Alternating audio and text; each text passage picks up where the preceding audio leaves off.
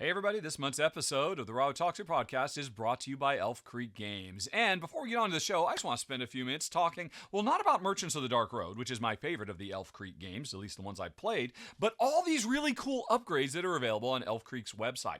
I got 5 of the 6 here. I don't have the card sleeves because I don't care about card sleeves, but I gotta say, I love these metal coins. And I'm not normally a fan of metal coins because they always look just kind of like blobs of copper or gray or silver, but these ones, they have all the nice weight and heft, but they're multicolored. So these metal coins look prettier than the prettiest, arted up cardboard coins you'd see in regular games.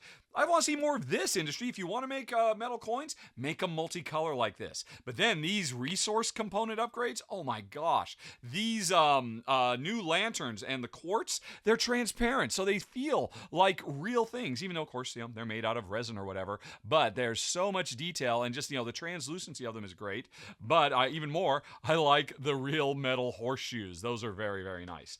I wasn't expecting much from the merchant coin pouches, I'll be honest, but I was surprised because they're short and squat and self-standing. So they can keep your money secret and safe, but you can still look in and see them, which is unlike regular games where you have to pull everything back out to see what did I have? So those are nice if you like those sorts of things. The player wagon upgrade gives you dual layer wagon player boards, so everything slots in nice and snug, very, very nice. But even more, I like these really, really cool lovely upgrades to the player markers that you use to travel around the city. Those are very nice detailed wagons, but those are all aesthetic, folks. The important thing is the patrons provision that brings in new gameplay. First of all, you've got a new objective system. These secret tiles you can get that are 2 stages. First, you've got to deliver a letter to some town and get a reward, and then after you've done that, you've got to deliver a treasure to a different town. So they're like a onesie-twosie and get a different reward. The trick is, you got to keep these secret. They can be revealed during road events if you're not careful, and then you lose them. So you've got to keep them secret, keep them safe. Also, we've got a new type of hero, the priests, who are interesting because they don't want as much stuff as regular heroes, so they're easier to recruit. They will go to any town. They're not picky. They just want to go where they're needed, and they provide their own unique rewards when delivered instead of, the generic rewards that other heroes give, so that's neat. We've got a new steed, Rimfrost, who can fly, which is awesome because that means when you're on another player's caravan, instead of being stuck to the town that they went to, you can go to any town because you can just keep on flying. Yay, Rimfrost. And then finally, we can get some lovely frost squirrels, which are awesome because they let you activate buildings or the oracle die, and they're just adorable. Oh, plus, I forgot to mention, there are 2 new road events, one of which lets you recruit heroes while you're on the Dark Road, which is very, very neat also. Yeah, this is a bunch of really, really cool stuff, folks. Depending on if you're just looking for more tactile enjoyment or more gameplay, Elf Creek has got you covered. But that's it for the sponsorship. Now, let's talk about this episode. It's a long one. I think it's going to be over 4 hours long. I'm not done editing yet, but oh my gosh, you folks, you were very generous with your questions this month. And so, Jen and I will do our best. And as always, we're going to start out with the game-related questions, and there's a bunch of them. Oh, so many. And then Jen will join for a couple of game questions. Then we'll go on to the personal Q&A portion of the show. And I should say, folks, remember, I actually record these out of order. So there's going to be some topics I talk about in games where I'm kind of continuing on from what I talked about in the personal section, but you're going to hear it in the wrong order. But don't worry, it'll all come out. You're going to hear me very passionate about a topic in the first half of the podcast, and then I'll seem a little bit less passionate in the second because I won't have gotten worked up yet. But that's all just part of the quirky charm of this podcast, of course. And without any further ado, let's get going right after this.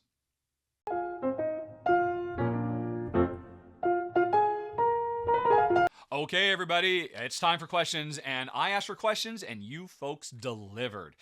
There's a lot of game stuff, and oh my gosh, there are so many personal questions. I think that's probably going to end up going for, this is going to be one of the longer episodes on record. But, folks, don't let that stop you. You know what to do. The email address, questions@rahdo.com. But let's get to it.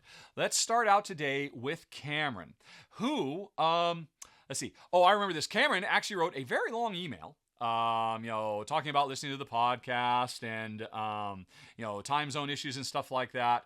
And it was very, very nice. And if you're watching this rather than listening to it, you can see that. He was very taken with, in the last episode when I was talking about, the concept of digital rule books and how they could be a huge boon for the industry to help people overcome their initial leeriness. But anyway, the real question is, I'm a Patreon backer, and I access the podcast through Patreon. Which, thank you very much. That means you get to watch it ad-free. You don't have to hear the little interstitials, and you help keep Rahdo running and me and all the contributors going. So thank you very much for supporting the show, Cameron. But Cameron points out, I also have Amazon Prime, and I could use that to subscribe to Rahdo Runs Through on Twitch. Yes, you can. For folks who don't know, if you are an Amazon Prime subscriber, one of the reasons we do a Twitch Tuesday show every week, we live stream the show, is because people can, for free, use their Amazon Prime account to subscribe. You get all kinds of bonuses. You get little avatars. You get discounts on Rahdo merch, which I'm not wearing today. Today I'm wearing Our Family Plays Games merch, which is an excellent channel. I recommend everybody check out. And you get all kinds of things. And it's free if you're an Amazon Prime subscriber. And so Cameron's wondering, should I do that? And the question, would Amazon subscription, Amazon via Twitch subscription, provide access to the Patreon podcast? The obvious answer is do both subscriptions, right? Well, to answer that question, no. I'm very limited with what I can do with if people subscribe on Patreon. And I listed, if you go to I'm very limited what I can do for people who subscribe via Twitch. If you go to twitch.com/Rahdo or twitch.rahdo.com, if you scroll down below the video, you'll see there's like a list of all the benefits I can give you if you do that totally free to use subscription that basically puts $2.50 in my pocket every month. And thank you very much for everybody who does. And one of them is the cool little avatars and whatnot. So unfortunately, I do not have a really good way of, making that a way to get access to some of the Patreon stuff. Now, the reason you ask this is because, continues Cameron, I mainly want to access the podcast, that's my main thing, but the ability to participate in the Twitch Battle Royales would be great. Unsure if I can have my cake and eat it too. Yes, you can. Yes, we can. Because here's the deal.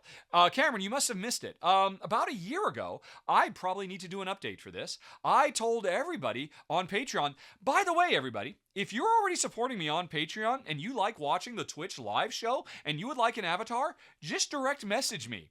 You, by backing me at any level, even $1 a month on Patreon, all you have to do is direct message me and I will get you a little avatar to run around. Some of the people running around on the screen right now, if you're watching live on February 14th, Valentine's Day, are not actually subscribed, here on Twitch, but they're subscribed on Patreon. They contacted me and I put them on a list that automatically gives them. So yes, you can have your cake and eat it too.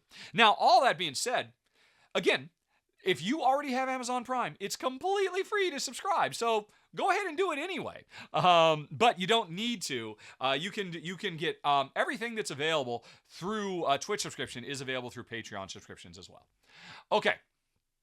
Next up, Cody says, I just returned from a 7-month backtracking trip through Europe and the Middle East. I listened to the podcast along the journey. Thank you for that. I'm glad I was able to keep you going, to keep you running, Cody. Most people might bring home a postcard or a refrigerator magnet, but I brought home a person. I befriended a Russian refugee, and to make a long story short, he's living with me for the foreseeable future. And Cody, I just want to doff my cap to you. That is amazing. That is such an incredible act of generosity and kindness on your part. You're demonstrating the best of what humanity has to offer, and I just say you're a better man than me. That is amazing. But anyway, Cody continues. The Russian refugee is 21, speaks very little English, but he's learning. I'm introducing him to all things American, and I want to get him into the hobby. We played Azul. He loved it, maybe because he won, and Mandala, which he did not like, maybe because I won. But the question is, Cody asks, what medium-weight language-neutral games would you suggest for someone who does not speak English? I'm looking for crunchy games with little or no text and limited communication required between players. Cody, you're in luck. There is a very easy way to get this answer. Let's go over to the browser. And from the browser, let's go to BoardGamegeek.com, the greatest website in the world. I guess I should say the second greatest website in the world, because YouTube is the greatest, because that's a big part of what butters my bread. But anyway, I love, Board Game Geek is my number 2, let's say. But anyway, there's a search. But if you click on search, you'll notice advanced search comes up. If you go to advanced search, you then find yourself, oh shoot, no, there's no way to do this with advanced search, is there? I was about to say, you could do an advanced search and specify language independent. But you can't. Oh my gosh. I recommend people go to Board Game Geek and do advanced search, and there's so many things you can do. There are so many ways that you can sort your search by board game mechanisms and how many people can play and what year it came out and whether Rahdo owns it. You can say owned by user and type my name, and you'll get responses only of things that I personally own, if that's a meaning to you. When is it released? You can do all these things, but there isn't anything. There isn't any way to sort. That's really disappointing. Now, I understand why. You're in a really interesting situation that's not going to be that common. So I'm going to have to go to my fallback, Cody. I'm going to go to faq.rahdo.com and take us over to entry number 5. Frequently asked question number 5 is, I love insert thing. What should I buy? And you can see in this case, I would love to get more crunchy, mid-weight Euros that have no language requirements. And if you come here, that takes you to a link that takes you to the recommendations forum on Board Game Geek. It takes literally less than 1 minute to create an account for Board Game Geek. And then you can come here, you can post asking that exact same question, and you will get answers 10,000 times better than I could ever give you. That is your true source, since you can't do an advanced search and get language independent. That's crazy. But in the meantime, let's now go to ranked.rahdo.com, and I'm just going to look at my games and just come up with a couple, because I don't want you to go away completely empty-handed. I've taught you how to fish, but now I will give you a fish or two. So, right. So, and what was it you were saying? It was crunchy games with little or no text to read, limited communication. Okay. And we know he liked Azul, and he did not like Mandala. That's an extra twist. I would really be interested in that. Why didn't he like Mandala? That would really help narrow things down. But since he liked Azul, I want to say Castles of Burgundy. Castles of Burgundy is there's no text on anything, and you can go on Board Game Geek, and I bet anything you can download Russian player aids, so that, in the same way you'll be playing with an English player aid that reminds you of what all the tiles do, you could download and print out a Russian one for him. That's going to be a thing you can do with a lot of games. A game as popular as Castles of Burgundy, certainly. But I don't know if he's going to like that, because all I know is he likes Azul. So let's try to, stay in that wheelhouse. Hey, another thing you can do, you could go to Azul on Board Game Geek, because a Board Game Geek does this very, very cool feature where if you scroll down to any game, it will make recommendations. Oh, did you like Azul? Maybe you'll like King Domino. Maybe you'll like Patchwork. Maybe you'll like Jaipur. Maybe you'll like Splendor. Maybe you'll like Welcome to the Neighborhood. Maybe you'll like The Crew. Maybe you'll like Santorini. Maybe you'll like Targi. Maybe you'll like, and these are all fantastic suggestions. And in fact, maybe you'll like Castles and Burgundy. So maybe I wasn't too far off there. Now I'm going to look at this. And I would love to say, I would totally recommend Targi, but Targi does have a bit of text. So here, you could look at these and then you could say, oh, I never really considered Splendor. And then if you go look at Splendor, Splendor will tell you the language dependence. It's somewhere here. Where is that? Is it under stats? Somewhere on this page, there is the word language dependency. Language. Yeah, language dependency. No necessary in-game text. See, I thought for sure there was a way you could search on that. And I was just going to search I was going to do an advanced search based on stuff I own that has no language, no text in-game, but I couldn't do that. But Splendor's not a bad idea, quite frankly. That is a good suggestion from Board Game Geek. Jaipur, I love. Barren Park. I think, if I recall correctly, there is actually One of the parts you can choose is Russian, if I recall correctly. I might be wrong about that. I remember one is Chinese. They're all over the world. So yeah, I honestly, this is a great selection, and I could almost recommend any of these things as nice first steps. I probably wouldn't go with the crew because you don't know if he likes co-op or not. That's a big question. A lot of people just like dismiss co-op out of that. Wingspan, of course, is impossible. There's way too much text there. But Baron Park is text-free, isn't it? Let's look at that. Scroll down, and right, I don't remember where it is here, but language, LANGU, language, no necessary in-game text. So, okay. I have to admit, Cody, this is always really hard for me to do, in all honesty. Just like off the top of my head, come up with games that, because my brain just doesn't work that way. But hopefully, those were a few interesting suggestions. And more importantly, again, teaching you how to fish, you know how to go out and find some yourself. Okay, and good luck. You're amazing, Cody. We all salute you. Anyway, next up, Dieter. Oh, Dieter. Dieter is a new listener to the podcast, and he says, oh, you want questions? I'll give you questions. Prepare for the Dietering. Here we go. Dieter has, I have 10 more dilemmas. Which would you choose? Pick one. Alrighty, here we go, folks. Are you ready? Dilemma number one. The playthroughs of John Gets Games, Slickerdrops, or Gaming Rules. Oh my gosh, you are a monster, Dieter. I know all these people in real life.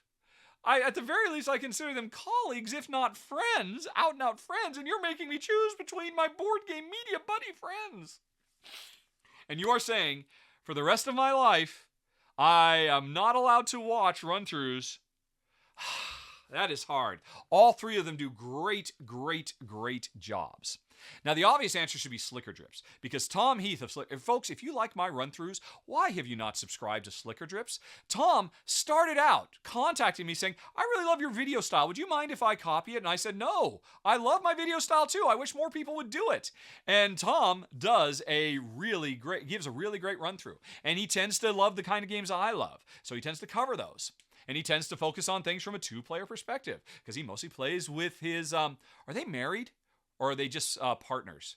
I don't think they're married. Rach. And he always has a cat on screen instead of dogs. And John, I love John's presentation too, and he does really interesting stuff. Often, John will focus on a higher player count, and I find myself saying, get back to me! So I'm gonna dismiss John because of his focus on higher player counts in his run-throughs. The same thing could be said that's true for Gaming Rules. Paul Grogan, the great Paul Grogan. You occasionally see me watching a Gaming Rules shirt on the show because I love him so much. And I love that man. And he does he does so much stuff. He does great rules run-throughs, hence the name of his channel. He does great playthroughs.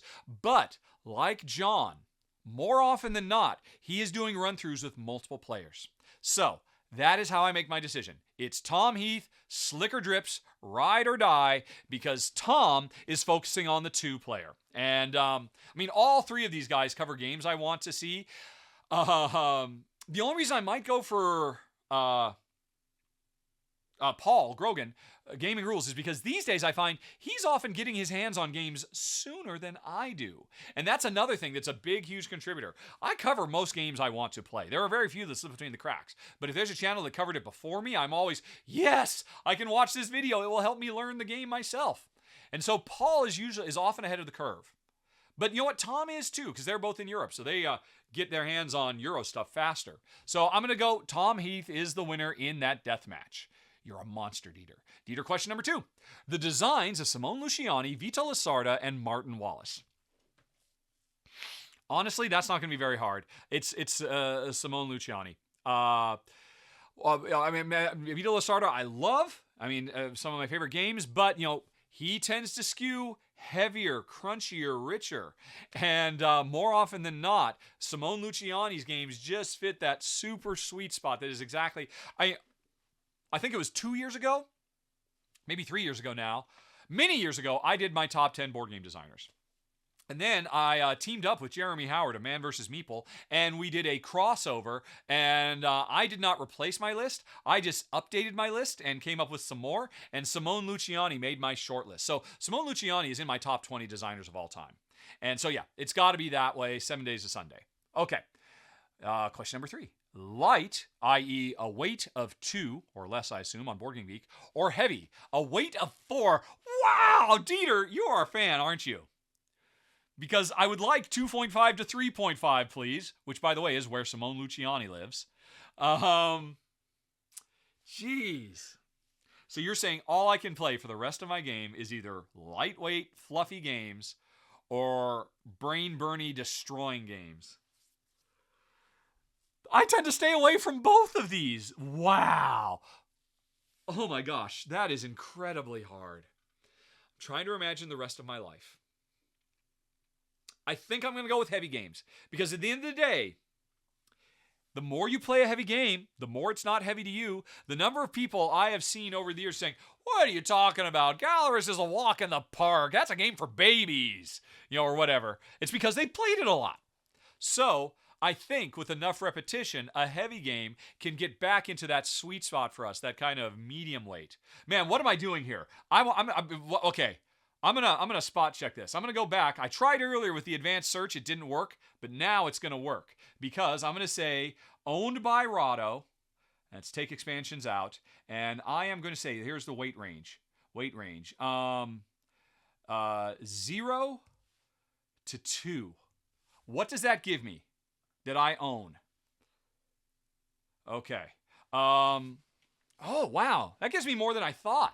That gives me Sagrada. That gives me Cascadia. That gives me Biblios. That gives me Barron Park. That gives me my city. But yeah, these are definitely on the low end. CV. Oh, I love Tiny Epic Defenders. Mandala. That's a lie. Mandala. People often don't understand. You have to take the Boardgamegeek rank. Mandala is a simple... People often mistake depth for complexity. Mandala is a very deep game that is incredibly simple, and it deserves to be higher than a 2. So that's interesting. If that happens a lot, Favor of the Pharaoh, Rolling Realms. Yeah, there's a lot of games I really...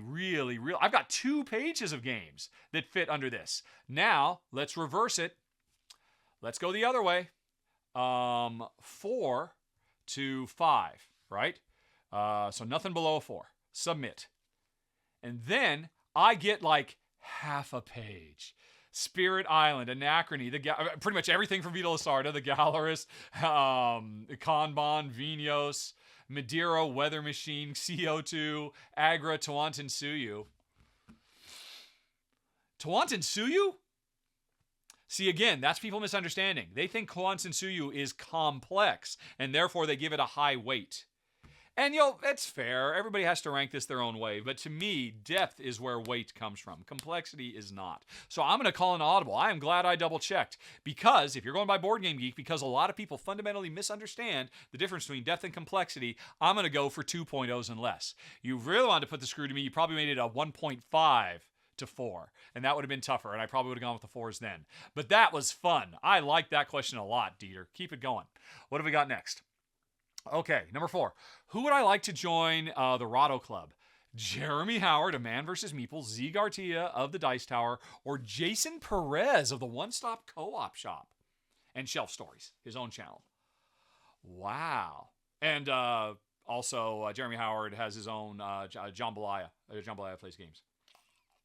Although in both cases, they're mostly associated with Man vs. Meeple and One Stop Co-op Shop. See, again... You are making me have to pick between board game buddies. Although, to be fair, Z.Garcia is just an acquaintance. I like Z. I have played games with Z. I have very briefly at conventions hung out with Z. And he is just as sharp and clever and witty and just... I mean, he could be a stand-up comic, quite frankly, as far as I'm concerned. And he's a good game player. And I like him a lot, but we've just always been, I don't feel like I've got any connection with him. So, it's easier for me to say no. And J.Perez and Jeremy Howard, I love both of those men. You're making me choose all the people I love in board game media. Now, here's the thing. Just between you and me and the rest of the people watching or listening to this, I think, asked, probably well over 2 years ago now, Jeremy Howard to join the channel. After Shay came on, and he did so great, Jeremy was my number 2.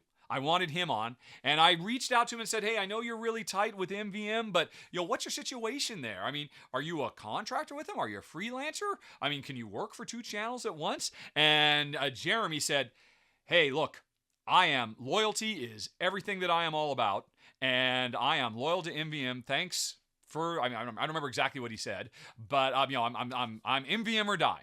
So here's the deal. I have an easy out. I know Jeremy won't do it. So that leaves J.Perez. And honestly, I might lean towards Jason anyway.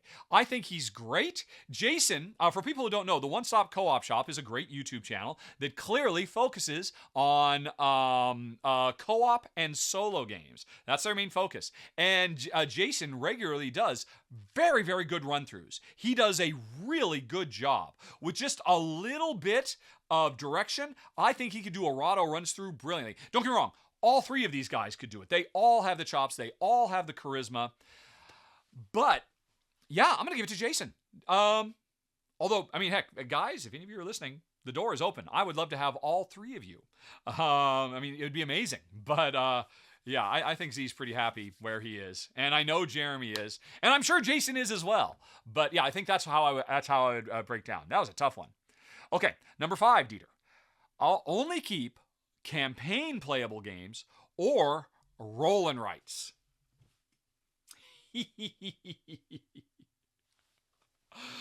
Wow.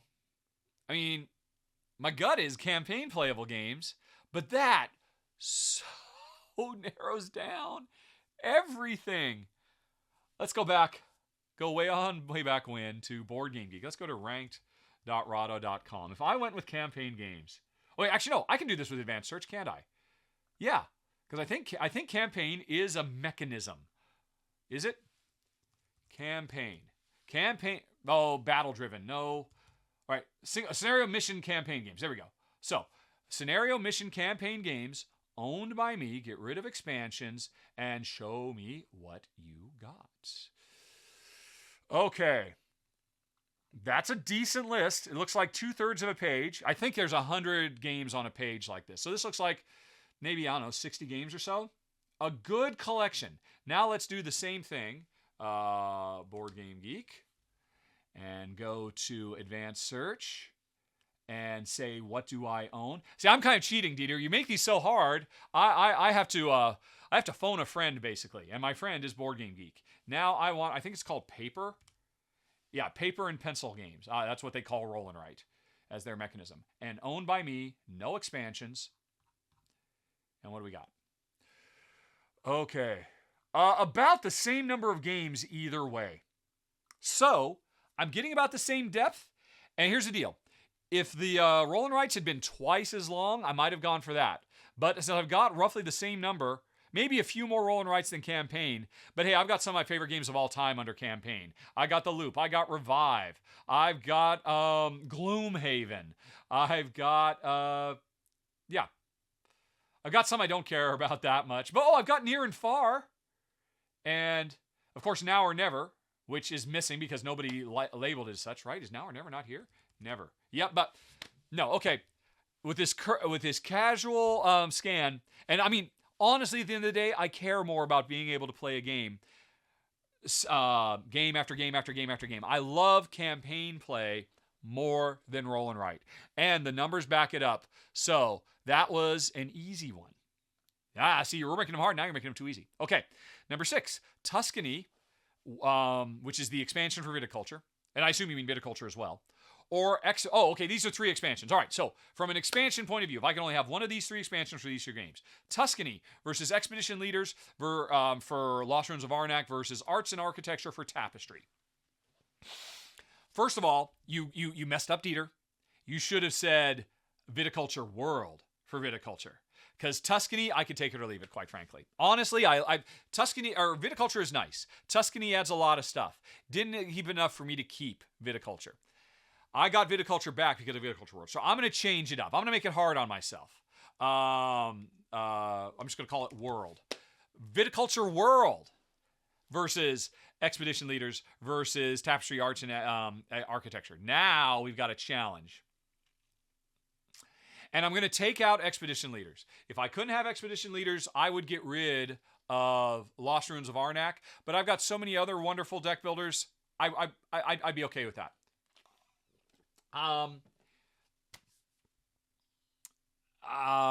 And Arts and Architecture, I know that would be Jen's choice because she loves the Arts track. The new purple 5th track.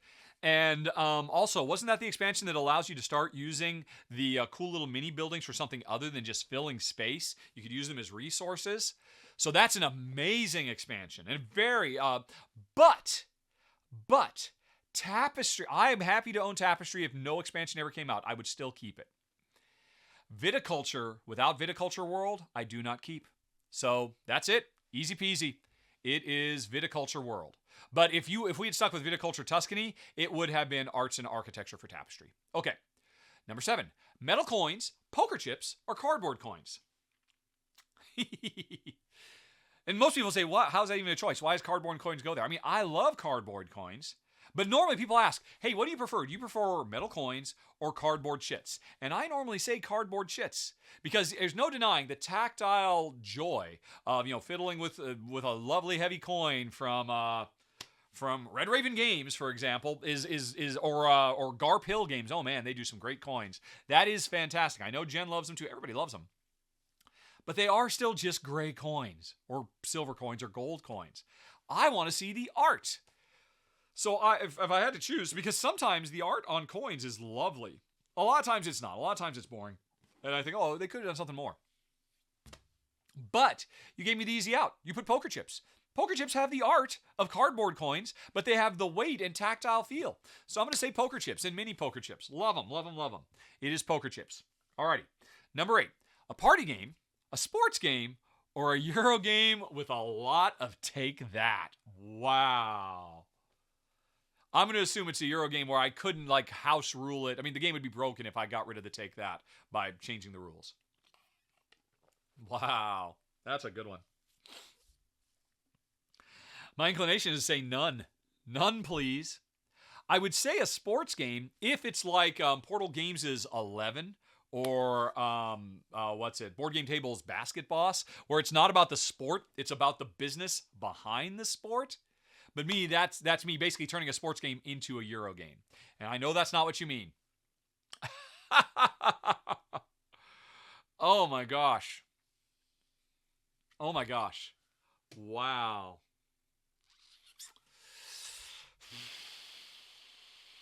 Oh, geez. You have given me no good choices. I honestly don't want any of those things. I guess I'll say a party game. Because once or twice a year, I maybe have use for party games. And then the rest of the year, they'll just gather dust. But I have no use for sports games that are just pure representations of sports. I have no use for a really wonderful economic simulation where we spend the entire game just ripping, like Barrage would be a great example of a Euro game that is a brilliant design, but is so completely overloaded with take that.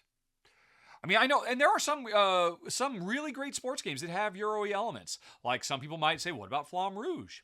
Or its replacement, Heat. I mean, because, racing is a sport as well. And I've played a lot of these games, and I think they're really neat. But still, I am so actively turned away by sports in general. In real life, I kind of hate sports. And while I appreciate what they represent at the best, the true reality of sports is I see nothing good. I think for the most part, professional sports is a corrosive and toxic influence on pop culture.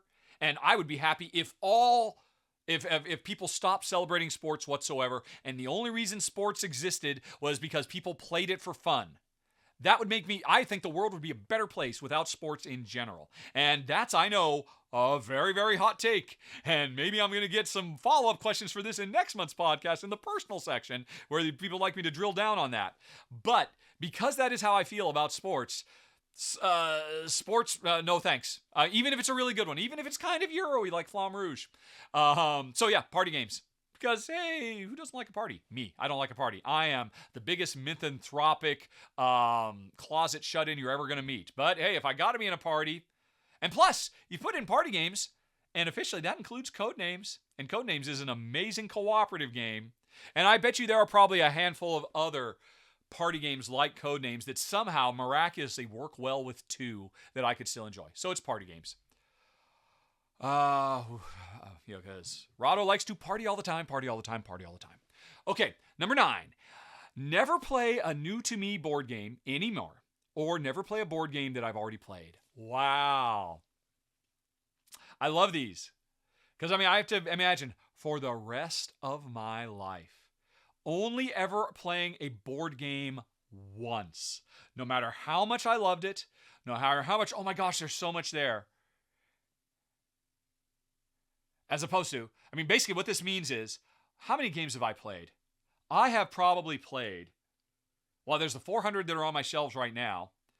There's the almost 2,000 that I've done run-throughs of over the years. There's like another 50 or 60 in the next room. No, but I haven't played those. Those don't count. And then there's also just probably at least another 500 or so games over the last decade that I have played that never got covered, or that I played before I ever started doing Rahdo runs through. So that is giving me, only play games I've already played, that is giving me a lifetime worth of amazing gameplay experiences. So I will not want for games if I choose number 2 at all, because of my weird situation that is very unusual, and I would say unhealthy, quite frankly. The fact that, again, it's almost 11 years now, folks, that I've been doing Rahdo runs through. I have done a run through now for almost 2,000 games, and there's probably at least another 1,000 games beyond that I have played that I never did a run through for.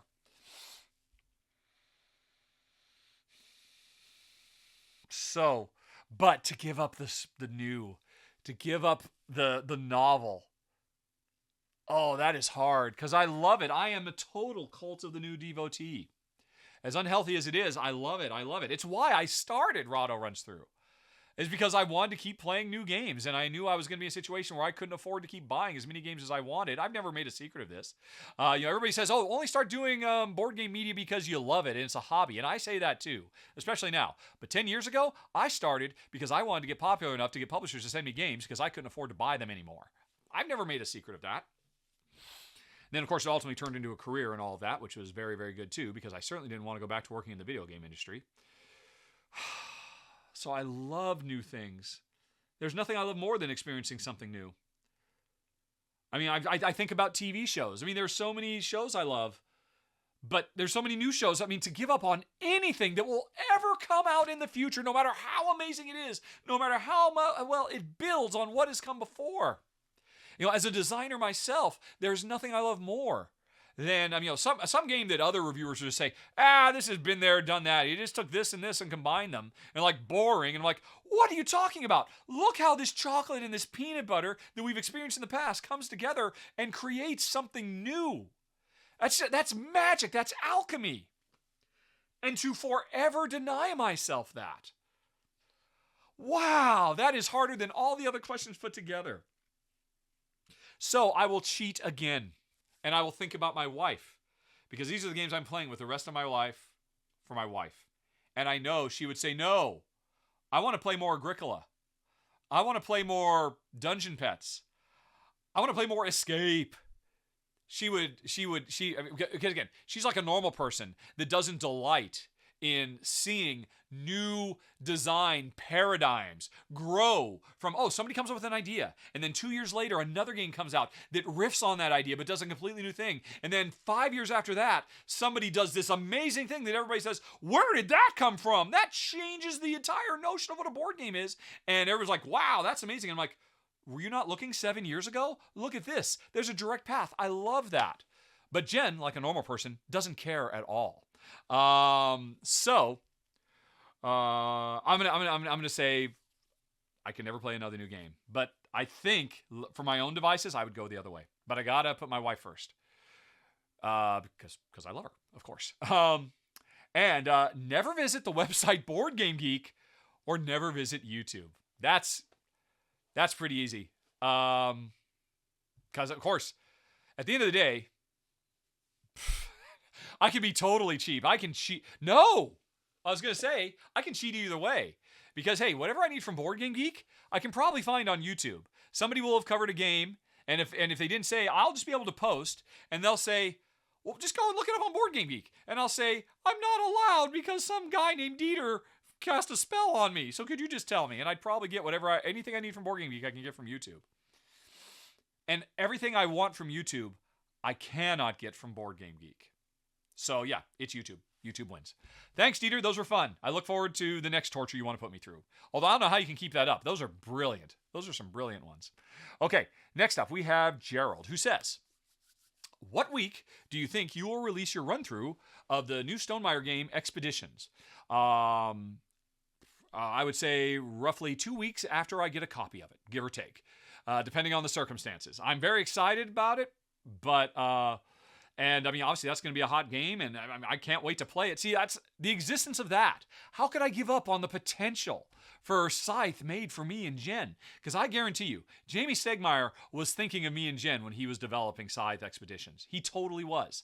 He hasn't told me that, but based on stuff he's told me in the past, I know he was. And for me to say no to that, just so I could play more Gloomhaven?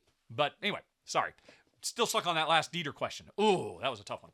But anyway, as soon as I get it, I don't know. When it was announced, I asked Jamie, hey, when can I get a copy of this? I'd love to cover it. Very casually, very nonchalantly. And he said, don't worry, you're on the list. We'll send you one, but I don't have a date. So all I can say is probably within 2 weeks of me getting the game, and getting it, learning it, playing it, scheduling time with Jen, so she'll play it with me some, and then filming it, and then Apollo goof checking it.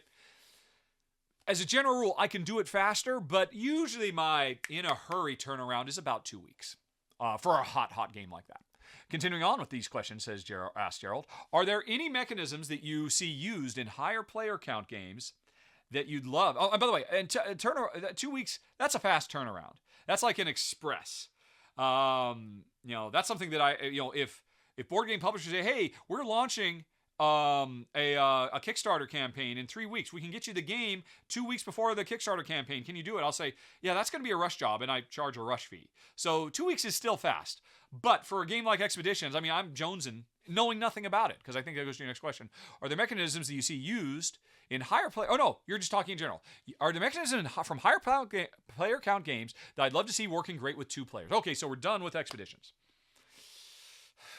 Most mechanisms can work well with 2. People say auctions don't work. I say bullpucky. Check out a little game called Peloponnese. Or Fleet with the expansion. Or so many great auction games. Or Homesteaders. And area control generally doesn't work very well with 2, but that's okay because I don't want it. You know what I'll say? Negotiation. I love negotiation in games. It is so engaging and fun. It's not something I ever want to do in real life. I hate it when we go on vacation to some port of call where, the fun of shopping is haggling over the prices. And I feel I do not want to do that. Hey, whatever you're charging is what I'm going to pay. I hate negotiation in real life, but I love it when I'm role-playing a ruthless negotiator. And of course, the very nature of negotiation cannot work in 2 players, except it can. I can think of one game, City Council, that is a brilliant game that made negotiation work in 2 player. And there's probably a few others here and there, maybe if some I'm even forgetting. But I would like to see more of that. Although, unfortunately, my gaming partner, Jen, does not like to negotiate. So she doesn't necessarily want to see more of that because I get a little too into it. I have to pare it back a bit and not go into full-on sales mode every time a new potential trade comes up. But anyway, let's see. Oh, and actually, Gerald had an example talking about auction games. And of course, yeah, auction games are fantastic too if you do it right. Okay, that was Gerald. Now we have Gerard, who says, I just wanted to say, I still listen to the podcast from time to time. I'm not driving 3 hours like I used to. I'm saddened that I am no longer buying board games like I used to. I was just wondering, now that you are, quote, retired, do you find yourself busier than when you were working full-time? No, because when I was working full-time in the video game industry, I generally worked 60 to 80 hours a week for years at a time, uninterrupted. And then occasionally, I'll take a week off now to go on a vacation, and then I will go right back to working 60 hours is a light week, and 80 hours is a medium week, and sometimes I won't leave the building for 2 or 3 days in a row. That was my experience working in the video game industry for 2 decades. I definitely, right now, I would say with Rahdo Runs Through, as a full-time professional career, it's probably the equivalent of like a 40-hour-a-week job. Sometimes things get really hectic. Some months go really bad and things go crazy over the top. And sometimes I get some slowdown.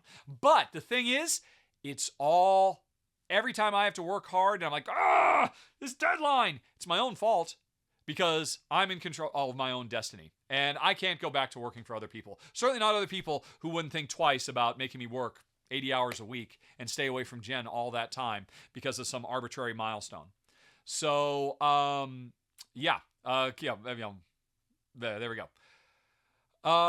Gerald also says, if it wasn't for board gaming, I guess, Gerald, I'm assuming, yes, the subtext there must have been, you must have recently retired. In which case I can only say congratulations. Or maybe it's not.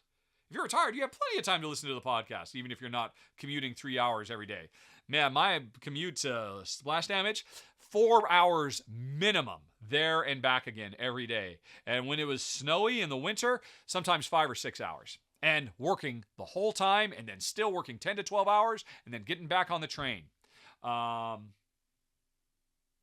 under those circumstances, those would be, adding that up, those would be staying overnight.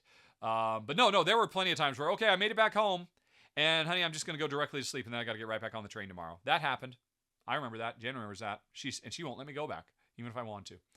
Right. Gerald then has another one. If it wasn't for board games and what I do with the community, i.e. my new 40-hour-a-week job, what do I think I'd be doing? My perfect day-to-day, if I were truly retired, which I certainly hope to be someday, my perfect week, since we're talking about like work weeks, every day I play one game with Jen. Just one game. Big game, small game, doesn't matter. Just play one game. I probably spend 3 hours minimum reading. I spend an hour minimum exercising. Maybe that's every other day, right? Something like that. But exercising. Get back into this kind of shape I was in my 20s, because there's nothing stopping me from doing that other than the fact that after working 40 hours a week on all of this, I just don't have the strength to do exercise. But I would like to. Helping Jen more with projects around the house. I hate it, but I think I would hate it a lot less if I got time to fill. More walks with the dogs. More bike riding. And more long-term RV trips on the road, all of them adhering to that rough schedule I just gave you. That is what my ideal rest of my life, 7 days a week, 365 a year, until the day I die is I think that's the dream. Right. Oh, and then a lot of YouTube watching and podcasts listening to as well. I mean, give that 3 hours a day as well. Okay. Jack is back. And Jack says, I just saw you let go of Santa Maria because of the subject matter. That is correct. That is interesting. I did not announce that to anybody, so that means Jack pays attention. Jack is such a hardcore fan, and Jack, I'm touched, I didn't know this, that you're actually paying attention to gone.rahdo.com, which whenever I get rid of a game, I update and say, why did I get rid of the game? And you're right, I didn't get rid of it. It's going to the Dice Tower West Convention Library, and that includes American Kingdoms. It includes the little mini expansion that gives special player powers. So if you're going to Dice Tower West, there's a copy of all the Trim in Santa Maria now in their library for you to play. Anyway, continue with Jack. In the past, you praised Santa Maria's handling of its subject matter, given it includes a full page of the history, and you said it makes history come alive. You even called on other publishers to emulate a Porta's approach to history. After all these years, what changed? Do you now feel games should no longer be made about these areas of history? No, I don't feel that at all. And honestly, I would still stand by what I said all those years ago that you're quoting. I think there's a lot of areas for improvement in the board game industry. And I think I mentioned this earlier when I was talking about, seeing things evolve and change from one game to another, and where people don't see connections, I see connections. Because I know, as a former designer myself, I know all designers, and Reiner Knizia, I'm looking at you. I don't believe you when you say you never play any other games, you never get inspiration from anybody. Yes, you do. Come on, you know it, Dr. K. But, I love tracing those tracks as a designer myself, a professional designer. But, and so, at the time that Santa Maria came out, I thought it was cutting edge for lack of a better term, in its handling on the let's say, sticky subject of colonization, because it did two things.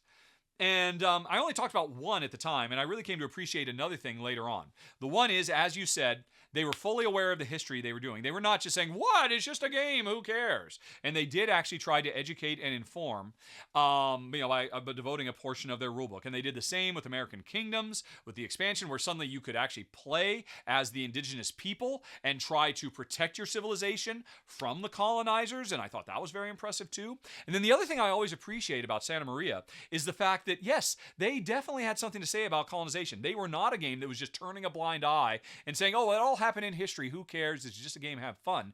Because they, if anything, Santa Maria was a satirical take on colonization. Because in that game, as the colonizers of South America, you literally earn happiness points.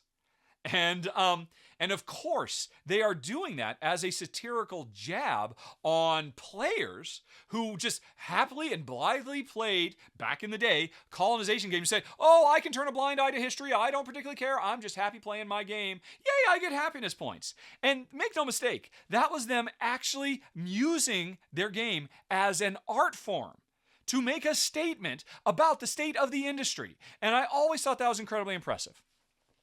I still stand by that.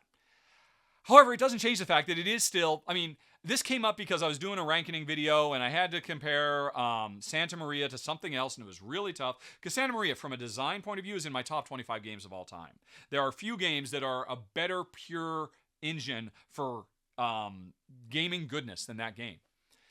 But I stopped cold in my tracks. So to me, I have not played Santa Maria since I covered American Kingdoms when it was crowdfunding.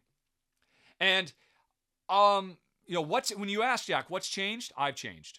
I've grown and evolved. I think the industry is growing and evolving, and so am I.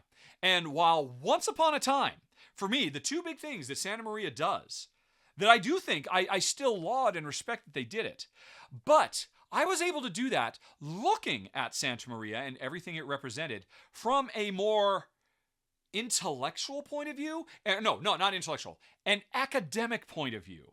As somebody who literally has no skin in the game, I could just say back and, oh, look how clever they are, turning this entire thing on its head by using the very tropes that are typified against it to make a statement. Isn't that wonderful? And here's the deal. There are plenty of people who would say, that's exactly what I was doing when I did blackface, man. And I was trying to make a comment about how terrible blackface is by doing blackface. And that's not good enough anymore. Once upon a time, I might have said, oh, well, good on them. Wow, they're really subverting the tropes. But no. You know what? There are other ways you can make those points without having to do a game that satirically and ironically celebrates the act of colonization. Because make no mistake, that is what Santa Maria does. And they do it with a wink and a nod to the audience because they were self-aware. And I respect that academically, but emotionally, because I have grown and changed and evolved on this subject, I can't handle it anymore. And I cannot imagine sitting down and playing that game and just letting myself get lost in the fantasy, or not the not in the mechanisms, while saying, but you know what, I'm still a good person because I appreciate what they're doing here. Another thing that really made this come into stark relief for me is the Harry Potter, Hogwarts computer game. That, of course, is creating such a brouhaha.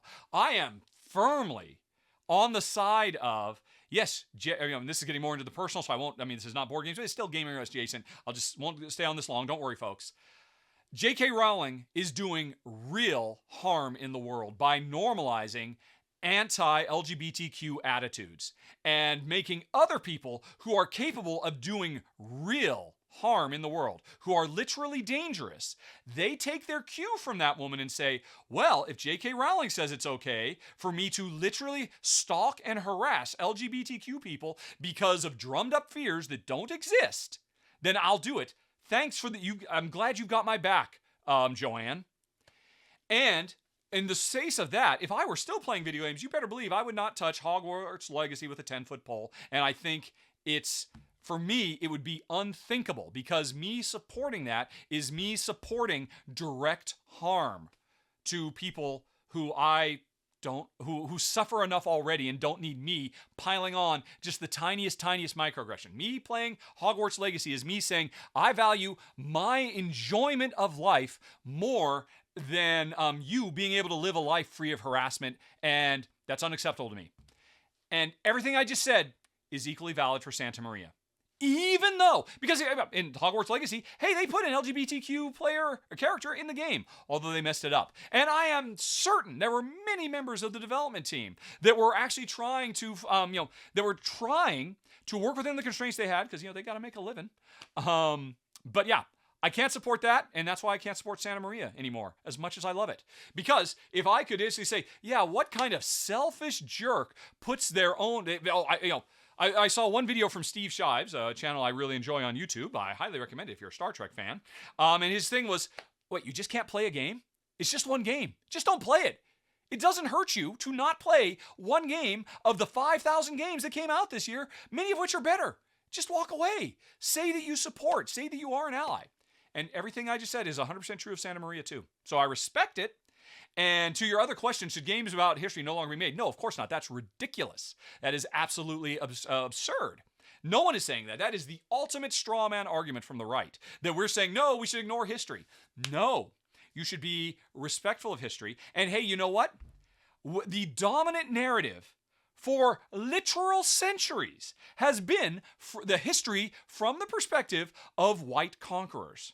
How about we focus on a new history, a history that doesn't get celebrated? How about, as Puerto Rico 1893 shows, how about we have just as good a gameplay, but celebrate the history of the people who survived colonization and rebuilt? Santa Maria could easily be translated to Santa Maria 1893 or whatever the appropriate date would be. I don't know. And I would be all over that game in a heartbeat. And it could be about true happiness instead of satirical, ironic happiness. And the world would literally be a better place for it. And so, that is why I got rid of Santa Maria. Thanks for asking, Jack. Hopefully that answers that fairly clearly for you, even if you disagree, as I know you do. But anyway, thanks for asking. I know you ask it in good faith. You are not a sea lion. I appreciate that.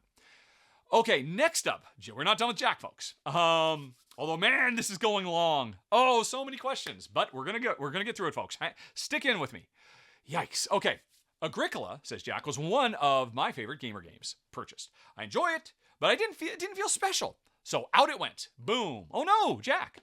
However, my Rahdo unique description about what makes it special, namely the card play, made me want to revisit and try the draw 15, choose 7 variant, which is so weird. That variant, which is so important to that game, is so well hidden that most people don't know it exists, but it's what makes the game truly awesome. And so I'm glad, Jack, that me talking about it made you aware of it. That's fantastic. I previously only played with the 7 draw standard rules, which, yeah, I mean, that game does itself so much harm by saying this is the way to play. Anyway, though, suffice to say, the small change made all the difference. I love the game, where you have a large set of cards you have to choose based off the interactions with each other. Terraforming Mars and Ark Nova are my favorite games, and Agricola, with this small change, captures that magic. You are entirely right. That is a great comparison to make. Anyway, however, people, besides you, Rahdo, never champion this element of Agricola. The focus is always on the tight worker placement and resource management. I certainly never see a comparison made to Terraforming Mars or Ark Nova. So, question. Do you think the comparison I made is apt in the discussion around Agricola, or does it do a disservice? I think you are entirely right. I think, yes, this game, every time I hear somebody say Agricola is, what's the point? Just do a little bit of everything. And because it's a point salad game and you have to do everything. And like, no, if you feel that way, sit down and play the game with me. I will destroy you. Because everything about that game is coming up with synergy between those cards. And you have to plan an entire game of 18 rounds, I forget how many rounds, from before the first worker is placed on the table. And then you have to find a way to make that plan to come to fruition from start to finish. And there are very few other games that do anything close to that. But you're right, Terraforming Mars has kind of that vibe. I would say not as far. And Ark Nova too. I like it. I think those are very apt descriptions. Let's see here. Speaking of doing the game a disservice, warning, I'm calling you out, Rahdo. I went back to your run-through of Agricola, and it completely glosses over the thought process, a selection of occupation in my improvements. Do you think you did Agricola a disservice by leaving that out? What you admit is the element that makes the game so special, namely choosing how to play the cards. I'm really surprised by that.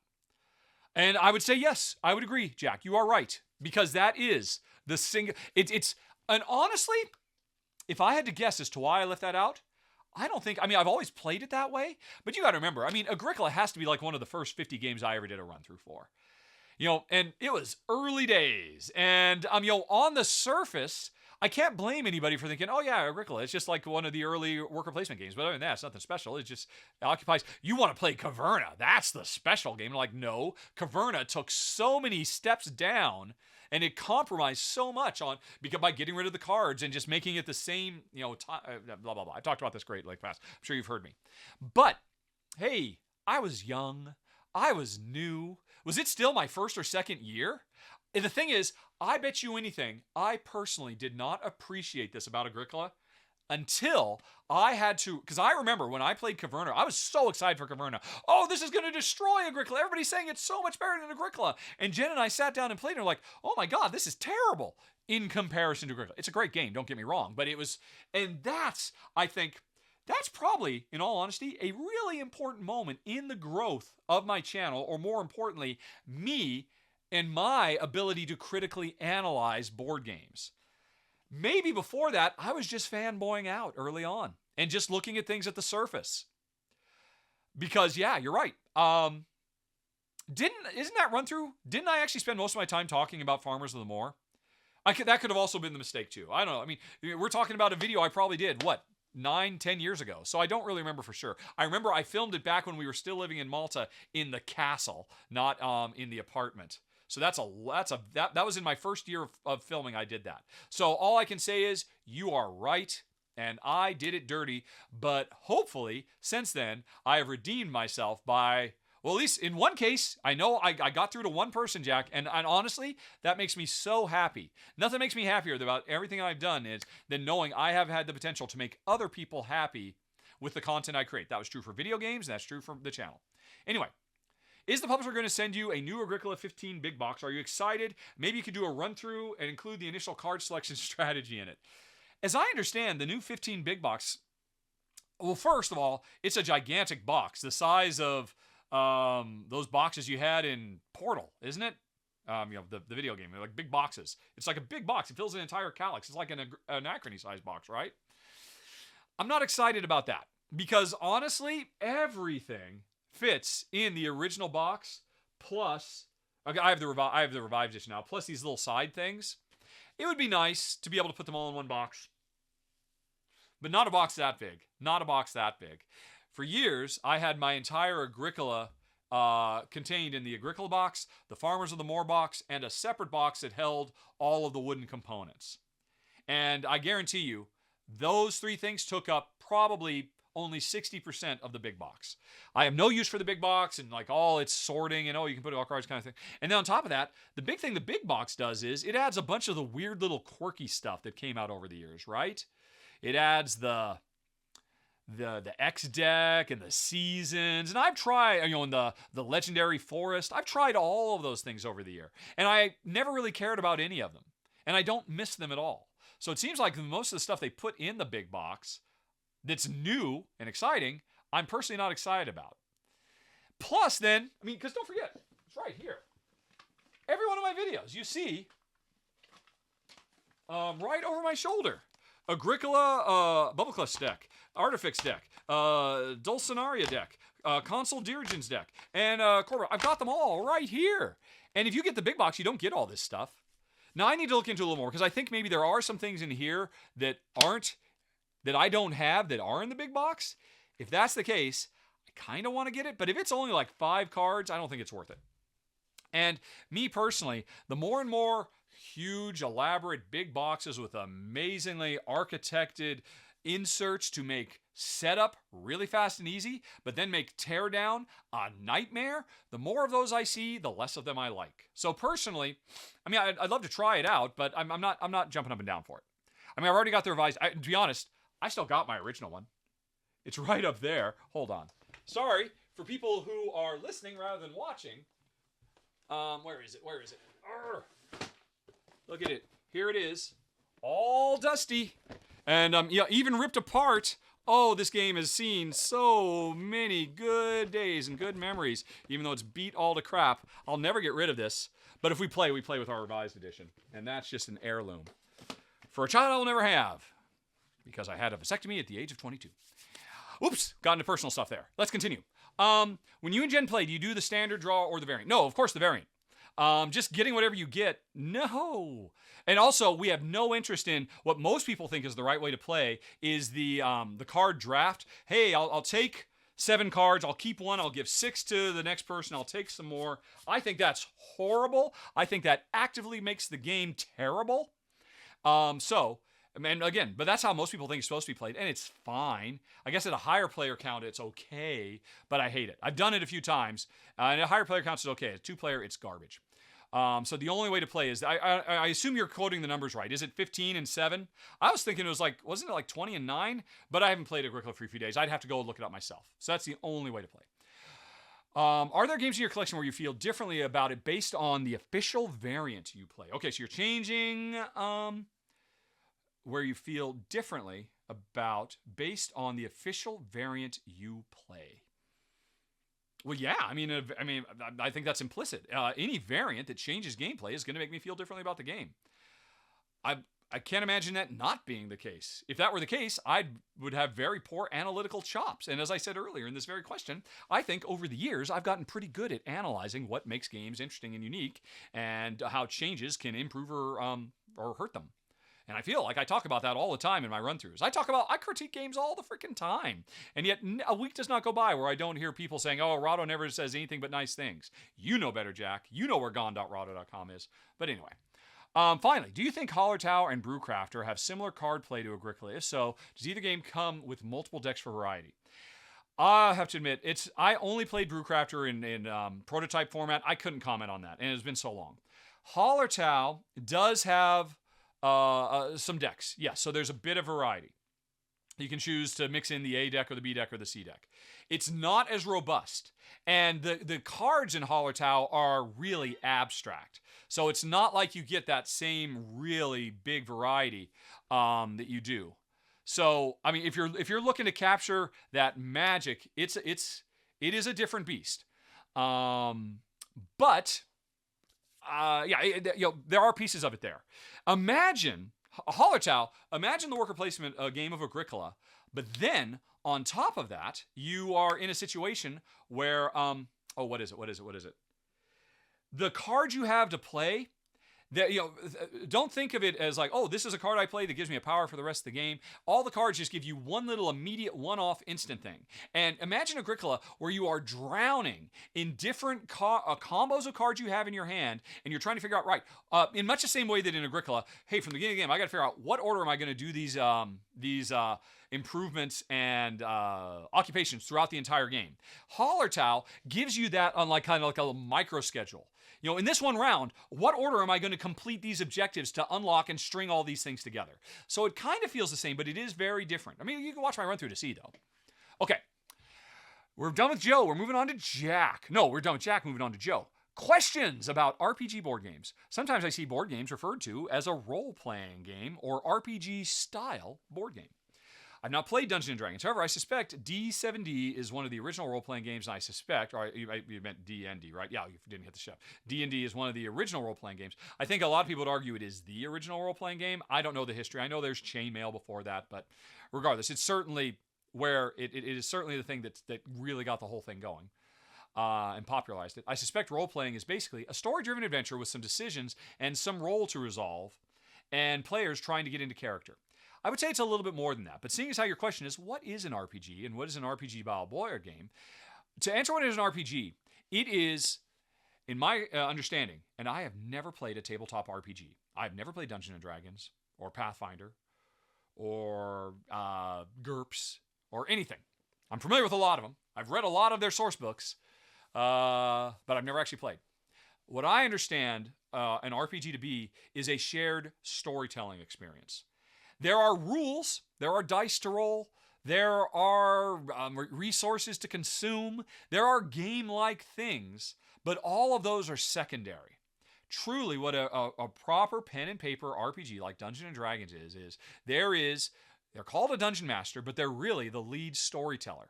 And that dungeon master is setting the stage, setting the scene for what is the story going to be, and helping direct that story. They are like the director of a movie. They're like the director and the writer. They are like a writer-director of a movie who are writing their script at the same time that they are filming the movie. And into this circumstance, you've got the player characters, who play the heroes and whatnot. They are the actors in the movie who are also helping to write the script as the movie is being made. That is the closest thing to what I would say an RPG is. Now, all of this happens in your imagination, and it's manifested on the table with rolling dice and taking notes and stuff like that. But the true heart of what the experience is, there's no better way to put it. Imagine you are the director of a movie. You are also the script writer. You are writing the script while the movie is being filmed, and all the actors are putting a lot of input into the script as well, and you're all collaborating to make the coolest, most fun, exciting story that just makes everybody happy. And that's beautiful. That's brilliant. At least that's my understanding. Now, then you say, what is an RPG-style role-playing game? That is basically a board game. That is basically an RPG, everything I just described, but turning up the rules to an 11 or to 1,000, because RPGs have some rules. Right, I have a certain number of hit points. If I lose all these hit points, I die. If I try to attack somebody, I have to roll a die and compare a table and see. So there are some rules that you follow while what you're really doing is telling the story of our adventures. And that includes combat, and that includes scaling walls and rolling dice to see if we succeed or fail. A board game takes that core idea and in most cases removes one very important thing, the dungeon master, that director/writer. And that role is replaced by the designer of the board game, who basically wrote and directed the movie before it ever showed up on the table, which is to say they designed the full game. And where an RPG, say on a scale of 1 to 100, an RPG has 5 rules, a board game has 100 rules. To try to get the same idea, that sense of, we're going on an adventure and we're making choices. But now there are rules define what we do and how we solve the problems we come along in our adventure, in our shared story experience. The rules that were created by somebody offline define what it is. But we're still having an adventure. We're still kind of having those highs and lows, fights and scaling walls and rescuing people and doing dastardly deeds or whatever it is. And then so that's that's really the main thing. It's all written in stone, and you're exploring this pre-created thing with a high level of rules, but you still get kind of the same feel. In a board game RPG, the rules define what you can do. In a regular RPG, your imagination and the imagination of all your friends around the table define what you can do. Hopefully that makes sense. I'm not an expert in this, but that's my understanding. Jonathan says, I remember you said you don't like racing games. I feel the same. I think it's because it's so often remove round structure and are left with individuals to set the tone, the speed of the game. So you're going beyond just like a Formula One racer. You're talking about a game where we're just racing to score 50 points. Like, I can't think of one, but there's lots of Euros that are race games because the game is not over once we've taken 6 rounds, but once somebody scores 50 points. I just can't think of one, but I'm Race for the Galaxy. Obviously the perfect example. Hey, once somebody gets whatever the points are, it's over. Not once 15 rounds have completed and then we see how well everybody did. You're right. The structure is a big part of that. I prefer the structure, a round structure, a base structure, knowing what the beginning, middle, and end of the game is. I don't get me wrong. I like an uncertainty factor too, but I prefer fixed structure. And Jen hugely prefers a fixed structure. And if she prefers it, I prefer it because I prefer her, and I want her to be happy when we're playing games too. Depending on who I play with, there's a sense of either pushing the game too fast or lagging behind. If you play with me, I am always pushing the game too fast, and I drive everybody else nuts. I think Stonemaier games like Viticultre, Red Rising, and even Scythe do this very well. Getting to the end of those, right? Yeah, of course. Stonemaier games love it. Whoever gets 5 stars first, Scythe or whatever. Yeah, very, very good, very good example. I know that 2 of those 3 games are games that you like, but you say you're not fond of race games. How do you reconcile this in your brain? Well, first of all, normally, I think there's maybe a linguistic miscommunication here. Because normally when I say I don't like race games, I literally don't like games that are about cars or bicycles or sailboats or whatever it might be. Racing to cross the finish line. Because what you just described, a Euro-style race, is very, very different. One, first of all, as I mentioned earlier, I hate sports with a passion because of what I think is the net negative impact they have on human society as a whole. I think they bring some good, but they bring a lot more bad. And the world would be better off where sports only existed for friends to get together and play, I can't think of something that friends get together to play. Like board games, yay. But anyway, all that aside. So when I say I hate race games, I generally don't like true racing games, which would be defined by everything you just said, but also the idea of, hey, well, there's sports metaphors or connotations, and we'll just leave it at that. I mean, because largely otherwise you could say what's the difference between Flamme Rouge and Side? They're both just whoever gets to the thing you have to do first, whether it's crossing an arbitrary line or getting an arbitrary number of points, it's the same thing. So the thing is, I do like racing games. Because I like what I like in a racing game, a Euro-style racing game where we're racing 50 points or whatever, and we're just trying to do our stuff is, I like the freedom to be able to go as fast as I can. I, in real life, am very much a bird in the hand, forget about the bush. I might get run over by a bus crossing the street. To get to that bush, to get those 2 birds, I'll take the one in the hand. Every time. That is my whole life ethos. And a race game really lets me exercise that muscle and push it to the limit, because I get to make choices where, I could really set up for a really awesome turn later, or I could do this right now and move forward. And I find that personally very satisfying and gratifying. Doesn't mean I can't do that within the confines of a fixed round structure, but in a fixed round structure, if I do that too much, I run the risk of burning out and okay, I did everything. And there's still 2 more rounds to this game. And I am going to lose because the people who accurately, bided their time and, saved up for a huge crescendo later are going to crush me because I had a few baby crescendos, and I hoped the game would end before they could do their big crescendo. So, strictly speaking, a round structure is not a fit to my personal gray matter and my personal life philosophy. So that is why I can appreciate a race game. But still, I can appreciate that a round-based structured game forces me to cool my jets and slow down and think about something more than just today and tomorrow, but to think about next week. And honestly, that is a very good thing for me to do. Because I'm not saying I live the healthiest ethos of bird in the hand and forget about long-term planning. I am so lucky to be married to a woman who's the antithesis of me. And honestly, we make a really good pair because I help her in real just day-to-day life not get too overwrought with making sure everything is the perfect plan. But just enjoy the moment, honey, because we might die tomorrow. And by the same token, I would probably be destitute and penniless if I didn't have her, because every spare quarter I have, I would find a way to spend it immediately.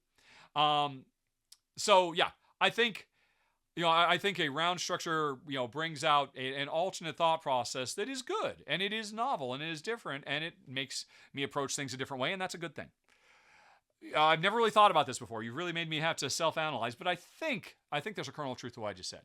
And then you continue. As an aside, I love racing games. Now you're talking racing with cars, long shot, Formula Day, Heat, etc. Because I guess there's an intended purpose. It's not a game layered in Euro elements that uses a point track to force me to monitor where people are. It's literally pedal to the metal. And that may use some Euro elements to influence. Yeah, that's all cool. I'm sure I would enjoy Heat. And I had the opportunity to do it, but I knew at the end of the day, it's not one I'm going to keep, and I bet you Ruel will like it more. So that's why I said, send Heat to Ruel, because he'll love it.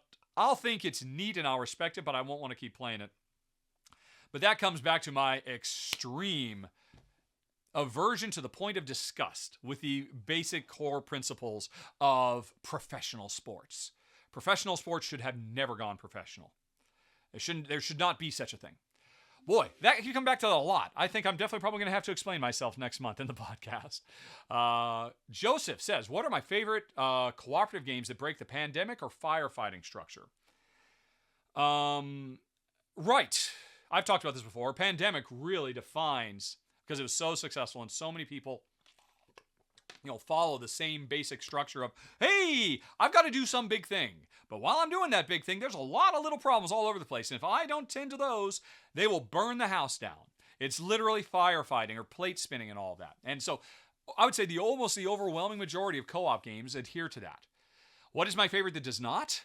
Let's go back to my games list, shall we? Or is this where we are? No, we're not. Rahdo. No, I don't want that. That goes to my YouTube page. I need to go to ranked.rahdo.com. And I'll just look from the top. Although, I don't even have to look. It's right there. Roll Camera. Roll Camera is my favorite. I bet you anything, there is not going to be another co-op game that I rank higher than Roll Camera. Ooh. No, Escape falls under that too, doesn't it? Project Elite certainly does. Forbidden Desert certainly does. Yep, Roll Camera. Roll Camera is the best. Love it, love it, love it, love it, love it. My most favorite recent one would be... Well, no, Roll Camera just came out a few years ago, but there are other ones. But yeah, that is a cooperative worker placement game, which is a real rarity. And that's not to say that... Okay, actually, you know what? Okay. Here's the difference between Roll Camera and Pandemic. And that's silly. There's a lot of differences.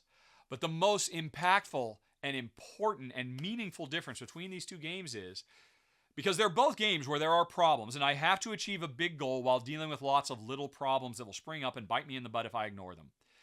Is that true for all cooperative games? Can you even get away from that at all? I think maybe not. I think that's so baked in. So, the difference between Pandemic and Roll for the Camera is, in Pandemic, I am a person in the world running around doing these things.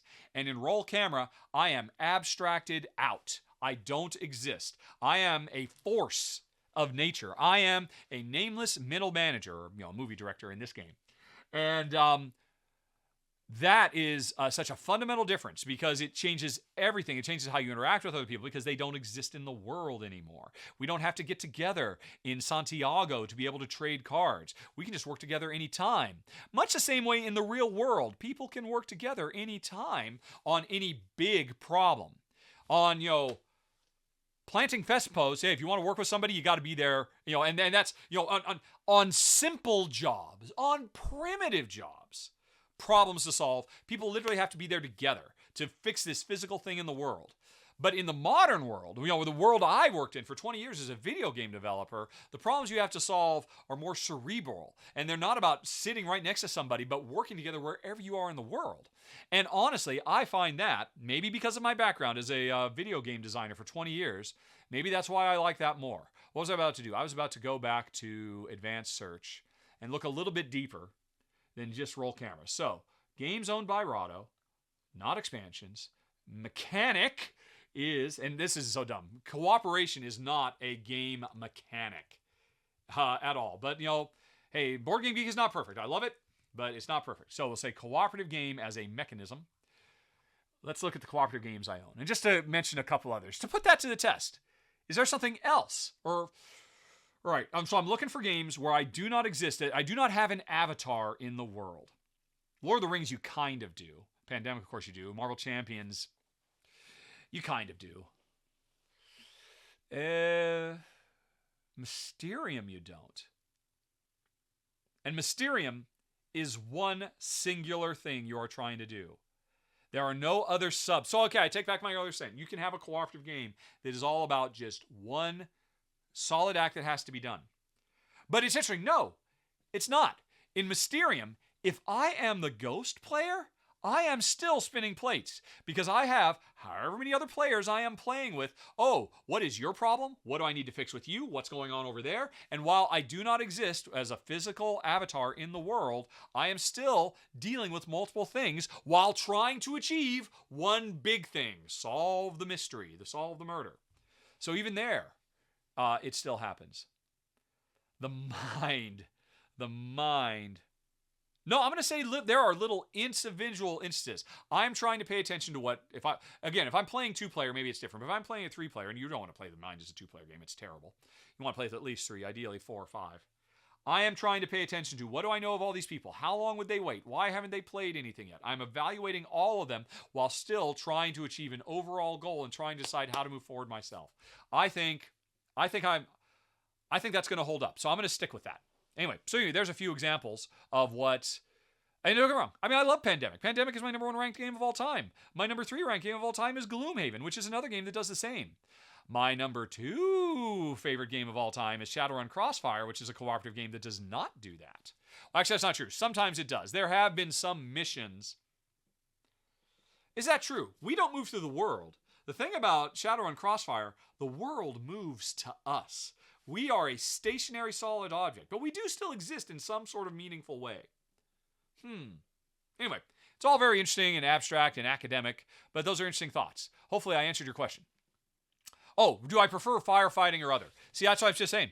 I don't think there's such a thing as a cooperative game. And by all means, right back next month, Joseph, because obviously I just gave this a very cursory glance, and I didn't think about this too hard, because I realized this is going to be a very long episode, and I'm only to the J's and the M's. Well, I think we end at the M, so I think we are almost done. Anyway, so when you say firefighting versus the other, they're all firefighting. But what I will say is,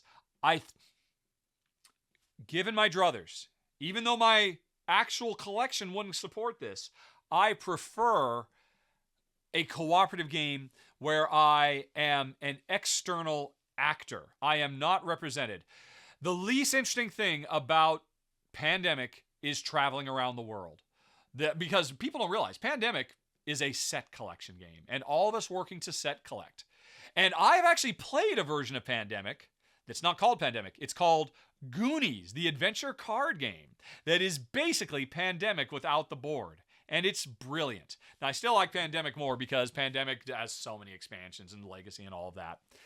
But I think, and now it could just be I'm drawn to the one where I do not have an avatar in the world, just because that is so unusual and it's so unique. And as I talked about earlier, I tend towards novel and new rather than tried and true.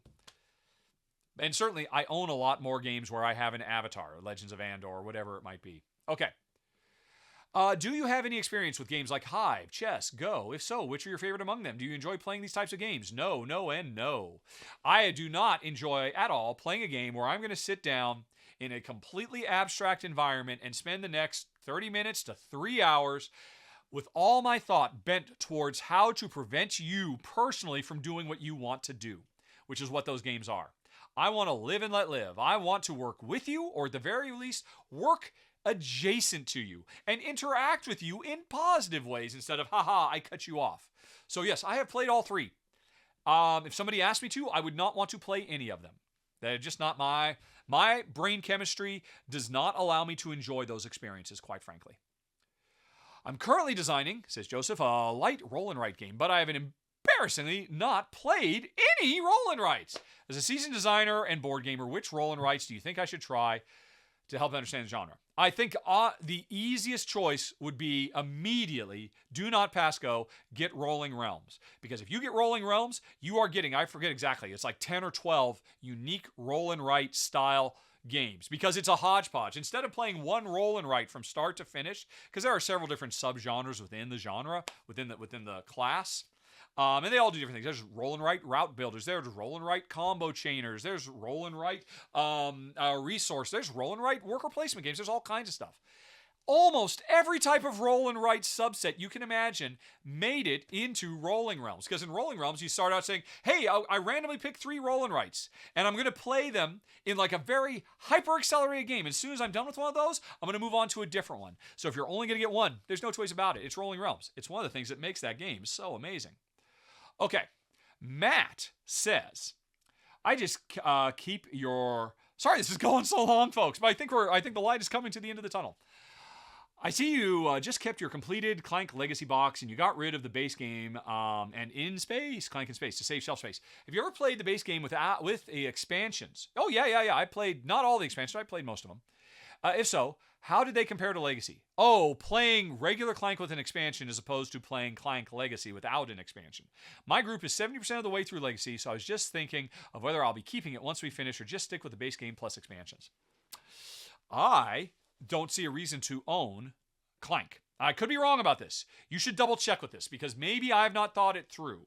But I think you should be able to finish Clank Legacy, and at which point you will have your own version of the Clank board that is special and unique and meaningful. You'll have 2 different Clank boards. So it's like you'll have Clank and an expansion built in. And you'll have customized cards. You'll have all kinds of things that are a reflection of you and your friends and family that will have so much more emotional resonance than you than just buying a vanilla game of Clank. And I believe, I could be wrong about this, somebody spot check me, or go to Boardgamegeek and double check this. You could then take those customized assets and play the Pyramid Sphinx board. You could buy that Pyramid Sphinx board and use your resources from Clank Legacy and transfer them over. I don't see why you wouldn't be able to do that.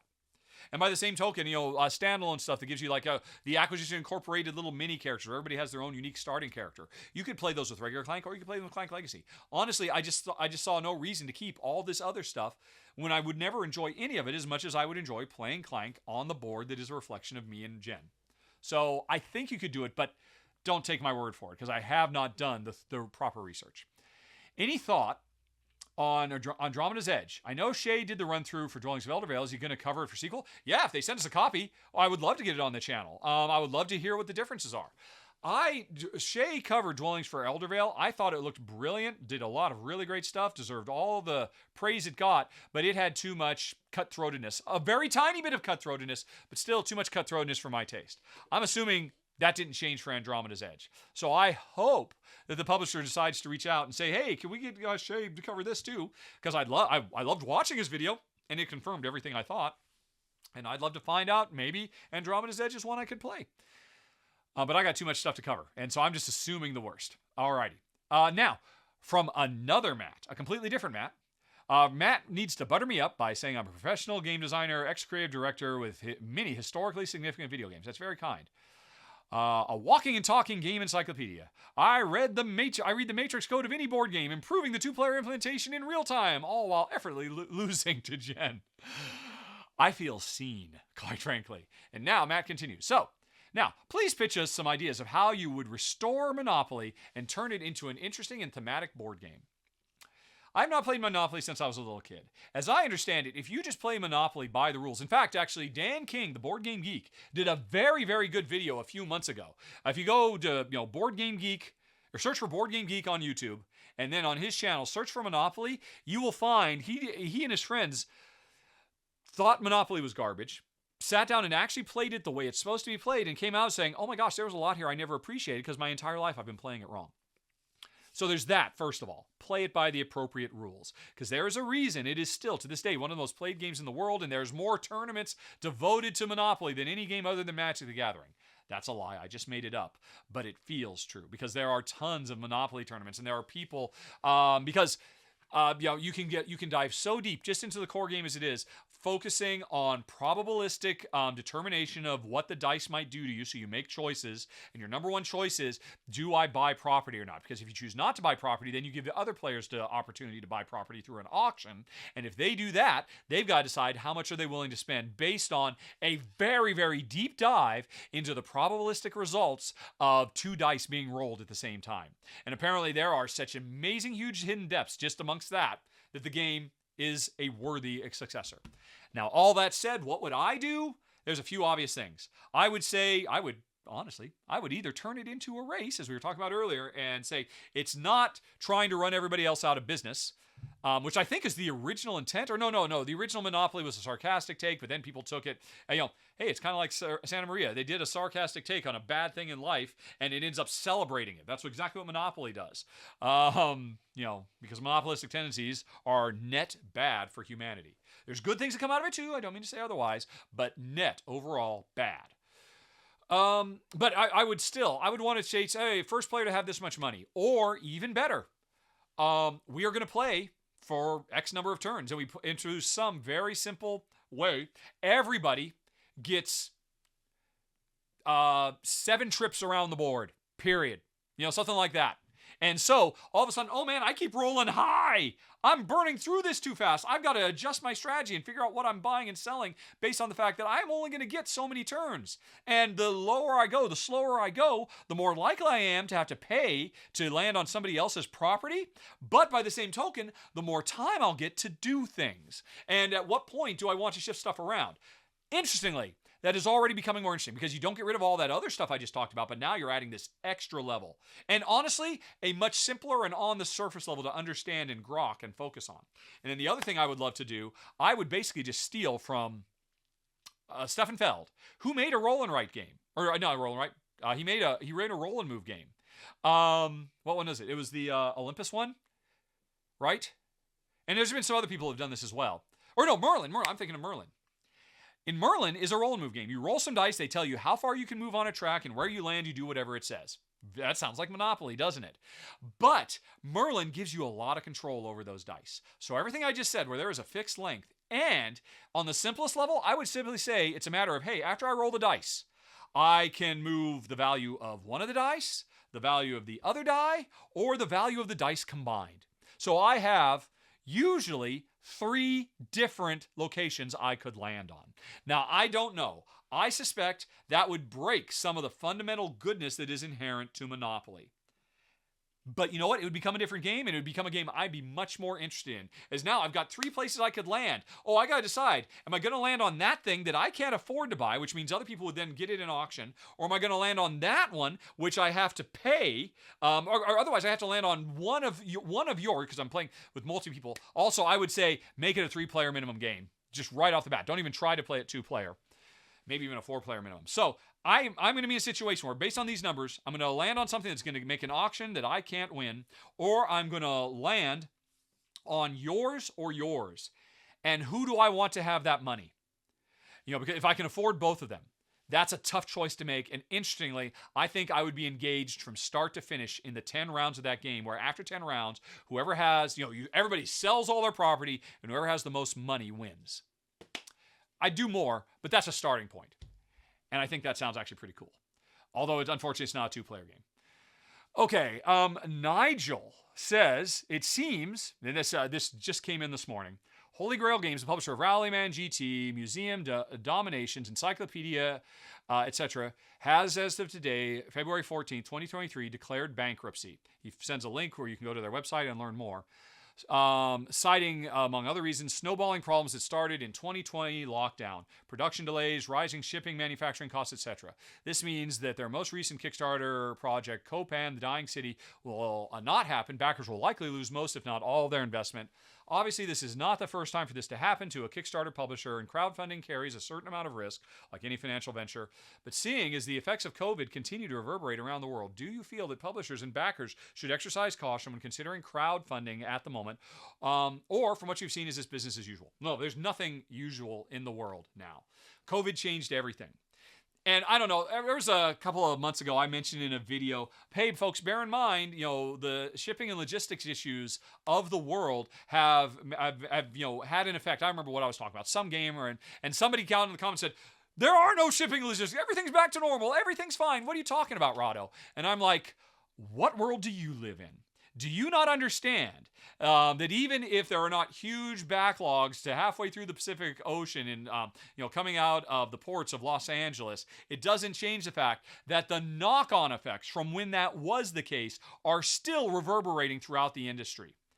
And Tasty Minstrel Games was the canary in the coal mine. They were the first to go, but Holy Grail Games is going now, and they are not going to be the last. We're going to see this happen more because we see it all over the place. Small, plucky, independent developers that could not weather this storm, or it seemed like they could weather this storm, but they were mortally wounded, and one wrong step could destroy them, which is what happened with Holy Grail Games. We haven't heard the last of this. There are many publishers out there desperately clinging to life right now. And one bad interaction with their distribution partner or their fulfillment logistics department could destroy them. Because ultimately, you're right to point out that, the 2020 on and the logistics issues and all of that played a huge role. But the bullet that killed them was the fact that they had a distribution partner that failed. I mean, all their games are sitting in warehouses, ready to go. And they've been there for 6 to 8 months. And they have been trying desperately to get those games out to their people. They missed Black Friday. If they could have had their games to retailers, and they couldn't because they were literally being held hostage by their distribution partner, they would have had the money in the tank to be able to weather the fact that they recently discovered that retail outlets are basically putting orders on hold because retail outlets are still hurting to this day. And yes, everybody wants to point to, this superstore is doing great. Amazon's doing better than ever before. And you know what? Those are the exceptions to the rules. I'm talking about the mom and pops that are being destroyed. It's heartbreaking. So, with all that said, there's a lot of things I don't agree with Tom Vassell on, but one of the things I've always agreed with him that he said many, many years ago, folks, never, ever for 1 second considering backing anything on Kickstarter for money that you can't afford to lose. Period. That has always been the case. And up until now, we as an industry, because of our just absolutely explosive and ultimately unsustainable growth, have not really had to reckon with. We are having to reckon with it now. I read all the stuff about Holy Grail Games. I mean, you can read the one thing on their main webpage, but if you want the whole picture, you have to go read the updates for Dirt and for Copan and all the rest of it. Because there's all kinds of little extra bits. If you want the full picture, read all of it. Because they say, this is how it affects you Copan backers. This is how it affects you Dirt backers. And there's all kinds of little extra bits there.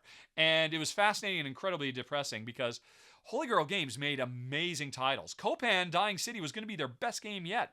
And you know what? If it hadn't failed to perform, I mean, it's so underperformed when it was on Kickstarter. If one little thing, that could have kept them going to weather the storm. But it was just a bunch of stuff that compounded, that started with COVID but did not end. All these other things that compounded are just day-to-day business stuff that they had to deal with. So, yeah, prepare for more. It's a real shame because I imagine if Copan could have done their normal 2,000 backers, they'd still be alive today. But it only did 1,000. Why did it only do 1,000? Even though it was by far the best game they've designed and published, or prototype that I've played of theirs to date, because they were already mortally wounded by a very bad distribution partner. Now, here's what I don't know. Why did the distribution partner screw them over so royally, sending their games to people who never ordered them and refusing to send to other ones and all kinds of stuff? I don't know. I'm sure they've got their side of the story as well. I am sure they have been affected by the change in the world also. So I'm a bit loath to, just say they are literally mustache-twirling villains. Maybe they are. Sometimes you get mustache-twirling villains in the world. Most of the time, you get people doing their best and not delivering. So I don't know what the situation is. But yeah, is it business as usual? No.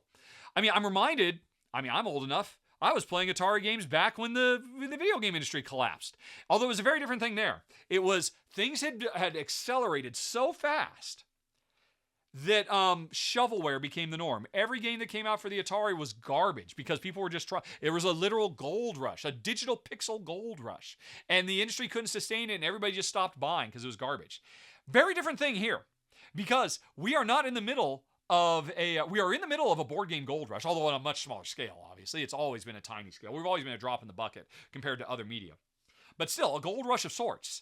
But the interesting thing is, the very nature of board game development, which is more to the metal, and there aren't as many confounding factors, although there are still plenty, which is what we're seeing here, but we are not in a shovelware state. We are not where the Atari 2600 was, where, no matter what you buy, it's garbage.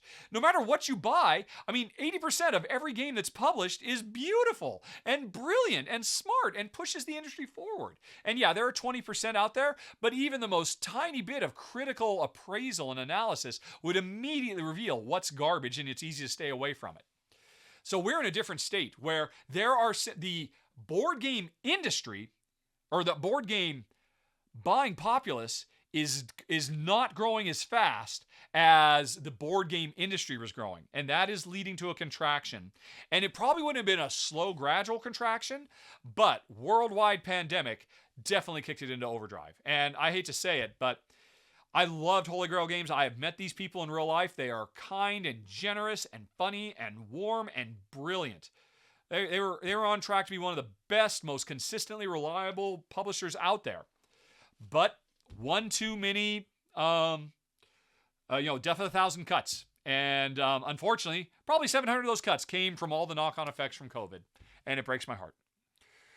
I don't know if that answers the question, but there you go. Alrighty. Oliver says, Stonemaier just announced a new game expedition. What's your excitement level? Will you be covering it? I'm excited. My excitement level is high. I will be covering it. I talked about this earlier, so we're going to skip this because I got to get moving. Polly says, just curious. Do you think after retiring from Rahdo, you'll play all the games you kept in your collection? There's so many. Yes, of course I will. I started talking about this earlier. My ideal day is, hey, every day I just play one game with Jen. And then whatever else. Come what may, but I play one game every day. And I could imagine, for 1 month, hey, let's do alphabets. And then another month, let's every day let's play another Feld game. And then every day let's play another worker placement game. And I could imagine doing that with these 400 games for the rest of my natural life. And I look forward to being able to do it. You just have to remember, don't forget, I plan to live a long freaking time. Which means I might have to keep doing this for a long time too. Who knows? I plan on making it over 100. I plan on making it to 100, which is what? Over 40 years from now, right? I'm 53? Yeah. I plan on making it to 100, and by that point, there will have been so many breakthroughs in de-aging that, hey, by that point, people at 100, it's no big deal to live 200. And that, after another 100 years have passed, by that point, we will have literally cured aging, and everybody can live eternal lives, provided they don't suffer, instant, medical trauma. And fingers crossed, I make it. Now, at that point, 400 games is probably not enough if we're talking about eternity. But I plan on keeping my mind sharp. I plan one game a day, every day, for the rest of my life. And I hope more games keep coming, no matter what slowdowns hit the industry.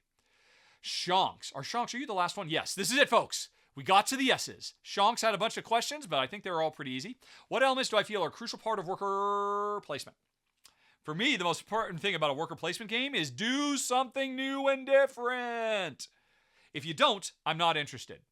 One of the best worker placement games last year was Teotihuacan, not the original Teotihuacan, which does a lot of really cool worker placement stuff too, but the what's it called? Yeah, the Founders of Teotihuacan, right there. Love it, love it, love it, love it. Don't ever remember to be in my top 10 of the year, because it's a worker placement game where, hey, I place my worker, I do the thing. If I'm the first person there, I get a really big bonus that's gone.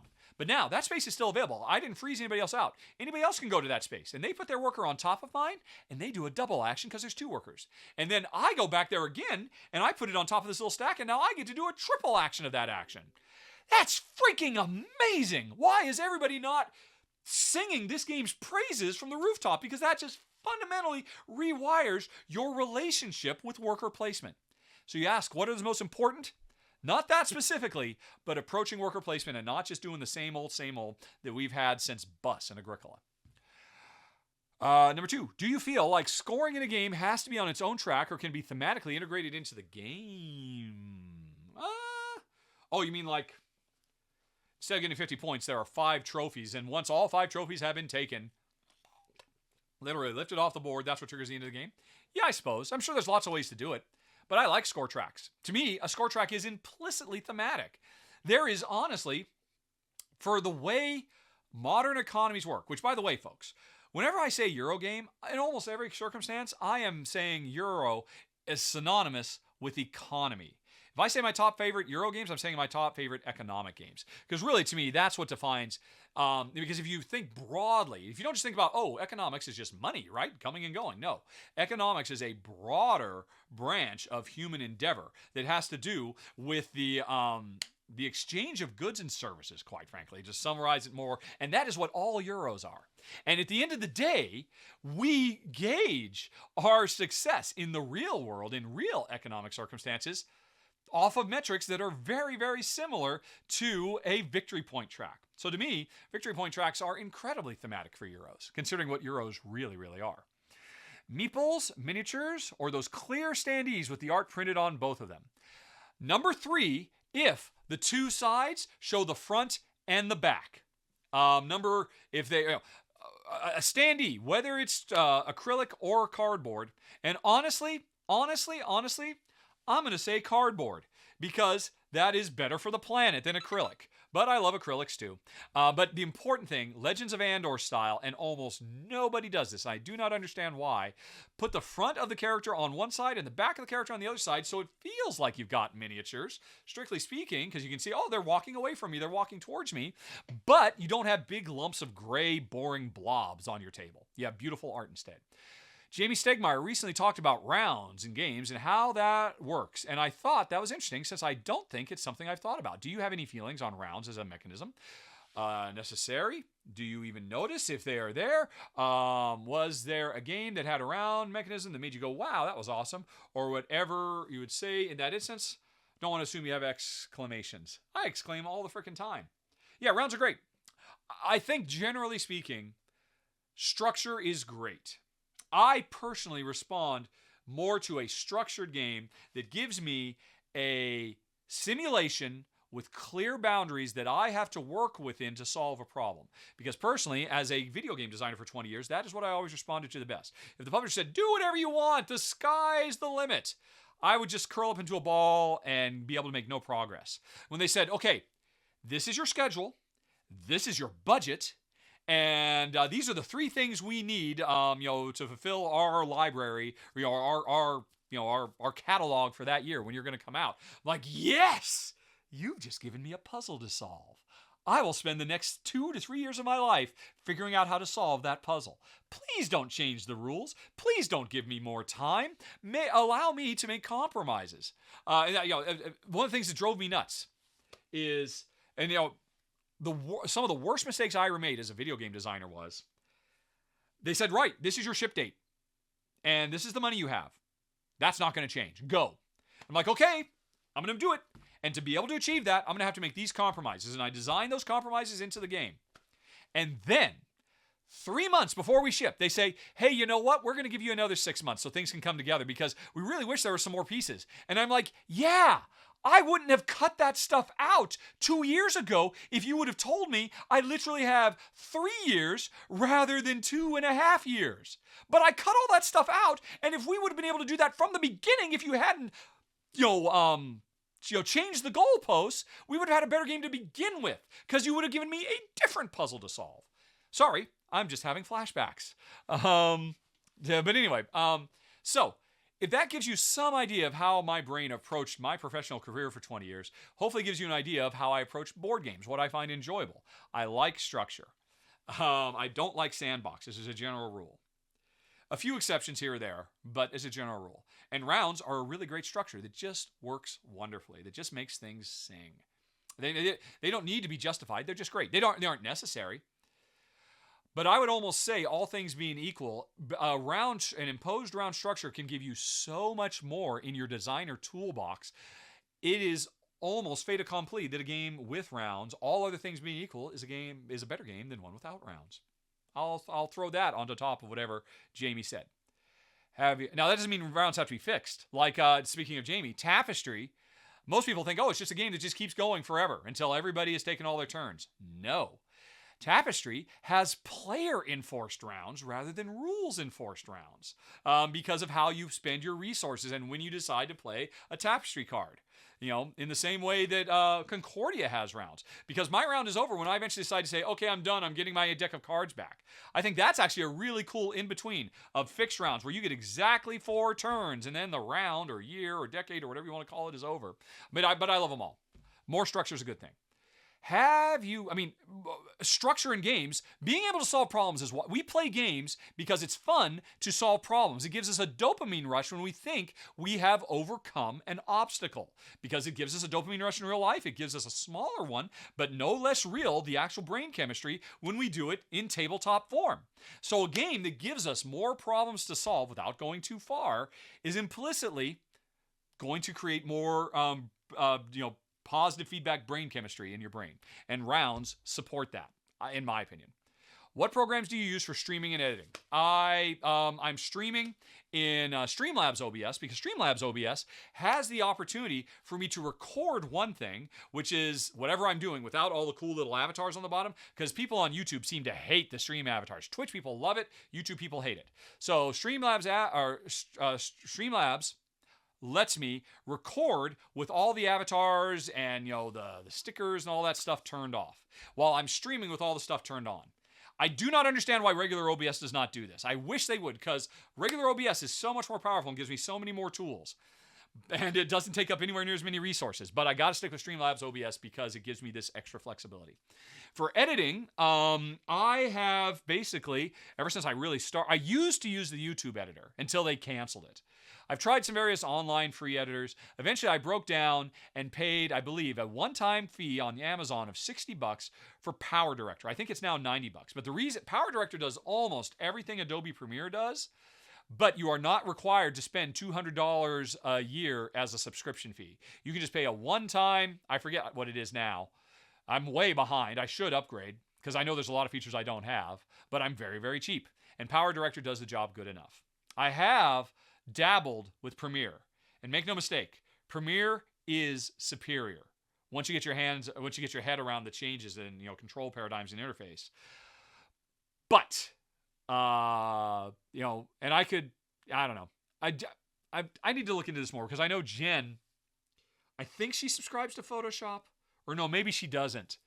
I think she stopped, or my wife is a glass artist, but she's also a professional graphic designer, and I think she stopped on a version of Photoshop before it became hey, you have to pay us every month to use this software, before it became subscription service. And I wonder if she had the full suite. I wonder if I can get the Premiere from that. I'll have to look. But anyway, that's where I am right now, and that's where we are, folks. And if you were just here for games, hang on a little bit because we'll be right back because I have one more game question, but Jen will be joining me. So, hang on.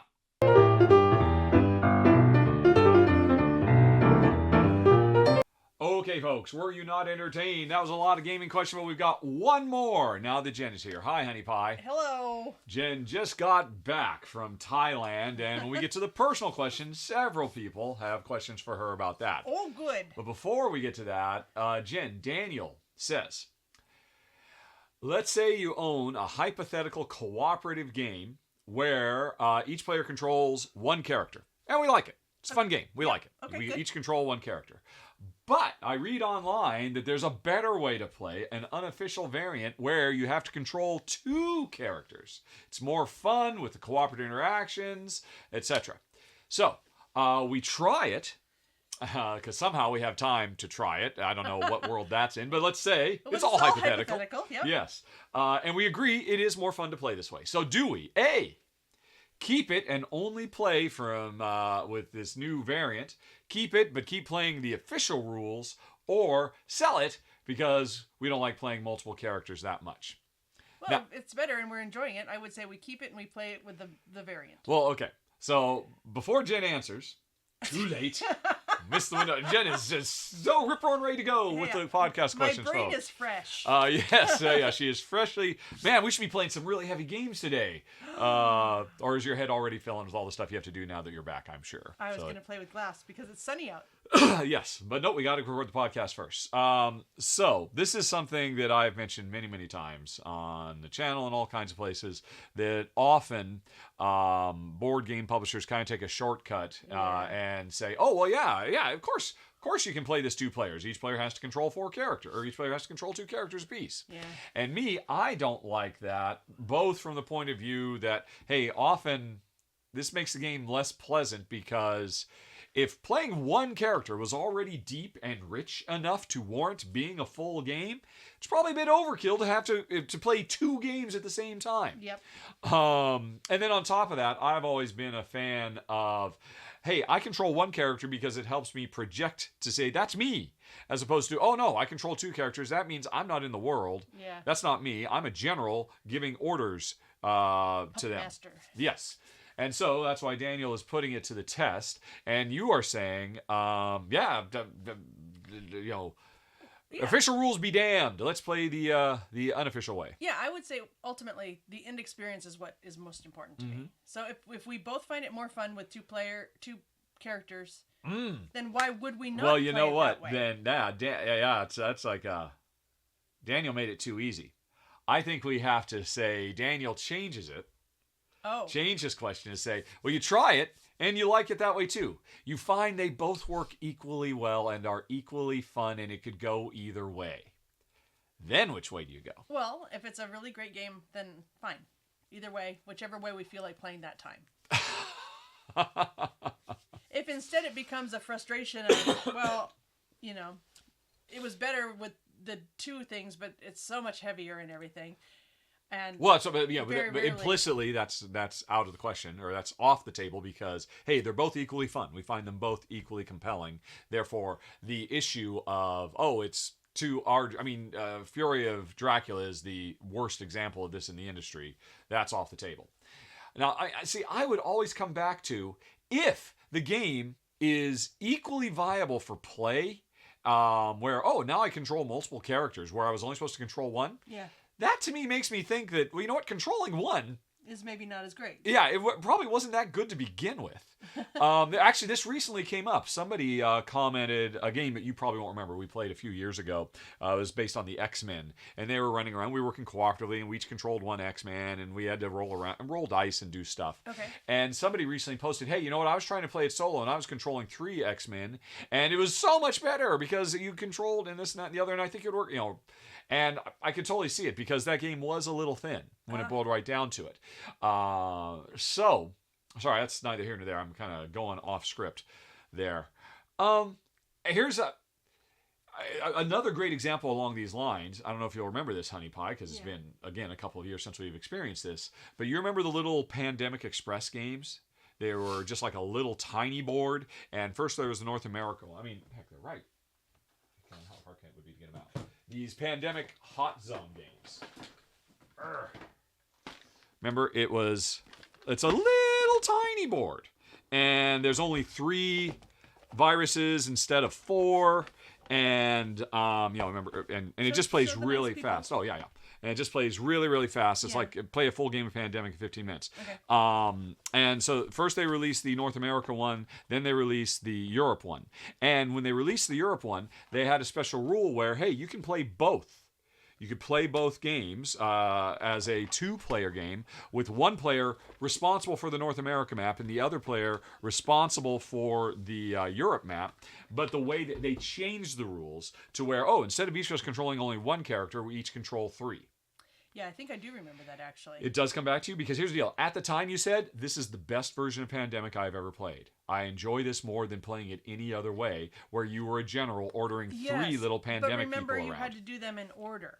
Yes, that's the thing. It wasn't just as simple as saying, I'm playing controlling 2 characters with all the regular rules. Yeah. They changed it up. Those 3 characters, if I recall correctly, shared the same hand of cards. You didn't have 3 hands of cards you had to manage. Yeah. And then plus they introduced an additional rule where there was like a public display of cards that you could, if we got together in the same place, we could swap cards with each other, but you could swap cards to that public display as well. So it wasn't just, suddenly you can play, you controlling multiple characters, everything stayed the same. The designers did the work to make the game, as opposed to just saying, we'll just do a little bit extra work, players. Yeah. So I really appreciated that.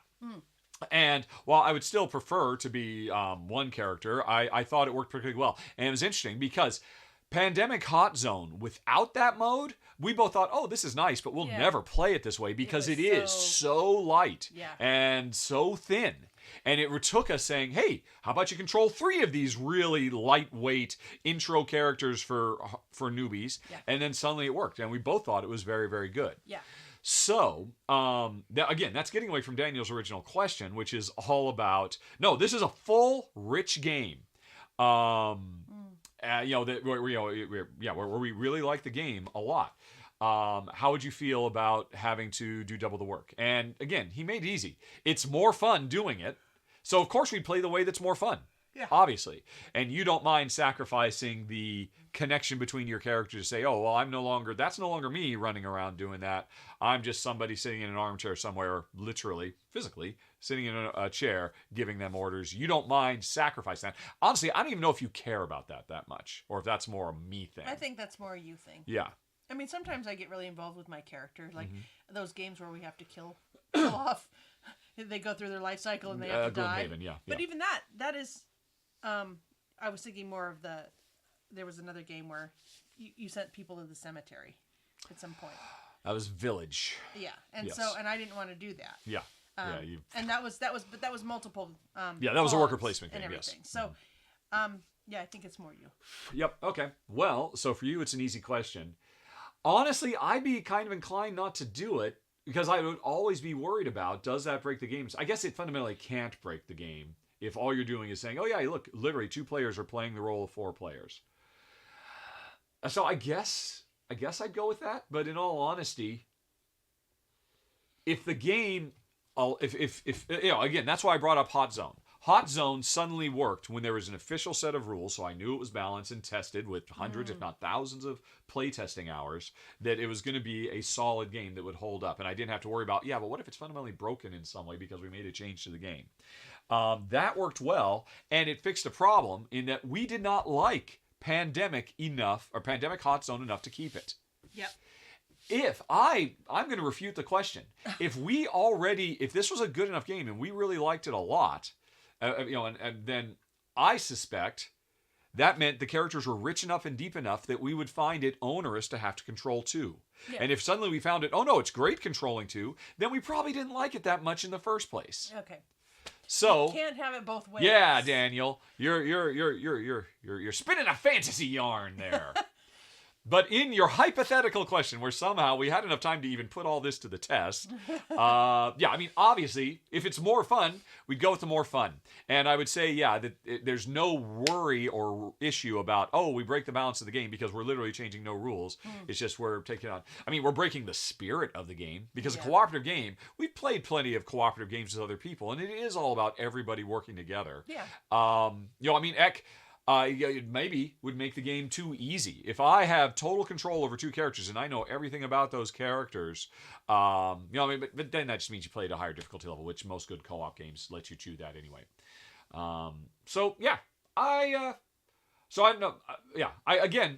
I suspect the hypothetical doesn't really hold up because we wouldn't have kept the game in the first place. The only reason we even kept Hot Zone is because I knew Hot Zone Europe was coming when we played North America. I thought, this is nice, but we never want to play this again. Let's get rid of it. Oh, wait, the sequel's coming and you can combine them into one super game. Let's wait and try that. And it turned out that was much better. But anyway, do you have anything more to say on this question, Honey Pie, or are you ready to move on to the personal questions and answers? Yeah, I think we have definitely beat this one to death. Okay, well then, folks, if you don't care about Jen's and my personal life, if you don't want to hear about Jen's adventures in Thailand, then now is the time to get out. And but please send more questions to questions@rahdo.com, and we will be back next month. And Jen is waving to you bye. Not that you can hear that because, of course, most people listen to this. And okay, well, I'm waving goodbye. Yeah, she waved goodbye to everybody. Bye-bye. Bye-bye. And hang on, everybody else. We'll be right back.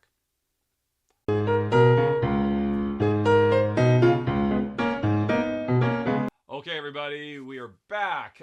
There are a ton and a half questions. Get comfortable, Honey Pie. It's going to be a long ride. Starting with Daniel, who says, this one's for Jen. As one Ryan Reynolds fan to another, did you watch Just Friends or The Nines? Your answer, of course, is, I don't know. Yeah. Did I? No, I don't believe we've seen either of them.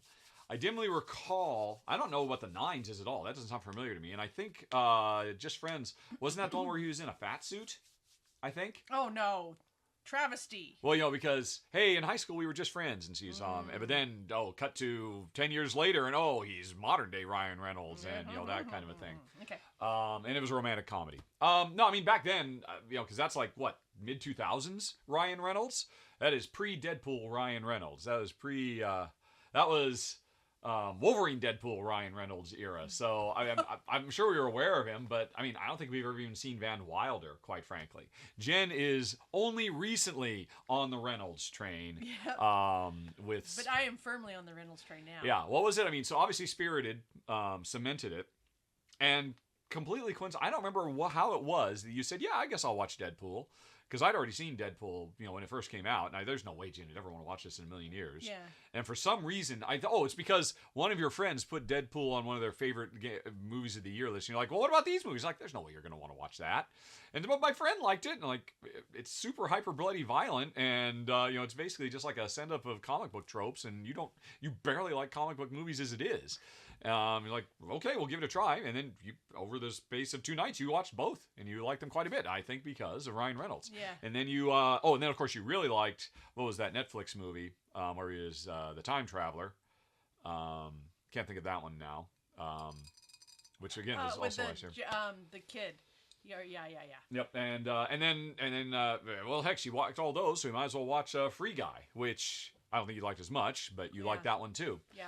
So no, I don't think we saw Green Lantern back in the day, and I'm sure Jen doesn't remember a single frame of it, and we have not seen Just Friends or The Nines. And was again, he also Green Lantern? Yeah, he was Green Lantern. Oh, he's got so much character. So much range. But anyway, no, we have not seen them. I suppose maybe it is time to go to the IMDb. I suppose it's maybe time to go to Internet Movie Database and have a Ryan Reynolds and have a marathon, apparently starting with Just Friends and The Nines. I assume you're recommending them, Daniel. Question 2. Have we watched the Sandman TV show? We have. Yes, we did. What did you think of the Sandman, honey pie? Oh, I thought it was really interesting, actually. I enjoyed it. It was a little quirky in places, but yeah, I liked a lot of the premise, and I guess I just liked the storytelling of it, too. Mm-hmm. And I didn't have any... What about the excessive grimness? Yeah... I mean, you were kind of, this is interesting. Oh, wow, what fun, interesting situations. And, oh my gosh, the diner. Yeah. The diner for 15 minutes. And then it pretty much stayed more on a grim course after that. I think it kind of bounced around a little bit more. Yeah, there was a lull in the coolness. Mm-hmm. But no, I thought it was good. I enjoyed the storytelling of it. Okay. I've never read the original Neil Gaiman comics, so I didn't have anything. But yeah, I thought it was fantastic. Right. Question number 3. Have you ever watched a movie and said to yourself, oh my God, I've had such a miserable experience watching this. 9 out of 10. Because of its message or something about it. Oh. Some movie that you're like, oh, that was horrible. But yes, I have to admit that was fantastic. I'm sure that I have. Mm-hmm. Yeah, I'm sure. I mean, obviously the answer would be, Saving Private Ryan, obviously. Yep, that's a good one. I mean, that would be the poster child for that kind of a thing. I think we've only ever seen it once. The first time we watched it and said, yep, that was amazing. Never going to watch that again. And films of that ilk. Silence of the Lambs, I would say, was one of those. That was an amazing film, but I will never watch it again. Mm-hmm. Yep, it got in your brain and wouldn't let go for quite a while. And yes, it's still in there. Yep. Hence the need to never see it again. Wow, really? Yeah. 20 years later. Yeah. This is why I don't watch those kind of movies. I just can't. Yep. And I'm sure that there have been some social awareness kind of movies where you think, yeah, I'm glad that information is being out there and people are becoming aware of it, but damn, it's uncomfortable. Mm-hmm. Okay. Alrighty. Let's see. Jack. We had a big Jack attack this month. Jack wrote like 6 different emails. He just kept thinking of more and more questions. So, first question. Although, Jack, I'm sorry, these might not be in the order. I think they're in the order that they came in, but they might be. Oh, no, actually, I guess they're in reverse order, aren't they? Because the first question is, on the eve of the big game, how do we celebrate our nation's unofficial sports holiday, Super Bowl Sunday? Have we ever been to a Super Bowl party? Have we ever seen a Super Bowl? How about the commercials, the halftime show, the food? Any favorites of any of these things? Do you have anything to say about the Super Bowl, Honey Pie? I'm sure that I've watched... Which, at the time we were recording this, was yesterday. Yeah. Yes, and one of the teams won, and good job. And Rihanna performed, and I'm sure she was fantastic. I heard a joke that, what are they doing, interrupting her concert with a Super Bowl? Ah, yes. Mm-hmm.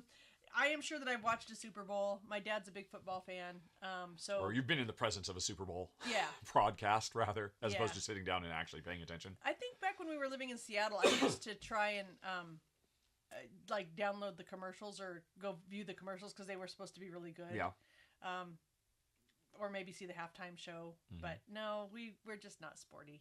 No, yeah, we don't. I mean, I have never been to a Super Bowl party, not that I recall, and I don't think I've ever watched a full game. I don't think I've ever had to be in a situation where I had to do that.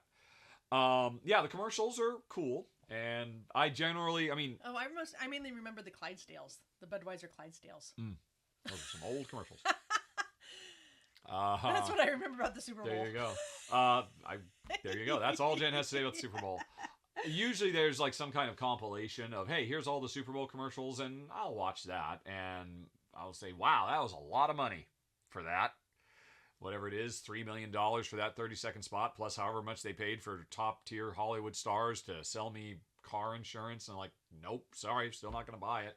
Don't know why you spent all that money, but good on you.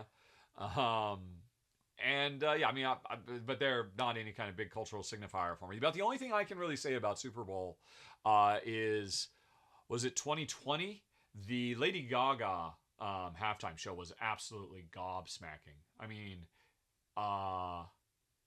yeah, I can't even put into words how fantastic it was. I have probably watched the Lady Gaga halftime show at least a half a dozen times. And sometimes if I'm just feeling a little blue, I'll watch it again. It just puts a smile on my face. So if nothing else, throughout its entire history, it gave us the Lady Gaga halftime show. And every halftime show since then has been so woefully inferior and inadequate by association that I don't care how many people are raving about it. And I'm sure Rihanna was great too. It's like, I'm sorry, did you jump off the Super Bowl? Did you jump into the field? No. Then you lose. Lady Gaga wins everything. They should rename it the Lady Gaga Bowl, as far as I'm concerned. The Gaga Bowl. The Gaga Bowl, yes. Given our mention of the promise of fusion energy, what are our thoughts about traditional nuclear power, i.e. fission energy? Should it be more widely used? Do you think it has been fear-mongered, or is it rightly feared? Oh my gosh, it is such a shame. It is so ridiculous. I had an uncle who was a nuclear power plant controller working at Rancho Seco in California. And for the final... Gosh, I don't remember what now. I want to say like 20 years of his professional career after they shut it down because of scaremongering. His job, he was like the only man in the entire facility just making sure, just monitoring it. And that was his job all day long. It was literally being Homer Simpson, just reading a book and making sure dials stayed because it was, oh man. So, but that's neither here nor there. That's just like a personal connection I have with it. But yes, it's absolutely absurd that we have so vilified it when all the problems have been resolved and fixed and can be easily applied to existing plants. And it was our and if we had stayed the course, where would our society be now? Where would we be with the whole... We'd be so far ahead of the curve. Climate. We'd still have problems, but we'd be so far ahead of the curve. And the worst of it, you take, all the three big ones, 3 Mile Island, Fukushima, and Chernobyl, the combined devastation and death and problems that those three wrought is so inconsequential to the yearly amount of death and destruction that coal power plants combined around the world create. Yep. And yet we completely ignore that because the media hasn't scaremongered that. Because Jane Fonda didn't star in a movie about people dying of coal lung. And all the rest of it. So it's absurd. Yeah, the efficiencies alone. Yeah. Win. Yeah. And now like some European nations are like, oh, maybe we should hold off on shuttering all these. Can we unshutter them? No, too late. We already spent millions shuttering them. It's just one of man's great follies. Because people are easily, unfortunately, manipulated by the media when it boils right down to it. I am sure most scientists were saying to most politicians, please don't do this. This is very important for the future of our planet and our species. Please, just because they wanted to get a lot of it bleeds, it leads news coverage and scare people. Do not lead. Don't follow leaders. But yeah, it's a real shame.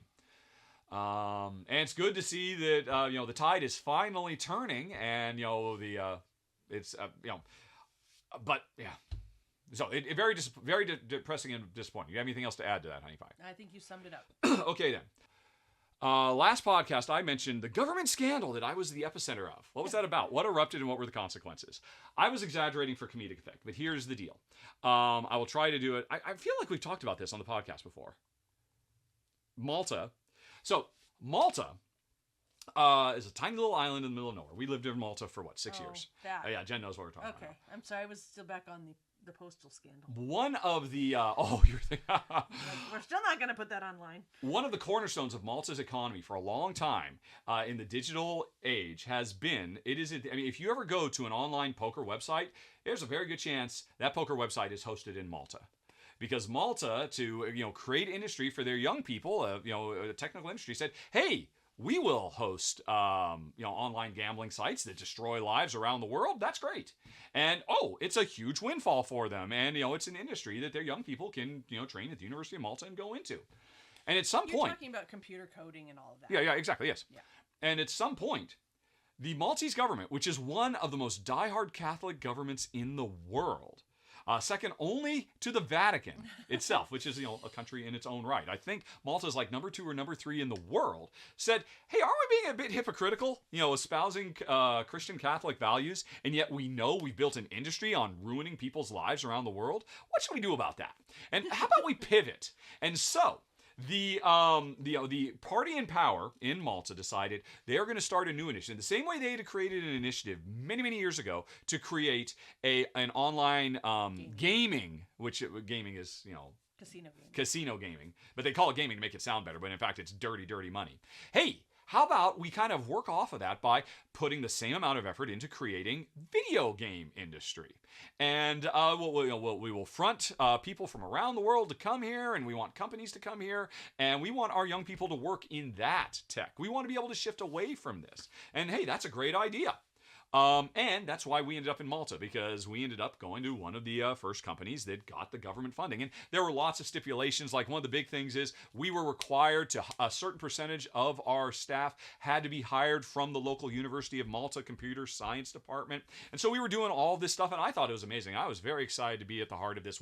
Because when we went, I don't think we even knew about all this background. It wasn't until I was there they found out, actually, this is all partially subsidized by the Maltese government because they're trying to push their entire tech industry in a new direction. Yeah. Here's the deal. They should not have brought the company in that I worked for. I was fine. But the people behind TRC, it turned out, it eventually came to light, if I recall correctly, in an election year, that TRC, which was the premier recipient of this. There were a couple other smaller companies too, but TRC was the big one, and I don't know the particulars, but there was all kinds of higgery-jiggery pokery of funds being in places they shouldn't have been, and stuff being funneled through Ireland, if I recall correctly. I do not know the particulars. The Malta Times did a big old series on it. You can go look on Malta Times. I don't even know what you do a Google search for, but you can probably dig up. All I know is that when this came to light, the party that was not in power, which I believe was the Conservative Party, this was a Liberal Party initiative. And for the record, when I was there, I actually had to occasionally make pitches of the game to government consultants to say, look, government, you're getting your money's worth. But it turns out, I don't know what, but there was something weird, some jiggery poker going on behind the scenes with the funding and the finances. I don't know the particulars. It might have all been blown out of proportion for all I know. But that was enough that it was a wedge issue, that the Conservative Party was able to say, look at these know-nothing liberals. They have brought in charlatans to our country that are stealing our tax money and producing nothing. And so vote us in so we can shut this whole project down. And the Maltese people voted in the Conservative. By the way, the Maltese people, one of the best voting, I think it's something like 93% of the populace votes, without being mandated at all. The Maltese people are very civic-minded, too. My hat's off to them. It's absolutely mind-blowing to me. Anyway. So, I'm sure there were other issues in that particular election, because this all happened long after we were out. And I was not paying attention to the video game industry, the burgeoning video game industry of Malta anymore. But anyway, and so here's the thing.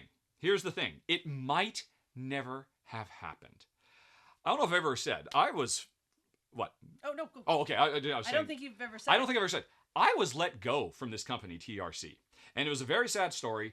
Basically, we were making really good progress on the game we were making, Wishing Tooth World, but my job as the creative director was less on dealing with the day-to-day. I was just trying to support the team, who was a really great team working on it. I was just the go-between.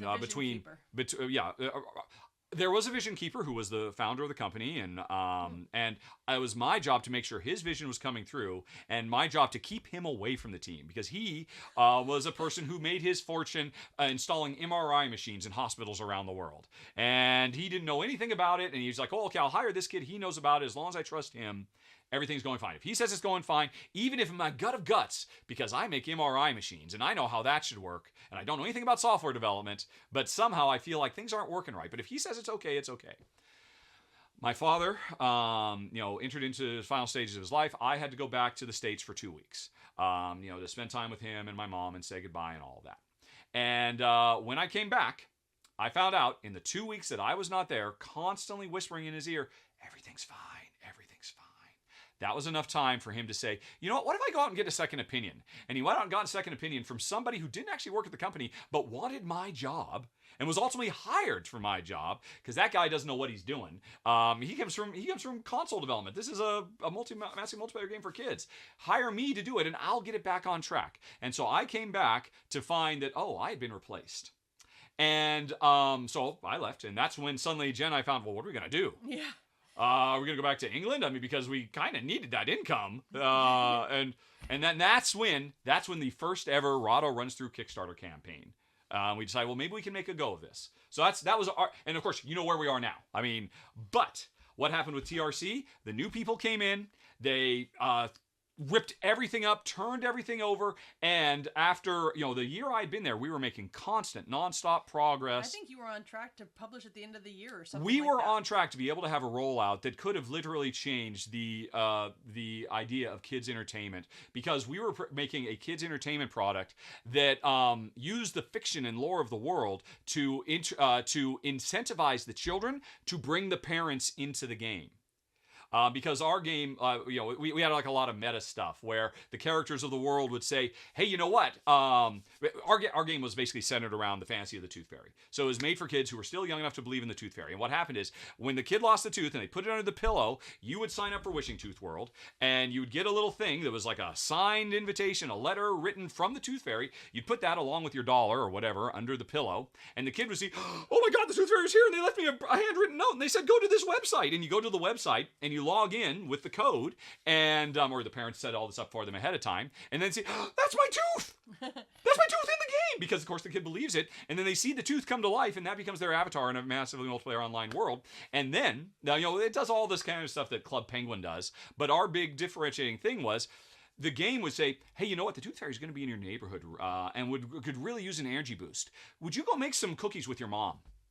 Your mom's ready, is ready to make just the kind of cookies the Tooth Fairy likes." And, of course that happened because the mom, basically had her own portal, or the dad, or, the parents, or, whatever, had their own portal into the game that they could create events for their kids that would incentivize their kids to walk away from the screen, but still have that overall, sense that, "Oh, wow, I'm my character in the world, that's my tooth." And they're saying, "Mom, can we make some cookies for the Tooth Fairy?" Or, like you could get this kit from us that would allow you to create, scavenger hunts. "Hey, I left some magic coins in your house," and of course the mom found them, and all that kind of stuff. And so this was going to be amazing, and we were making really good progress towards that.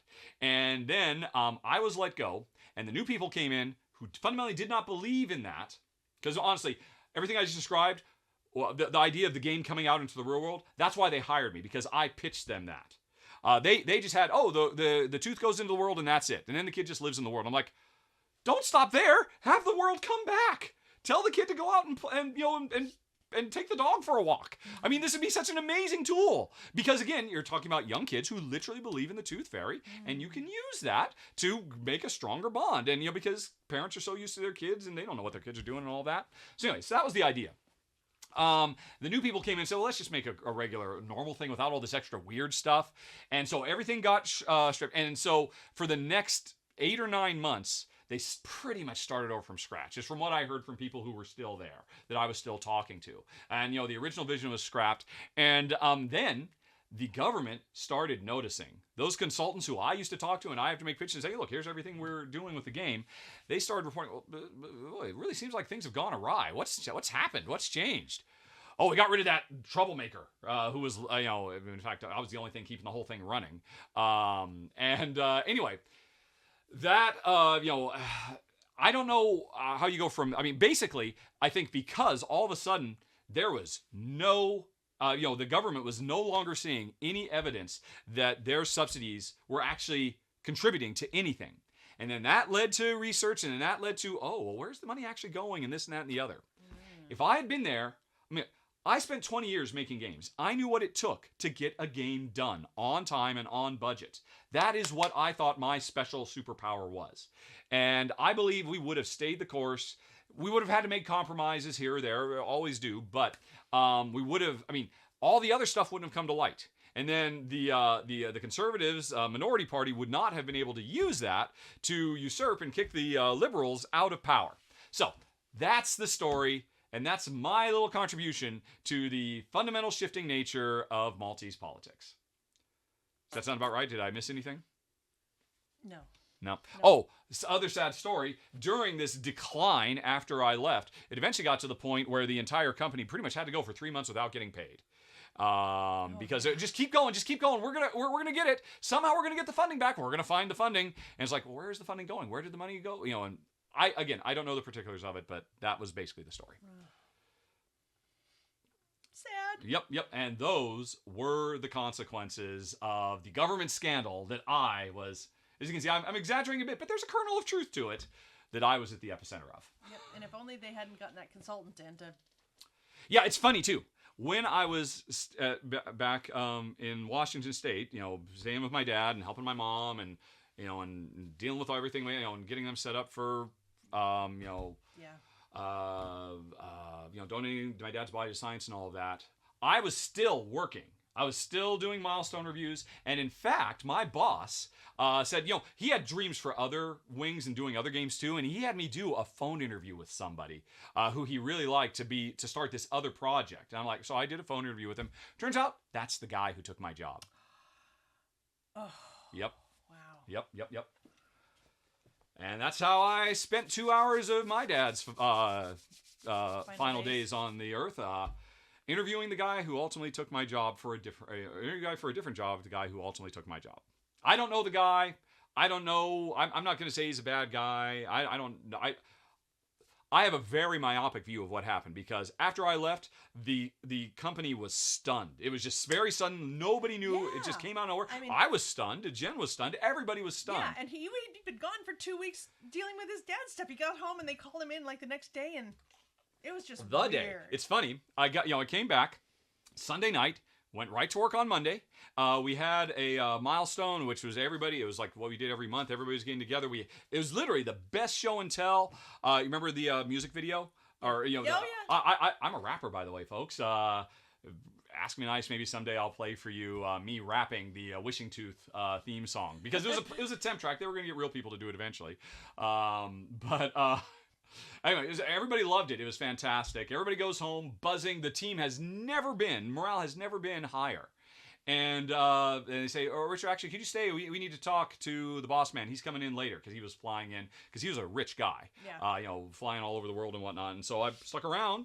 And after everybody else was gone for the night, like at 8 o'clock at night, I'm like, gosh, is he ever showing up? Oh, here he is. Richard, we're having to let you go. We appreciate everything you've done. It's not your fault. It's our fault. We shouldn't have hired you in the first place. This is not your arena. You've never done a game like this. How could we have expected you to know what you were doing? We're going to let you go. We're going to give you a very nice severance package. Mm-hmm. They gave me a nice, was it garden leave? I think it's called gardener's leave, something like that. Yeah. And we're like, are you sure? That's really, we're so close. And I'm like, okay. And what can we do? Their mind was made up. They had made that decision in those 2 weeks. Yep. And it's too bad because that game would have been amazing. It would have been absolutely incredible. But anyway, next up, last podcast, I said I got off Twitter because of Elon's ridiculous absurdity, quote unquote. Can I elaborate? As I recall, I wasn't happy with Twitter even before Elon acquired it. That's certainly true. Right, it's not that it wasn't. Twitter didn't deserve the attention it got, and it's even more the case now because such a tiny, minuscule percentage of the world's population is on Twitter. Twitter shouldn't matter at all. It's just outwardly amplified because a huge percentage of the world's journalists are on Twitter, and they should know better that Twitter is not reality, but they treat it like reality, and then they make it reality because it's just easy content for them to create in a world where media is basically under assault because it can't survive. So okay, well look, let's just get anyway. That's a whole nother story. Jack likes Elon's acquisition, if for no other reason because we now have confirmation that conservative content, like the Hunter Biden laptop story, was being, it's funny. I remember reading this, Jack. Okay, so yeah, like the Hunter Biden laptop was covered up, and conservatives like the President Trump were kicked off. And what are my thoughts on the brazen authoritarianism that has come out?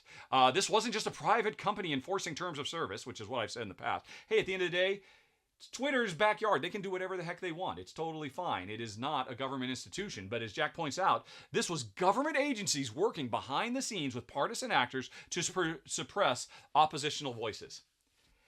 Jack, remember what I was saying earlier about how your side lies to you all the time?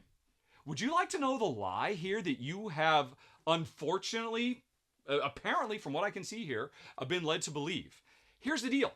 Yes, the Biden re-election team requested that nude pictures of Hunter Biden please be taken down because it's just the decent thing to do.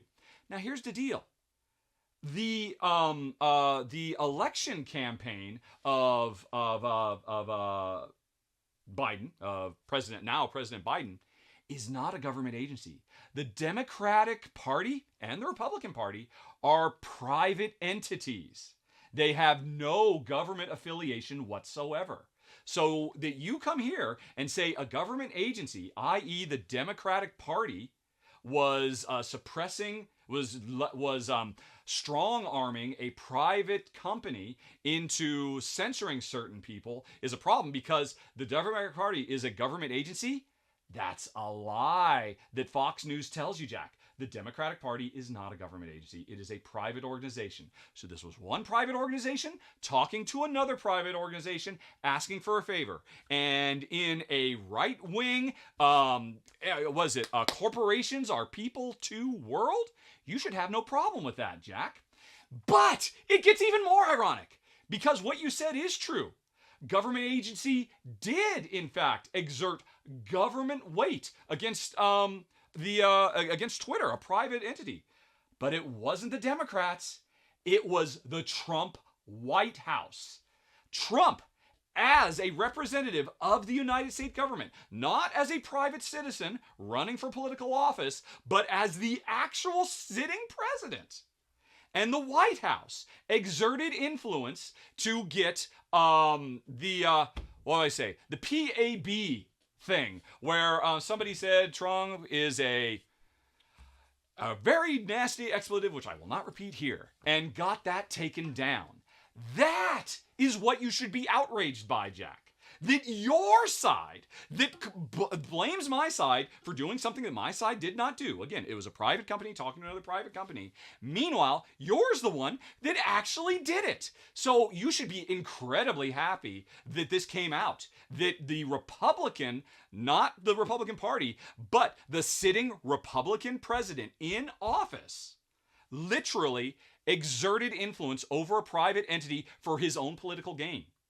And that's the truth that you don't hear in your media sphere, Jack, even though it is widely reported. Do not trust MSNBC.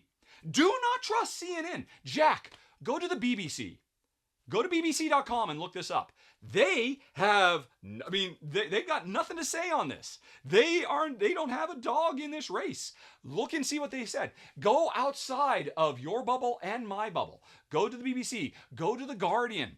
And you will find that, in fact, Jack, this is one of the most ridiculous, clear-cut pot calling the kettle black you've ever seen. and you come on here, Jack, and say, oh, look at these terrible Democrats doing something that they literally did not do, and meanwhile, your side is doing it, and you're ignoring that, Jack. What does that mean? Again, don't take my word for it. Don't take Rachel Maddow's word for it. Go to the BBC, go to The Guardian, go to other news sources from around the world, and I think you'll be very surprised, Jack, at what you've been led to believe. Anyway, I don't know, did you have anything about Twitter, Honey Pie? You're not on Twitter. You don't care about Twitter. I am not on Twitter. Twitter is garbage. Everything about Twitter is garbage. I cannot wait for it to basically collapse. Anyway, and the world puts way too much attention on it. Well, I just spent more time talking about it than I should have. But it was really great to illustrate a point, Jack. Anyway, though, continuing on. I take pride in innovation that I brought into the video game space. Is there something I felt Pitfall, the Lost Expedition, innovated on? Or my favorite aspects of designing it? How do I think Pitfall ranks amongst all my designed games in terms of innovation and separately in terms of my personal feelings towards it? Any other thoughts on this sadly overlooked title? Thank you very much, Jack. That's very kind of you. I'm very sad it was overlooked too. Don't get me wrong, though. It did okay. It did okay. It didn't take a loss. I mean, it sold well enough, and I still, to this day, get people saying they love it, and people contacting me for, hey, I need help with this speed run, and stuff like that. That's all very, very cool. The most important thing for me about Pitfall that I really wanted to innovate on is, that, remember, Pitfall came out before the Nintendo Wii. And what I wanted to do with 2 analog sticks, 8 face buttons, a D-pad, and 4 shoulder buttons, or 2 shoulder buttons, depending on what platform you were playing on, is I wanted the player to feel like that's me in the world doing those things. I don't want the player to just hit a jump button and jump. I want the player to feel like they jumped. I wanted to bridge that gap. Now, ultimately, that's what the Nintendo Wii, actually, that was an entire piece of hardware designed to do exactly that. And while I've never played it, as I understand it, Pitfall Lost Expedition on the Wii is really cool because, I mean, that was like the ultimate example. Years before the Wii came out, I was innovating saying, hey, let's say that when you are ice climbing up a wall, you don't just push up and just climb the wall like every other game in existence. You use the analog sticks as your axes. The left stick controls your left hand. The right stick controls the right hand. When you are rafting, the sticks control your hands because I want you to feel like that's you in the world. I want there to be a direct, tactile, visceral connection, which again did not exist in any meaningful way in the industry at that time. And I would like to say I was way ahead of the curve because the Nintendo Wii took those ideas, made it an entire piece of hardware, and it was literally game-changing. So, unfortunately, I was a few years too early. That is what I am most proud of. Now, we had to make all kinds of compromises on it. I mean, we were doing the best we could, but I'm very proud of that. And yeah, let's see. And I'm very fond of the game. Although, honestly, when I think about it, I mostly think of the things that I didn't get done. That our collision model was too slippery, and Harry would like slide off of stuff he shouldn't slide. I could give you a laundry list of all the little things. Man, we should have fixed this. But there just wasn't time. There was only so much we could do. You always have to make compromises. Because as I said earlier, I always prided myself as the guy who got the job done on time. You tell me this is how much time we got, then I'll figure out a way to do it.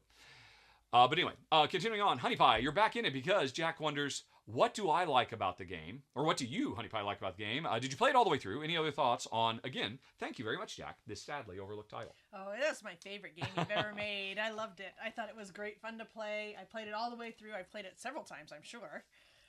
Although that was back in Austin, so that's like 15, 20 years ago? Yeah, something like that. That was a long time ago. Mm-hmm. I just loved it. I thought it was... Do you remember why? I thought it was good fun playing. Mm-hmm. I liked the character. I liked the art. I liked the whole expedition that I was on. I thought the tools were really cool. Mm-hmm. I liked that you carved my name in a tree. Yeah. By which it means if you, there's one level that's literally just an entire tree you climb up, and later on in the game you can come back and get inside the tree because it's hollow. And then if you look around up in a corner, you can see a little D+J and a heart that I had one of the artists put into that tree for Jen. Yeah, I mean, another thing though, I think another reason you liked it so much is because you finally were able to play a game of mine that you could enjoy. Yeah, because a lot of his games have been very... Well, I mean, before that was Siphon Filter. Yeah. It was just all Siphon Filter all the time, and it was just nothing but shooting and killing, and you always kind of felt a little, oh, this is dirty money. It's dirty money. This is like those Maltese getting all that dirty gambling money. I'm getting my dirty shooter money. Yep, I'll take it. Yeah, I'll take it. I don't have to like it. But, I feel so much better now that this is clean money, the Pitfall money, although it was nowhere near as prodigious as the dirty Siphon Filter money. Yeah, I think that had a big part in why you enjoyed that game so much too. Well, but it was just a good game. Yeah, yeah, and it's interesting too. I mean, I think it was like one of the last games from a kind of almost a sweeter, more innocent time in the industry that maybe we're switching back to now. I'm not paying attention to the video game industry right now, so I couldn't say. But I mean, that we were on the cusp of, okay, everything goes dark and grim. Oh, Batman Arkham Asylum? Yeah, that defines the standard. Everything grim and violent and angry and killing. Banjo-Kazooie, that's for kids. And like, I'm really proud of the fact that I got to make a Banjo-Kazooie type game. And we made it out before the door was completely closed on such things. And again, not to say that such things haven't made comebacks here and there. And, obviously the growth of 2D cartoony stuff is really great. But yeah. All right. Anything else to say about that, Honey Pie? Don't think so. Okay, then. Hey, honey, it's your first Thailand question. My favorite thing about a place is food. Do you generally like Thai food? Did you get a chance to try some Thai food in Thailand? Boy, if she didn't, that would have been very strange. That would have been weird. Nothing but McDonald's every day. How does it compare to the Thai food you've had stateside? I love Thai food here, so I'd be curious to know how it compares. Did you have a favorite dish? Okay. Right, yes. We had Thai food every day, several times a day. It was really good, but I have to say, towards the end there, our last dinner, we went to Duke's and had a steakhouse. I had a carbonara. You did after like your first 6 or 7 days. You said, "I'm kind of getting a bit burnt out on the Thai food." I believe. Yes. Yeah. But it was delicious, and I was actually there with a group of 10 other glass artists, and we were there to take classes from an artist who comes from South Africa. Yep. And it was the person who had the studio, his staff made us lunch every day, and it was all fresh, authentic. Oh, really? So that was not restaurant food. That was, hey, this is what his staff makes for their families at home. Absolutely. Kind of thing. Oh, that's very cool. It was delicious. And we had some vegetarians in our group. We had one lady who couldn't. I mean, that black pepper. She doesn't even use black pepper on her food. That is too spicy for her. Oh wow. Oh. So there was always, you could add spice at the end if you wanted, but they made everything pretty bland because she just could not. Oh wow. Handle anything at all. But so we got a wide variety of things to eat that was just, absolutely what normal Thai people eat. Right. Not restaurant experience. Yep. That's amazing. I did not know that. One of the days, yes. Alex, who owns the studio, said that his staff person who'd made this said she spent $10 on our entire lunch buffet. And it was there was always like 3 vegetarian things, 2 meat things. There was fruit for dessert, and some of it came off of the papaya tree in Alex's garden. But all of that for $10 that fed 15 of us, including Alec and the teacher and everything. $10. I mean, just amazing food. Mm-hmm. Because they shopped at these local markets where everybody brought their food in from their garden, and people in Thailand live on very little money. Mm-hmm. It's incredible. But anyway, it was absolutely delicious. Can you, to Jack's question, I think that's really interesting. Obviously, I think we all have a sense for what Thai food tastes like based on going to Thai restaurants in America. Yeah. How would you say because we've been to Mexico, and the difference between Mexican food and Mexican American food, I mean, that's a world of difference. It is. Is it similar with Thailand, or? Well, yes, I would say so. Okay. Because one of the days before we actually started our glass class, we took a cooking class. Ooh. And that was fascinating. They took us to the market, we bought our ingredients and everything, and then we went and did this cooking class, and we made, I can't remember, 8 dishes and the freshness, and we used mortals and pestles to actually crush our spices and our peppers into a paste. It was all super duper fresh, and the taste, I mean, the best Thai food I've ever had. And they gave us a cookbook. Okay. like I'm ever gonna go and make something that has 20 ingredients in it. Because it was a lot of work, right? It was a lot of work. Yeah. To do, but it was so good. It was so delicious. So I would say mainly the difference is, they're using everything 100% fresh and, cut up right there and everything. Whereas I think in America, we probably use, prepackaged this, a curry paste from a jar there, that sort of thing. And the difference is you can absolutely tell when it's completely fresh. It's just been ground in a mortar and pestle. Were the combinations of ingredients the same? Probably. I mean, so they use a lot of lemongrass. They use a lot of chilies. They use, different spices, coriander and that. So I think the ingredients are probably the same, with regional differences or whatever. But the difference is grinding it up yourself right there. It just doesn't get any fresher. And so the aromas and the tastes are just all super clear and sharp and wonderful. And even at the end, you know, they said, okay, well, now add some cilantro and some green onion. After we'd cooked everything and, you know, it was kind of plated and everything, okay, the last step we're going to do is we're going to add these other things in. And it just added that one more, you know, additional nuance of flavor, which I kind of throw everything in a pot and stir it a bit. And that's, you know, that's kind of my idea of cooking. But this was amazing. They gave you an appreciation for what the next level is. Totally. And it was amazing. So, I mean, it doesn't sound like you're saying that, you know, fundamentally on a base level, America, the food you, in your experience now, having been to American Thai restaurants and having eaten Thai in Thailand, they're roughly the equivalent. It's just the quality of the ingredients and the preparation just like takes what you'd get in America and like takes it to an 11 kind of a thing. I suppose. I think, like I said, I don't think that. Well, maybe really high-end Thai restaurants are cutting up everything fresh and doing that. But, you know, we just go to little Thai restaurants that are, I think, probably using packaged vegetables that have been cut up ahead of time, probably using paste from a jar, you know, that sort of thing. Okay. Yeah. All right. Did you have a favorite dish while you were there? Well, everything at that cooking class we did was astounding. We fried egg rolls and everything. It was, so good. My first couple of meals out where I paid for Thai food for dinners and stuff, I apparently did not communicate well enough about my spiciness preferences because I like a little bit of spice. But their idea of a little bit of spice is like my idea of a probably 7 or 8 amount of spice. So my first couple of meals were just kind of getting it down because it did taste good, but man, there was a lot of spice. And so after that, I kind of had to back off a little bit because my tongue was kind of going, holy cow, lady, what are you sending down here? So I mean, I could probably look in that cookbook because everything we cooked that day was amazing, and then I could tell you. Do you want to go grab it real quick? All right, we're just going to pause for a second, and Jen's going to get out the cookbook. Okay, Jen is back. She is leafing through it. Oh my gosh, I'm just looking at the pictures and my mouth is watering. So you can, I don't know, I guess you brush it over there. Let's see, what's the easy thing to do? Well, first of all, remember, most people listen to this. Okay. So they don't actually get to see it. I don't know if the green screen is turned on. It is. So, what? Yeah, so that's everything we cooked that day. All right, and so, what was your favorite thing? The akha soup, the sapi thong, the akha salad, the chicken and coconut milk soup, the sweet and sour vegetable chicken, pad thai. So every person did not cook 3 soups. There were 3 soup recipes available, and each person decided which one they wanted to make for their particular meal. Okay. So we're looking right now at probably 30 recipes. Yeah. 30 different possibilities. Yeah. Oh my gosh, it was all so good. Pick one. What was your favorite thing? Papaya salad was awesome. The papaya. Yeah, salad. Okay. Was awesome, and papaya salad. Yes. Yeah, and the spring rolls were. I mean, everything was great. You could just read all of those things. The masaman chicken curry. Yep, that's the one I made. Actually, I made masaman curry. Well, how was your masaman curry? It was delicious. Would you, if you could only have one thing from this list, what would you want the most?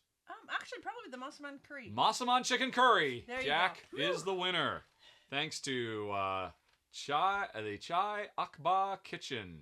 You can go to www.chai.kitchen.com, folks, if you'd like to know more. It's Thai, not Thai. chai. What did I say? Chai, I think. Oh, did I say chai? I meant to say Thai. Yeah. Yep. This was amazing. But these people actually, the Akha people, had been Tibetan, basically, before China. Oh, wow. And so they had migrated into Thailand. Wow. So, really good food. All right, Jack, still not done. Have you seen RRR? It's a visually stunning masterpiece out of Tollywood. For my money, it's the best thing that's been made in years. I was very impressed by it. Jen hasn't seen it. I can't imagine she'd want to. I watched that dance sequence twice in a row. I was like, okay, I'm rewinding. I'm watching that again. That was amazing. And the first, the bridge sequence was great. And then the way they kind of grab your attention with those early establishing actions, for lack of a better term, they defy description. I would say, though, I wouldn't have minded if it had only been 2 hours instead of 3, quite frankly. I kind of feel like, honestly, the last act of the movie felt like a completely different movie, and I would have been so happy if it had been the sequel. If we could have just ended Empire Strikes Back style before all of the third act began, because the third act was like, oh my gosh, they're still doing this. I am exhausted. I just can't keep going. But still, I'm glad I watched it. I thought it was fantastic.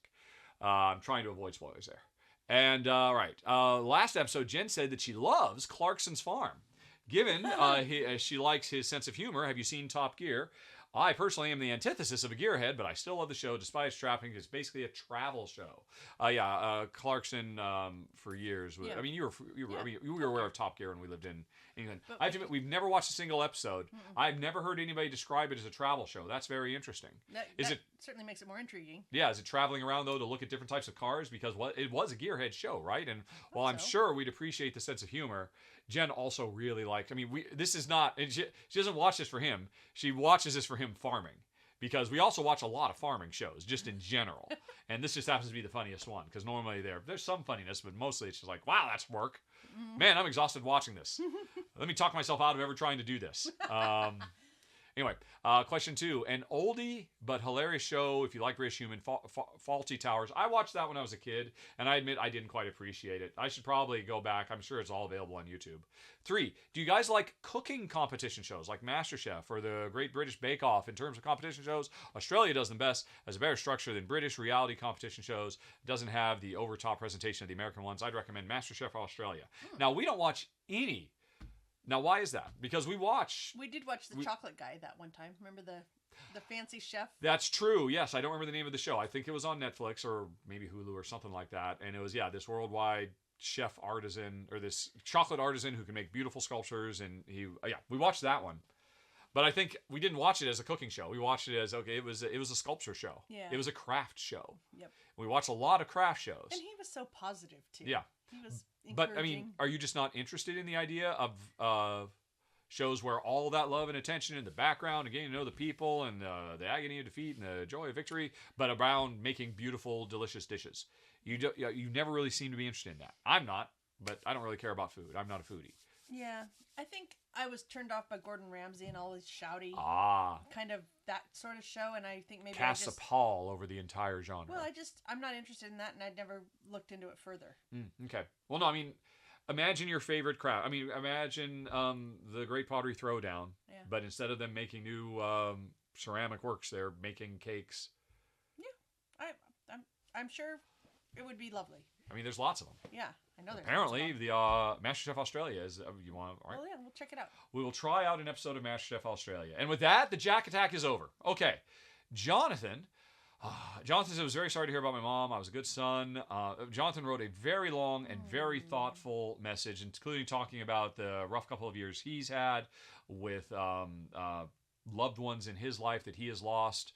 And I already read this. Jonathan, thank you very much. If anybody is watching this, they can go on ahead and pause right now, but I'm not going to read the whole thing. But thank you very much, Jonathan, for sharing all of that. And we're pausing, and then we're unpausing, and we'll get to the question. Thinking about where you are in your life right now, what 1 or 2 things can you directly point to your mom and say, I'm that way because of her? And obviously that's a question to both of us. Yeah, I'm sorry. I'm still reading the letter. Oh, Jen's still reading the letter. Okay, we're going to pause for a second while Jen finishes the letter. Okay, Jen is done reading Jonathan's beautiful letter. So the question was, Honey Pie, and this is for you too. What can you think of that you could say to your mom if she were here and say, I'm this way because of you? Yeah, I think for me, my mom was very focused on... Can I guess? Yeah. Okay, my guess, having never spoken with you about this, and we did not speak about this, during that pause. Nope. I'm guessing what you value most from your mom is independence and self-reliance. Absolutely. Nailed it! Yoo-hoo! I know my wife. I know my wife's mom. Yep. All right. Go on, though. Oh, well, she just, from a very, very young age, in fact, we probably, I'm sure my whole life, but I can certainly remember when I was 10, 11, 12, 13, she very much encouraged us to be self-sufficient. You and your sister. Strong, yep. Independent, responsible young women. And make decisions and be responsible for ourselves and, make good decisions. And I really credit a lot of my ability to be adventurous and take risks and things to that. I would say that's reflective of her, yeah. Yeah. So I am very, very grateful that I didn't grow up in a fearful household, where, oh, you don't know what's going to happen there. And, oh, I'm not sure if we can take that chance. And no, we went, my mom was very good about taking chances and trying new stuff and encouraging us to do the same. That's great. That's fantastic. And interestingly, Jonathan continues further, basically talking about him and what he got from his mother. And again, folks, if you'd like to, we will pause and you can watch that. You can go on ahead and pause and read that, because it's very beautiful. And Jonathan, I really appreciate you sharing all of this. I mean, it's really moving stuff. But I mentioned all this because my answer is largely the same. Like Jonathan, I think, as he says, the gift of empathy is what I got from both of my parents. But I would really say especially from my mom. My dad, I think, equally put others before him. But for him, it was more, okay, I just do it. Don't really talk about it. Don't really analyze it. Don't really think about it. Just something I innately do. My dad, for everybody in my family and extended family, or just people around the neighborhood, he could have been a professional mechanic. And he would always donate his time to help other people with their cars and whatnot, and never think twice about it. Never even say, give me a beer. He didn't want anything in return. And, so I was him. He didn't even want you out there helping him. Yeah, exactly. Because in my family, you always kind of hung around to be of assistance. Yeah, I mean, he was like, the number of times when he would help us when we were in college years with Jen's car, I appreciate it, but you can just go inside. Yeah. That's how you can help. Yep, and I never listened. I would always just be there to hand him the pliers or the wrench or whatever, because that's how it was in my family. And your mom said I was the only person he would ever allow to do that. That is awesome. My mom, basically had the same precept too, but she was more analytical and aware of it, and I think it was something that she definitely tried to instill. And while I would certainly be the first to say I am not always live up to my own ideals in this regard, I do like to think that I work very, very hard to try to appreciate the world from somebody else's perspective and be sympathetic to their perspective. I'm not even saying I necessarily did that as much as I should in this particular podcast, but it is something that I try, and it's something that I emulate from both my parents, especially my mom. Okay. And then Jonathan had one last little PS. Did you ever check out Descript for your editing needs? They're doing video editing now. I know. It is freaking amazing. I have looked into it. And if I ever got into a situation where I was going to start seriously, heavily editing my videos, I would probably use it. When I saw how it could just take out every or ah, the number of times I say I mean, Jen can confirm that camera right there that we're talking to has exclamation point as a reminder that when I'm looking at it, stop saying all the time. Stop using filler words. So, I mean, I would be ecstatic, and it makes the process so much easier. It's really, really impressive. But it does, for me to go down that road means I would be signing up to a significantly huge amount of work to try to bring that level of fidelity to my videos, even if Descript makes it a lot easier. So it's not something I'm willing to do yet, but I'm really blown away by it. Okay. Joseph says, forgive me if you've explained this, but could you share your experience of working as a driver for the post office? I remember you mentioning that driving the RV is relatively easy because of this experience. I was curious to learn more about this chapter of your life. Yes. So, one of the first jobs I got at the University of Washington in Seattle, around the same time that Jen and I started dating and whatnot, was being what was it called? A part-time PTF, a part-time flex, as opposed to an FRC, full-time regular, or FTR. FTR was full-time regular. That was a career employee. PTF was a part-time flex. That was a part-time. You were a contractor. You were not an actual employee of the Postal Service. You did not get the uniform. Yeah, and I didn't have to wear a uniform, which was one of the coolest things. And that was a great job to have as a university student because, I mean, my boss, Al, was incredibly flexible. I mean, I would often go to classes on campus with a big old bag of mail. Okay, after I'm done with this class, I'm gonna get back in my little Jeep and drive half a mile down and deliver some more mail. You had a Jeep? They gave you? Oh, of course they would. Yeah. Man, this is back when we had Jeeps before the. I remember you delivered mail on my scooter. That's a whole nother thing, yes. Okay. But to get the job, I did have to be trained to drive.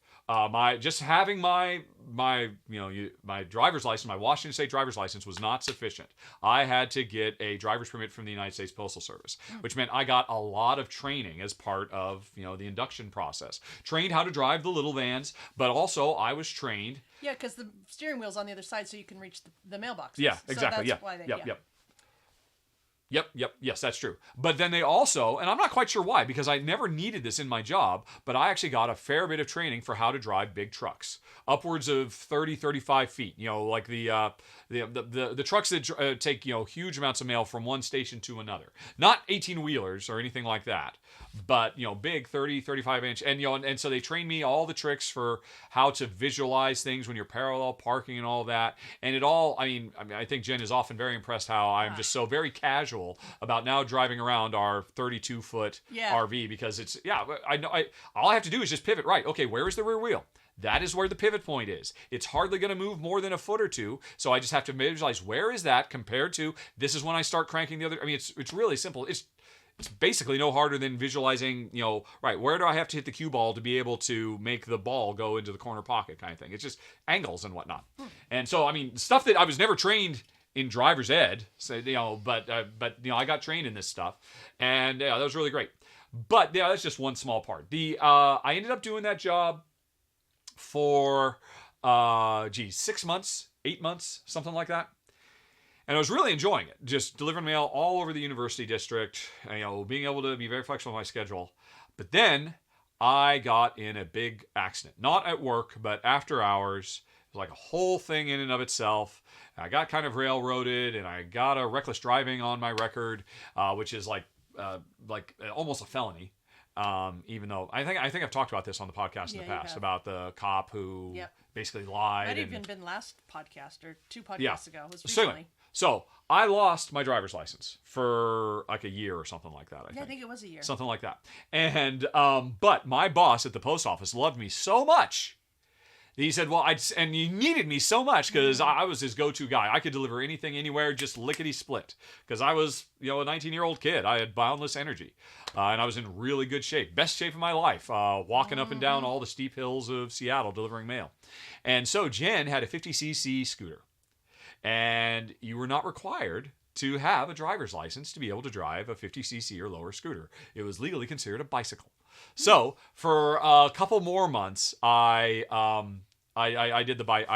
delivered on Jen's scooter, and that was all fun. But eventually got to the point where I forget what it was. A PTF, a part-time flex, can only work 6 months out of the year. Yeah. So I had done 6 months.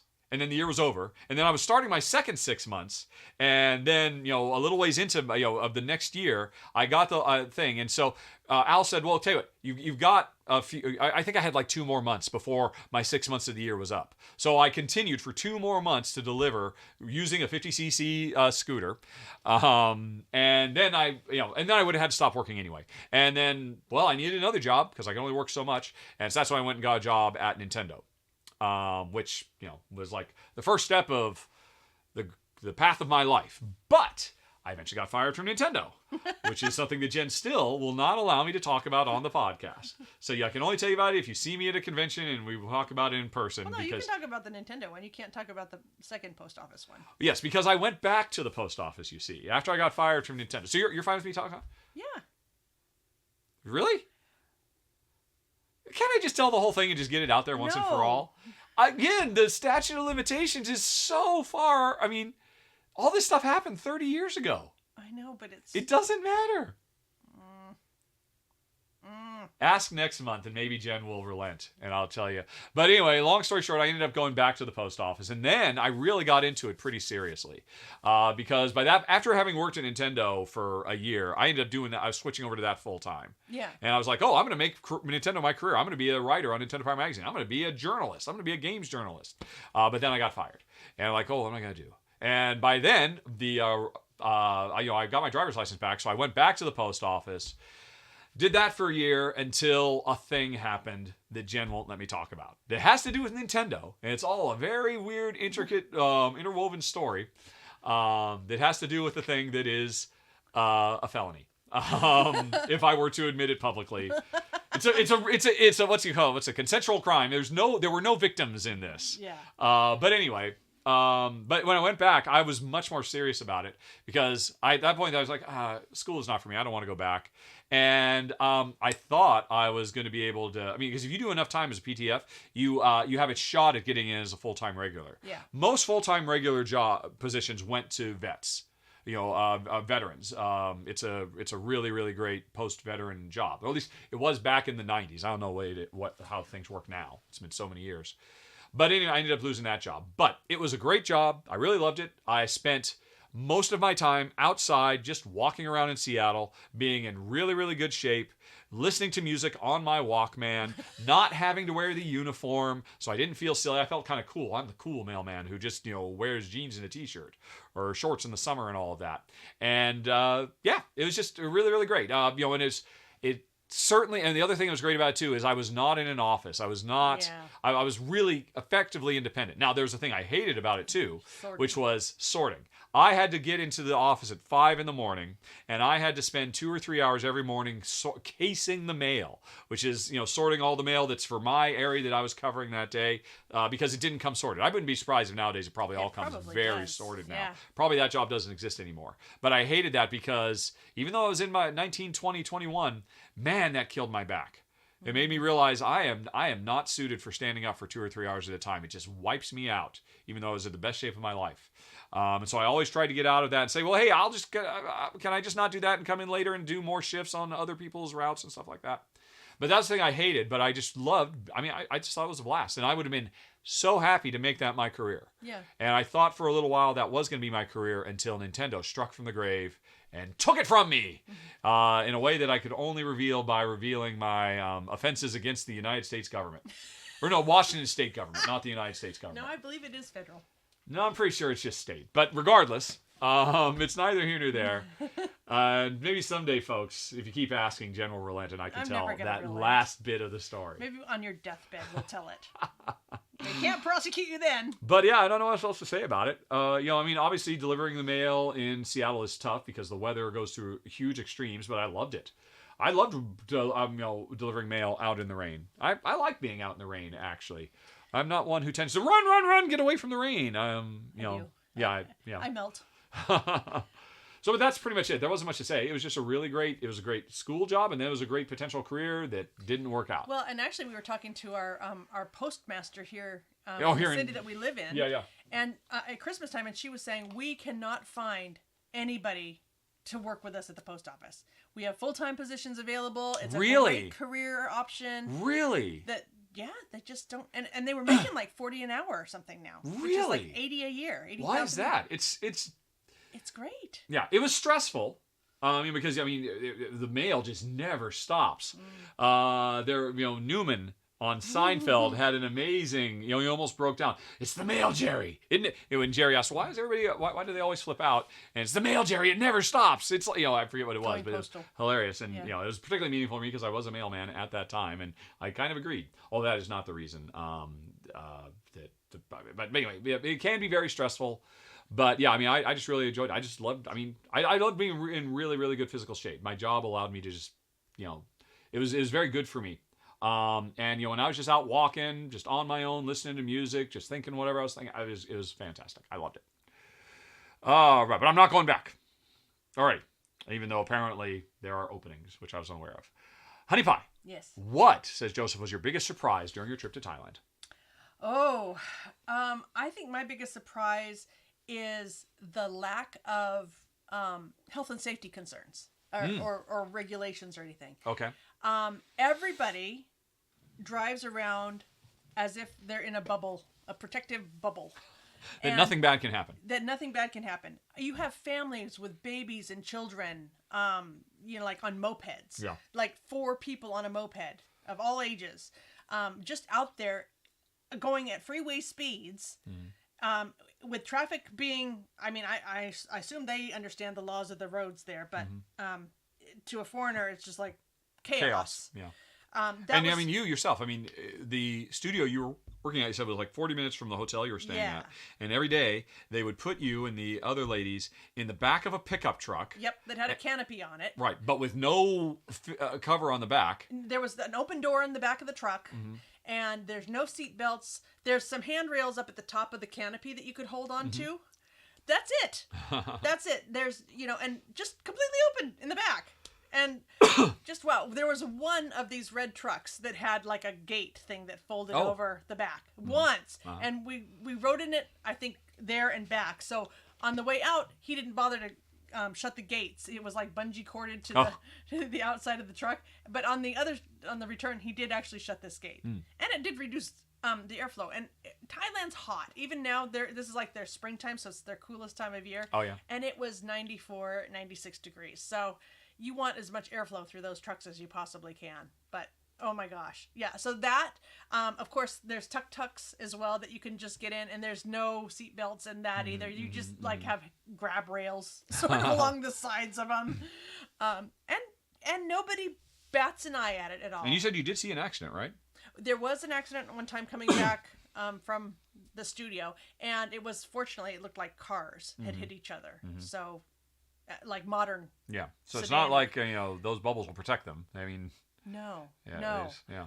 And like I said, they're going freeway speeds. And probably, not like 60, 70, but I mean, right?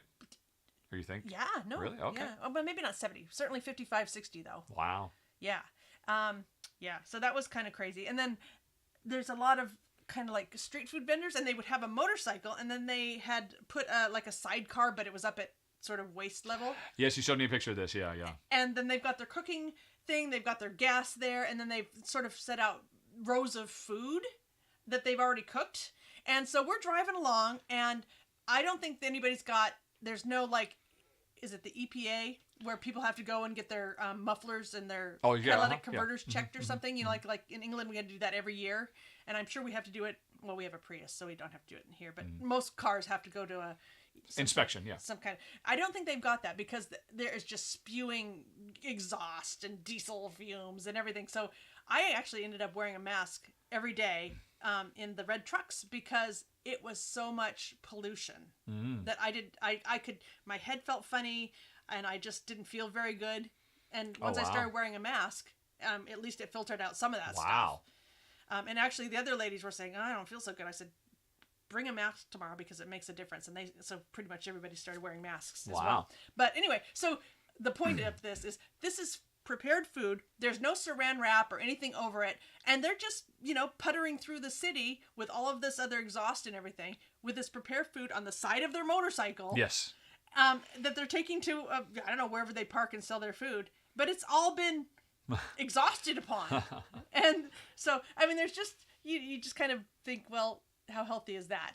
And I'm sure that this lady chopped up all those ingredients and did everything all kinds of fresh, and it probably was absolutely wonderful, except it had been inundated in exhaust fumes. And there's a lot of trucks and stuff. So anyway, I think that's probably the most surprising thing, was just kind of seeing how stuff happens if you're not highly regulated. Right. Okay. How would you compare traveling in Southeast Asia to traveling in Europe to traveling in the United States? Well, we certainly did a lot of travel in Europe. I mean, we've lived crazy places like Malta. That's sort of more the highway suggestion rules rather than highway laws, and of course Italy, they drive kind of crazy too. England is pretty good actually, but so traveling, I'm assuming car. I assume I just more broadly, just travel in general. What was your travel experience like in Asia compared to our many travel experiences over the years in Europe and America, in the United States? Yeah. The planes, the seats, and the aisles on the planes to Asia are a lot smaller because their bodies are a lot smaller than ours. Really? That's I was on an aisle seat on the way out, and I mean the same size plane, right? So does that just mean they have more seats? I assume so. Yeah. Okay. Yeah. I mean, you think that there's like the 333, which I think is a common configuration, but the aisles are so narrow. Okay. And the seats were certainly narrower. Wow. All right. You're sure? Well, I know my butt's gotten bigger over the years, but okay. right. But that's let's see. Let's see. The food was good. Yeah, they had different stuff that was. Did you have a problem with language and getting around? Because there were some days where you just went out and looked around the city by yourself and whatnot. Did you have any? Did you fear for anything, or did you feel comfortable at all times? I felt comfortable every day, but one day. The last class day. Yeah. Everybody else went out for dinner, but I was feeling kind of achy and sore, so I went and had another Thai massage, which was amazing. How much did that cost? It was 650 baht, so that is like somewhere around $30 for a 2-hour massage. 2-hour massage, and oh my gosh, they work you over so well. I love the Thai massage. I would love to get some more here. They use, oh my gosh, their toes. Even their toes are strong, and they're walking on you, and they're like massaging you with toes and various elbows and all sorts of stuff. It was great. It was absolutely great. I feel like my fascia has been released. Okay. For anybody who knows about fascial release. Anyway, it was great. But so. This was at a part of town that was fine. It was absolutely fine part of town.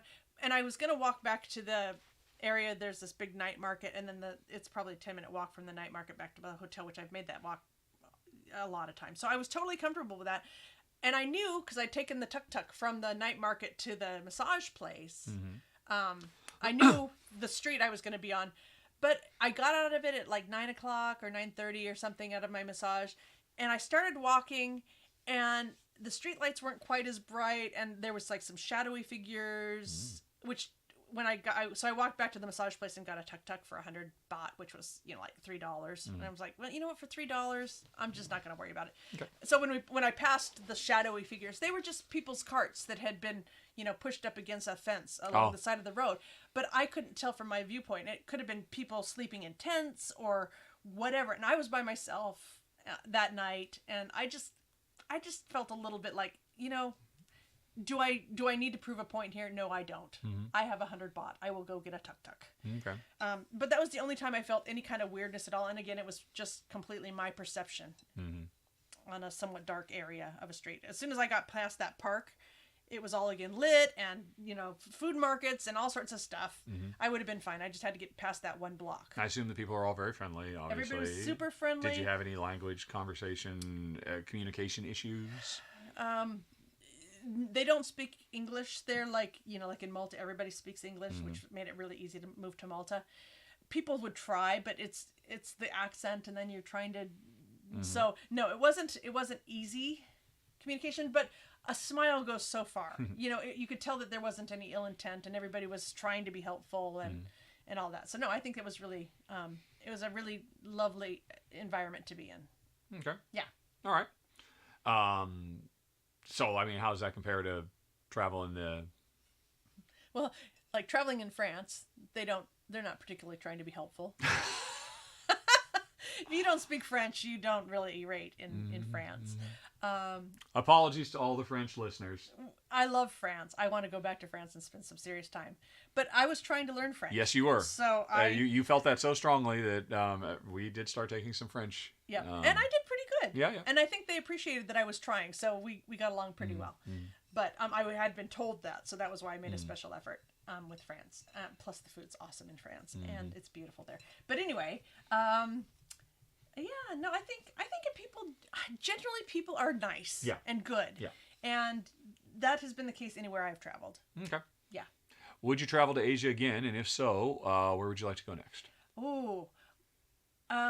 So our first time we ever went anywhere, in fact, the reason we got our passports was we were going to go to the Tokyo Game Show. Remember that? Yep. And so this was essentially my second trip to Asia, separated by 35 years or so? Sounds about right. 30 years, something. And I like Asia.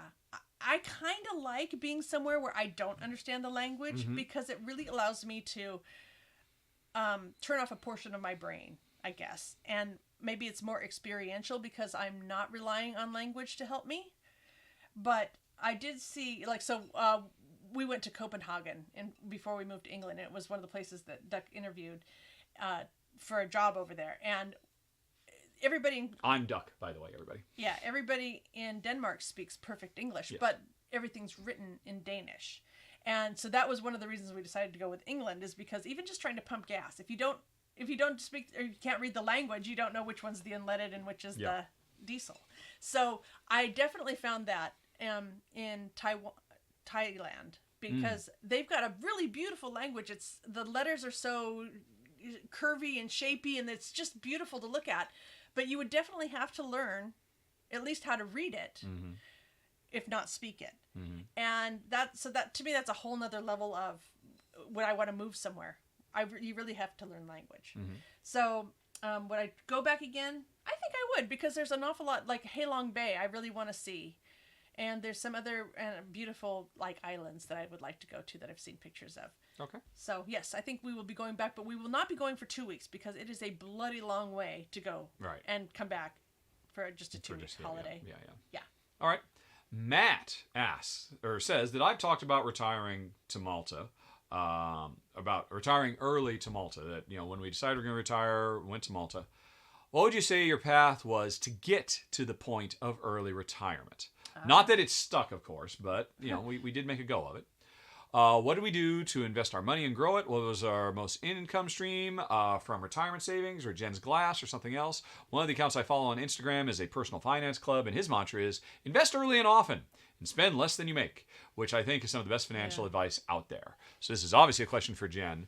Just in general, what is your overall philosophy, financial-wise, predominantly, that put us in a situation where we had the potential to retire in our mid-40s? Or I had the potential to retire in my mid-40s. Not that you had any intention of retiring at all. Yeah. I think definitely it was spend less than you make. Absolutely 100% that. We had been saving anyway before we started getting nice royalties from Siphon Filter and stuff. Yeah. And it is so comforting to have a cushion. I mean, just from the stresses of life, it's worth it, even if it's not a retire early thing. And you get that by spending less than you make. I mean, that is really what it boils down to. Yeah. Yeah, every place I've worked, I always had coworkers, hey, we got our royalty checks for the game or whatever. Let's go get a boat or a jet ski or a fancy Hummer. car. Yes, I had a friend who bought a Hummer after buying a Porsche.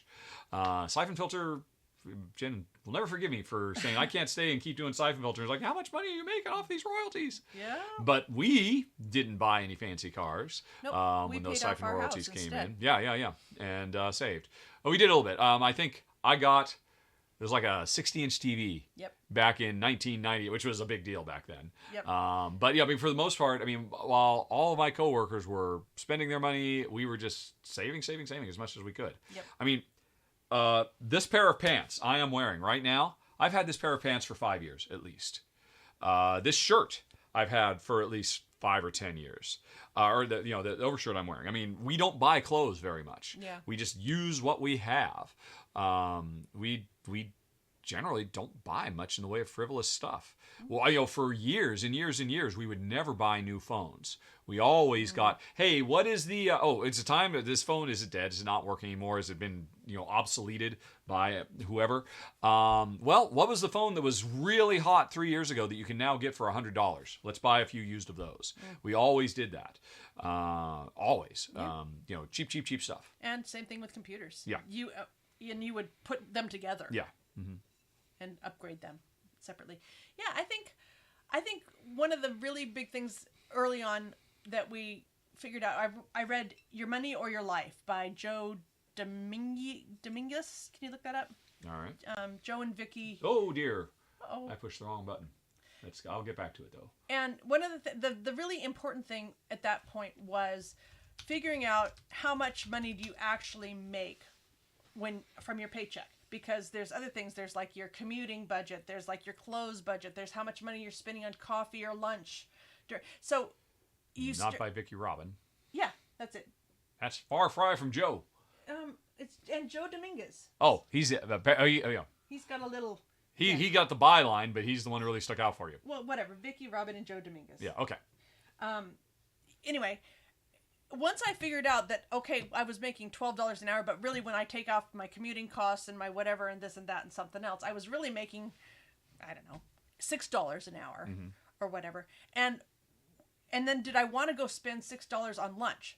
I mean, that was a whole, 1/8 of my actual salary for the day. Yeah. I mean, so it just really allowed me to look at the costs of what I was buying and was it actually worth it? Yeah. For years, we never ate out at all. I mean, eating out was like, oh, well, for our birthday. Yeah. You know, we'll Special go to Red events. Robin. We'll literally go to Red Robin for Jen's birthday as a special once a year kind of thing. We were that cheap in our 20s and for the most part, our 30s too. Yeah. I mean, And when we moved to Texas, we started saying, hey, you know what? This is a big job. We can live it up a little. relax a little bit. But then yeah. when we moved to England, we're like, nope, we're going right back to super cheap mode. Because England, it was more expensive to live there, and your salary got cut in like a Yeah. third. Yeah, easily. Yeah. I would almost say like 50%. I was gonna say it was down to a third.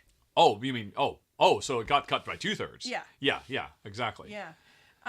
But the important thing was that when we decided to spend money, it was on something we felt was really worth it. We weren't piddling it away here and there and whatever. Mm-hmm. So we would go on like some trips to Cozumel or whatever, where we would do for our anniversary. And we knew that we were going to spend some money, but that it was on something we both agreed was worth spending the money on. Yeah, I think we had a rule, okay, do not spend more than $50 without talking to each other first, kind of a thing, Yeah. on anything, Yeah. kind of a thing. And it eventually bumped up to $100. Yes, that was a big day. Yeah. But I mean, yeah, but that cut out a lot of frivolous, meaningless spending, Okay. which you can piddle away a lot of money here and there in drips and drops, and at the end of the year you're like, where'd that $20,000 go? Yep. It's Starbucks and lunch here, and thank goodness neither one of us smoke, yeah, definitely. and I drink rarely. And it also helps that we don't have kids. Yeah, and we don't have kids. Yep. All right, so that's, that was the spend less than you make, but what about investment? You've been a pretty active investor. Yeah, for a lot of years I was. Yeah, I think it's really been on the back burner for Okay, go on. probably the last 5 years. So what was your overall philosophy and strategy for investment? Because occasionally we would get windfalls. When a game came out and did well, we'd get a bonus check. We'd get royalty checks and whatnot. Yeah. And like I said, we mostly, as everything went into paying off the house we were in as best we could. But when you were investing, what was your overall strategy? I like stocks that pay dividends because I like them paying me.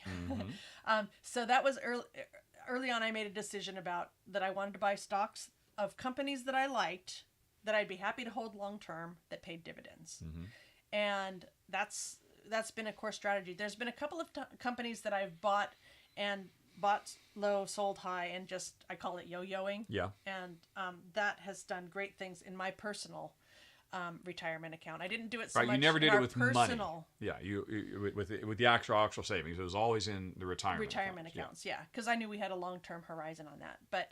And actually, I did it with my money, not our money, meaning my retirement account that I personally funded. Okay. I was more risky with than our money. Which, why is that? Because I felt like it was me taking a risk. And I guess I know we combined money from even when we started living together, even before we were married. Is that right? Yeah, I think that is. Yeah. Yeah, so, but I don't know, I have mental accounting rules in my head. Yeah.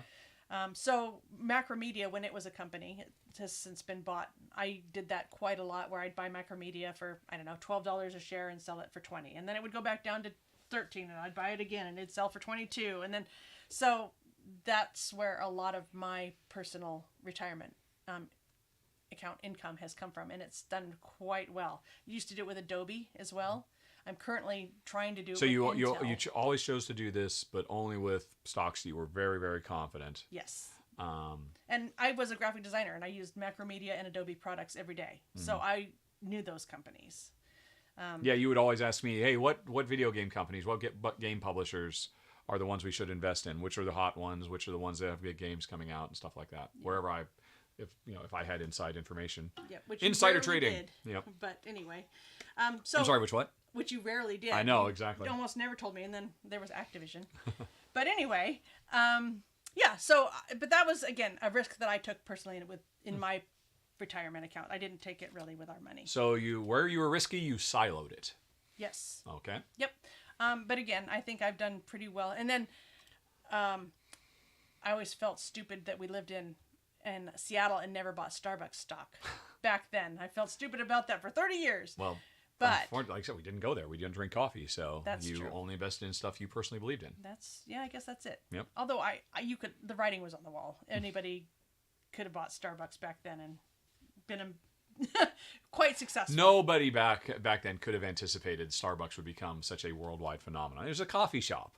I mean, coffee culture didn't exist in the 70s and 80s. Well, honey, we're talking about the 90s. I know, that's what I'm saying. I mean, yeah, and it started in the 90s, but I mean, our entire lives, coffee is just a thing you get at the gas station or at Dunkin' Donuts. And we don't even drink coffee. How is that a lifestyle? Yeah. It's not like, I mean, now coffee is like wine to people, you know, but I mean, and all the mochachinos and cappuccinos and whatnot. And yeah, and obviously Starbucks is a big part of that, but I mean, that was so alien to our American sensibilities anyway. There's no way we could have seen that coming. Well, and neither one of us drinks coffee. Exactly, yeah. So, but I've always thought, well, I should have seen that one coming. Yep. But anyway, yeah, and so. Okay. Yeah, and right now my strategy is really for our retirement accounts now. I'm just buying market. What do you mean by that? You keep talking about retirement accounts. What do you mean? Anything that we put money away that's in a tax benefited account. Okay. Yeah. So we're still doing that. Okay. Alrighty. Right. So I think that covered it. What did you invest your money and grow it? Most of your income or stream from retirement savings, Jen's glasswork. So when we retired, because I quit Splash Damage after Secret Wars got canceled. It was going to be the greatest game I ever worked on. It was Marvel Secret Wars. I was working with actual Marvel artists. I spent so much time in the Marvel comic book offices in New York City. And it was just absolutely amazing. I loved everything about it. And then it got canceled by a new executive at Disney who came in and said, hey, I'll make a name for myself by canceling all these projects and saving us so much money. Because I didn't commit to it in the first place. And that broke my heart so bad that I said, I just don't want to do this anymore. And so you said, you crunched the numbers. Yeah. And thought, well, okay, we have to make it till we're 62 or 67 or something. Because you worked out, okay, well, you know, if these are our, I mean, you basically budgeted 20 years of our life, you know, assuming your income, and assuming I was making no income, and assuming if we just live super frugally, no more board games. That's why Rahdo Runs Through started, because Jen said, you will not be able to buy board games anymore, because they're not necessary. We have enough when we had 50. 50 games, that should be enough for your entire life. What do you need more for? And I was like, oh, well, crap. I guess I better figure a way to get games for free. Maybe if I start a channel, maybe that'll work. But anyway, yeah, that's it. You know, no board games, period. You can buy, I think you had like, you could buy one every 6 months, or maybe it was like, I forget what it was. You said, okay, this is going to be really strict. Maybe it was $20 a month on board games or something like that. Yeah, and so if you want a big one, you got to save up 3 months. And I was like, what am I 12? What are you talking about? I'm a grown man. So you want to retire? Yes. Okay. And so you induced an incredibly strict. If we stick to this budget, in theory, provided we don't have any major catastrophes. Well, but we live in England, so our health care. Yeah, we couldn't, but we implicitly could not have health care catastrophes because it was socialized medicine. Yay! For now, anyway. And so, yeah, we figured we'd give it a try. Honestly, I don't think Jen ever thought I'd really go for it. I don't think she thought I'd stick with it, that I'd eventually go crazy and get a job anyway. That was always the impression, because I always thought you agreed to it pretty quickly and easily. Well, you had worked so hard, and especially your last job with all that extra commuting. You had, what, like 3 hours, sometimes 4 hours? It was 2 hours there, 2 hours back every day. Yeah, of commuting, and you just needed a break. Mm-hmm. Right, so you thought of it as a break, not as real retirement. I suppose I didn't think... The statute of limitations is over. You can come clean now. It's fine. I guess I just thought, first of all, you're going to have to do something, because you can't just sit around all day, like, reading. Yeah. But you still maintain that you can. So we have yet not tested Well, I ended up making a career for myself, which was not my intent. I just wanted free games because I couldn't afford to buy games anymore on my retired salary. But then the unexpected stuff did happen. We did not expect to move back to the United States. Well, no, we moved to Malta. Remember, you got headhunted. Yeah. Well, yeah, I mean, no, that was not part of it. But like, how can we say no to this? This is such a cool, exciting offer. We talked about how that ultimately worked out earlier in this very podcast. Yeah. And then it was, at first, I mean, we could have lived in Malta for the rest of our lives. On that budget. Retired, no problem. Yeah. Because Malta's cheap. Yeah. Cheap. Yeah, but it was expensive to get board games there, which is why, because it was still, if you actually go back and look at my first Kickstarter, it was not like, oh, we're trying to make a living out of this thing. No. It was just, okay, if you want to buy board games, you can't get them in this country. There's no board game stores. It's going to cost a lot to ship it here. Yeah. And that's why my first Kickstarter for the channel was like, I get $2,000? Because then that means I can be able to buy all the games I want to buy this year, and I'll fill them for you, I promise. Yeah. And now, at some point, after 3 or 4 years, the money did not add up. And I started taking it more seriously. Well, yeah. And you started doing more for the channel. Yeah. And we were buying cameras and equipment and stuff. I remember one of them was a stretch goal to buy a new camera. Yeah. So, but then ultimately we had to move back to the States, and it's like, okay, well, this is real now. We cannot retire in America. If we'd been living in America, and that my game got canceled, I said, honey, I can't keep doing it anymore.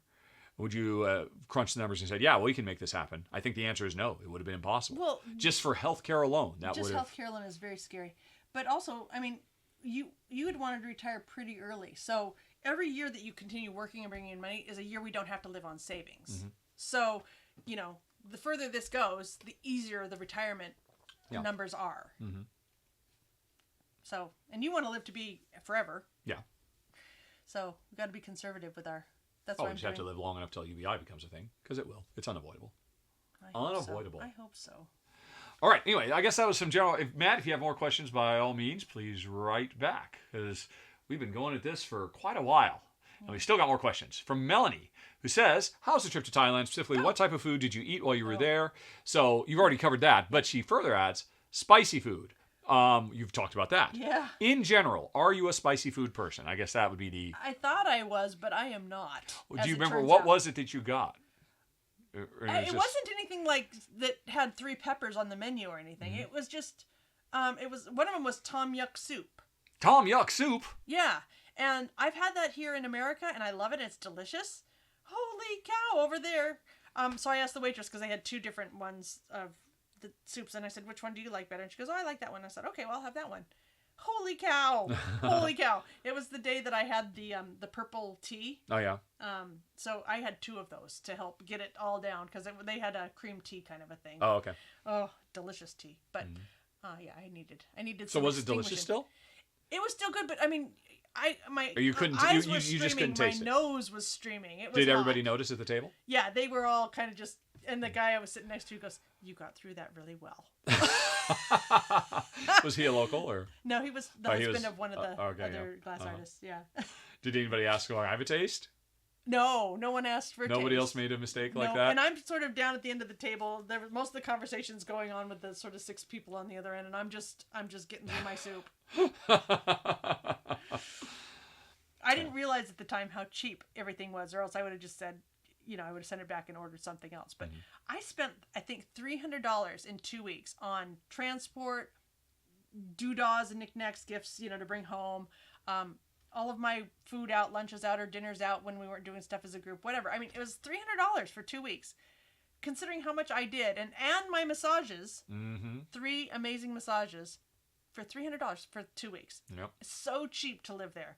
And Alex, the guy who owns the studio, is like, my property tax for this big property with the rice paddies and the fish pond and everything, $7 a year. Because it's agricultural. I pay $7 a year in property taxes. Does he actually farm? Well, he has rice paddies and stuff. So, yes, stuff is produced on his land. I don't think he's out there, I don't know what, picking the rice, whatever. So, he was definitely encouraging us all to think about retiring to Thailand. And I could see why. It was very nice and beautiful. All right. Melanie continues, are you open to eating dishes from other cultures? Yeah. If so, I love tamago kake gohan, which you could eat because you have your own chickens. Japanese people have this for breakfast. Raw eggs, stir them into hot rice. It's creamy, and then you sprinkle this topping with a topping that's made of flakes of fish and seaweed. Yeah. And there's a recipe. Well, I mean, carbonara is basically raw egg mixed into the heat of pasta and cooked that way. So it sounds similar. Wow. Actually, that looks really good. Yeah. I'm sure that's lovely. I have to say, I'm not really a rice person. Mm-hmm. Rice is my least favorite kind of carb. So it has to be really good. Rice. Yeah. I'm sure that's good. They use fish paste in Thai cooking a lot. So that was, or fish, I guess fish sauce. That was one of the things that we would sprinkle in the cooking class. And I was like, oh, but it was so good. She goes, it'd be like 3 dashes of fish sauce and a dash of soy sauce. And it was delicious. All right. So I might be buying some fish sauce. I'm excited. From Polly. I recently bought and started reading The Climate Book by Greta Thunberg and realized I'm a huge fan of hers and am very inspired by her action also. Is her protest movement, Fridays for Future, a thing in the U.S. also? What are your thoughts on her and the movement? As I understand it, Fridays for Future is a student protest thing where kids just refuse to go to school on Fridays. If I recall. It's something like that. And based on my total and complete lack of knowledge about it, and Jen knows even less than me, obviously it is not a thing over here, unfortunately. I mean, I'm sure there are kids who do it.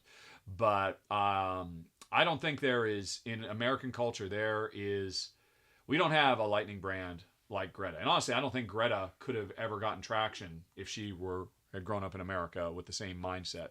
Just because we are not as forward-thinking a country.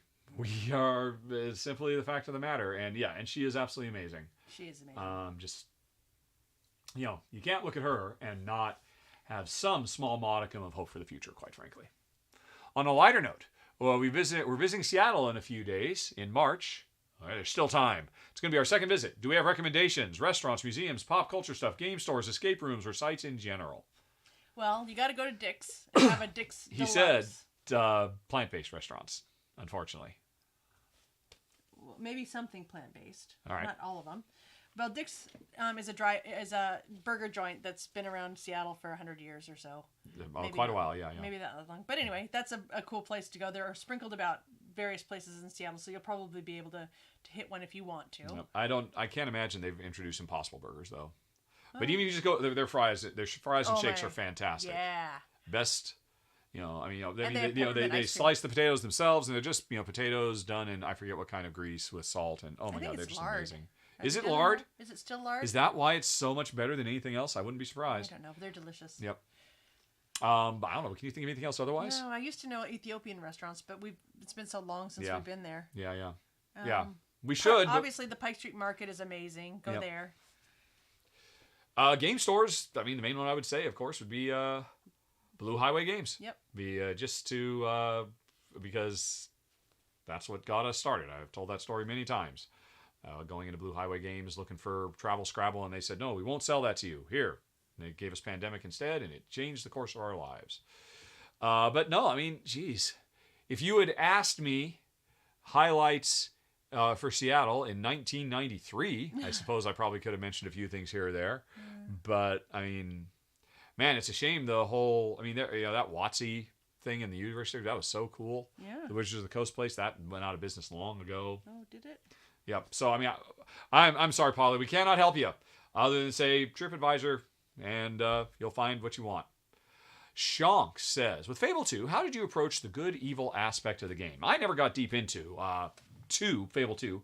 Well, Fable 2 is the one I made. But I played the heck out of 1.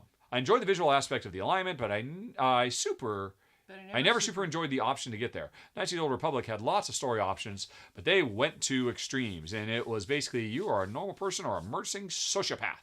I could get into the whole argument of the Sith and how I feel like they've been misrepresented so often, but I'll save that for later. Okay.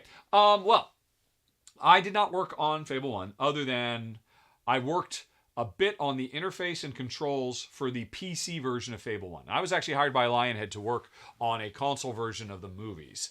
But then when the movies ended up not being the big hit everybody thought it was, that got canceled and I moved over to Fable. And on Fable 2, what I can say is that Dean, my co-lead designer on the project, or co-project director, or game director, or whatever, I'm not quite sure what you'd call us. Basically, we split the traditional responsibilities of a creative director between the two of us. And he focused on things, I focused on things. And he was definitely the lead designer on Fable 1. But Fable 2 was so much bigger, so huge, that it couldn't all be handled by just one person. So, on Fable 1, he was disappointed to find that while they put all this work into an equal amount of work saying, hey, here's all the stuff that happens if you go evil. Here's all the stuff that happens if you go good. And, not just, the way the world changes, the way your character changes, your physical manifestation in game and all that. And they were so disappointed to find that like 90% of all players just went good, and it was never even a choice. Everybody always chose good. So the fundamental philosophical drive that he wanted to pursue and that I thought was brilliant and I absolutely loved was that in Fable 2, it's not an easy choice because the evil is always easy, always pays really well, always gives you all the really neat stuff. And being good is its own reward. You get nothing. You get a few magic beans, and they're not very magic if you choose the good thing. You don't get drowning in money. You don't get cool, awesome weapons and whatnot. If you're going to be good, it is literally for its own sake, because we really wanted to put a stronger and more meaningful moral decision. Well, okay, yeah, of course you just choose good when all things being equal. But if it's not equal, what do you choose then? And for him, it was a really big, interesting sociological experiment. And I thought that was very, very cool. And unfortunately, you won't find that in the shipping game because near the end, when we were doing final tweaking and balancing and whatnot, Peter Molyneux said, yeah, this is really sucks being good. We need to give you a bunch of really cool stuff for being good, too. And we're like, no, that's kind of the whole point. And, but anyway, so Peter overrode us. And I mean, I think... yeah, and kind of balance the scales. And so that was kind of disappointing.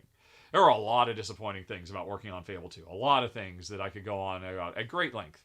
But that was really what the original intention was. I think it's still there in some ways, but nowhere near as strongly as we wanted it to be. I mean, if you really want to be a good person, you have to walk the walk. And I always thought that was very impressive, and I wish we could have followed through on it. Let's see. And then Shanks continues, my wife and I are based in the U.S., newly relocated Vermonters after escaping the far south. If you ever stop by, throw me a line. There's not a lot to do here, but we could steer you to a good restaurant. Well, we've had new snow, and apparently Vermont gets... oh, boy, this is long. We're new to snow. Oh, we're new to snow. Alaska... How do you handle shoveling? There it is. Okay, yes. So your question is, do we have snow tips? How do you handle shoveling? When should we knock snow off the roof? When to salt if you do? Shanks, I have no idea why you're asking us. We've had very little snow experience in our adult or childhood lives. We lived for many, many years in Texas. We lived for many, many years in Malta. Yeah. We lived for many, many years in southern England. Yeah. And we lived for many, many years in Seattle. And Seattle and southern England, occasionally, there's a cold front that's coming through. There's snow for a couple of days, and that's it. Yeah. Bend was high desert. Oh, that's true. Yeah. So Bend was sometimes, there'd be snow first, and, they'd got all piled up to where it's like 5-foot snowbanks along all the roads where they just push all the snow to the side. But it was also a very, very tiny town. It was small enough that we just walked everywhere. And I don't recall that we ever had any problems. No. I don't even remember. Shovel snow just for the exercise. Yeah. Just remember that big driveway we had in Bend? Yeah. But, we didn't... It was downhill. That was nice. Yes. But we didn't do anything with snow on the roof or anything. No. Did we own a snow shovel even? Of course we had a Did we? snow shovel. Are you sure? We just didn't borrow from a neighbor? Because he didn't need it most of the year. No. In Bend we had a snow shovel. Okay. We bought that Grand Vitara with 4-wheel drive and everything when we were in Bend. The main thing I remember about snow is we did own chains, and we did occasionally have to use them in Seattle. And I'm not really quite sure why. I remember several times having to put chains on the car to come pick you up in downtown Seattle, and that was murder. Oh man, that was rough. Because it was freezing, and so my fingers were going to fall off, and it was in the middle of a blizzard. Yeah. But I don't think that really happened once or twice. We through most of our lives, we've had very minimal snow exposure. Well, I grew up in eastern Washington, and there was plenty of snow there. But as a kid, it wasn't your responsibility to deal with it. My dad had a tractor, and he would plow the... Yeah, I was knocking down icicles so big they could have impaled me. That was fun and interesting. But then you're having an experience that we have not really had. Right. And then he adds, I'm going to take your advice and give making a review channel a go. Did some filming and wrote a script. I want to focus on the art of board games and how that affects and enhances. Any tips, advice, tricks for starting? The main thing is, sounds like you're doing it. Focus on something different than what everybody else is doing because the market is so insanely oversaturated now. Focus on, the main thing I would say is, it's cheap as it is, try to focus on new hot stuff. Everybody is just in a race to cover the new hot game. And if you're going to do it from the point of view of art, then, I guess that means that means you're probably going to be inclined to, oh, let's look at the evolution of art and board games and look at this one. Oh, this is really ahead of its time, and that's all really cool. And I think you can probably get an artist, or a bit of an audience. But if you're not covering the latest hotness, you're going to have a very, very hard time standing out. It's just the reality of it. There are as many games as are coming out every year. Feels like there's more channels starting every year than there are actual games. It's just so ubiquitous, and it's so hard to stand out. So you've got a cool, interesting idea. What you need to do is try to identify somebody watching the Dice Tower. Why would they choose to watch your video about game art rather than hearing Tom give his opinion on the latest game that somebody is thinking about buying, right? Because you're competing with Tom. If they're gonna watch Tom's video, there's less of a chance they're going to watch yours. And the same for my video. So you have to approach it from that perspective. What utility are you offering them? And I do think the idea of focusing on game art and how it enhances theme is beautiful, especially if you focus on really new hot stuff that does it. But I don't know. Board games are not culturally resonant enough that you could make a career on that the same way that somebody could make a career off of doing a YouTube channel about movie cinematography, because board games are nowhere near as big as movies, right? And so if you are going to try and focus on this really small niche and then do a niche within that niche, it's a challenge.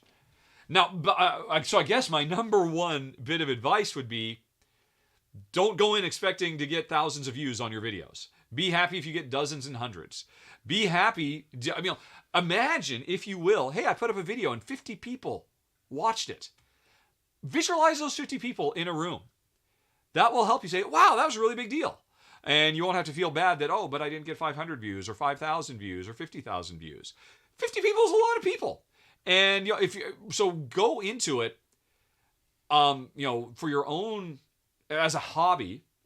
And then take your victories and just be, wow, 50 people like this. That's really cool. I wonder if 60 people will like it next time. So, I think temper your expectations, because right now, a lot of people are super excited about board games and think, well, if Rahdo could do it, I could do it. And if it were 10 years ago, maybe you would have been I was in the right place at the right time. And so don't go in expecting that. Other tips. Video is important, audio is more important, but really a smartphone provides good enough audio and video these days because our smartphone cameras are so incredibly good. Try not to feel too prepared in your statements. If you want to read from a script, do it in such a way that it doesn't feel like it. But consider it, because just trying to go completely off cuff is a very challenging thing to do, and viewers could be really turned off by that. And so, probably the best thing is, don't be too prepared, but have a list, have a bullet list. Okay, if I'm talking about this, these are the things I want to hit, but try to be spontaneous and in the moment. I do think audiences respond to that.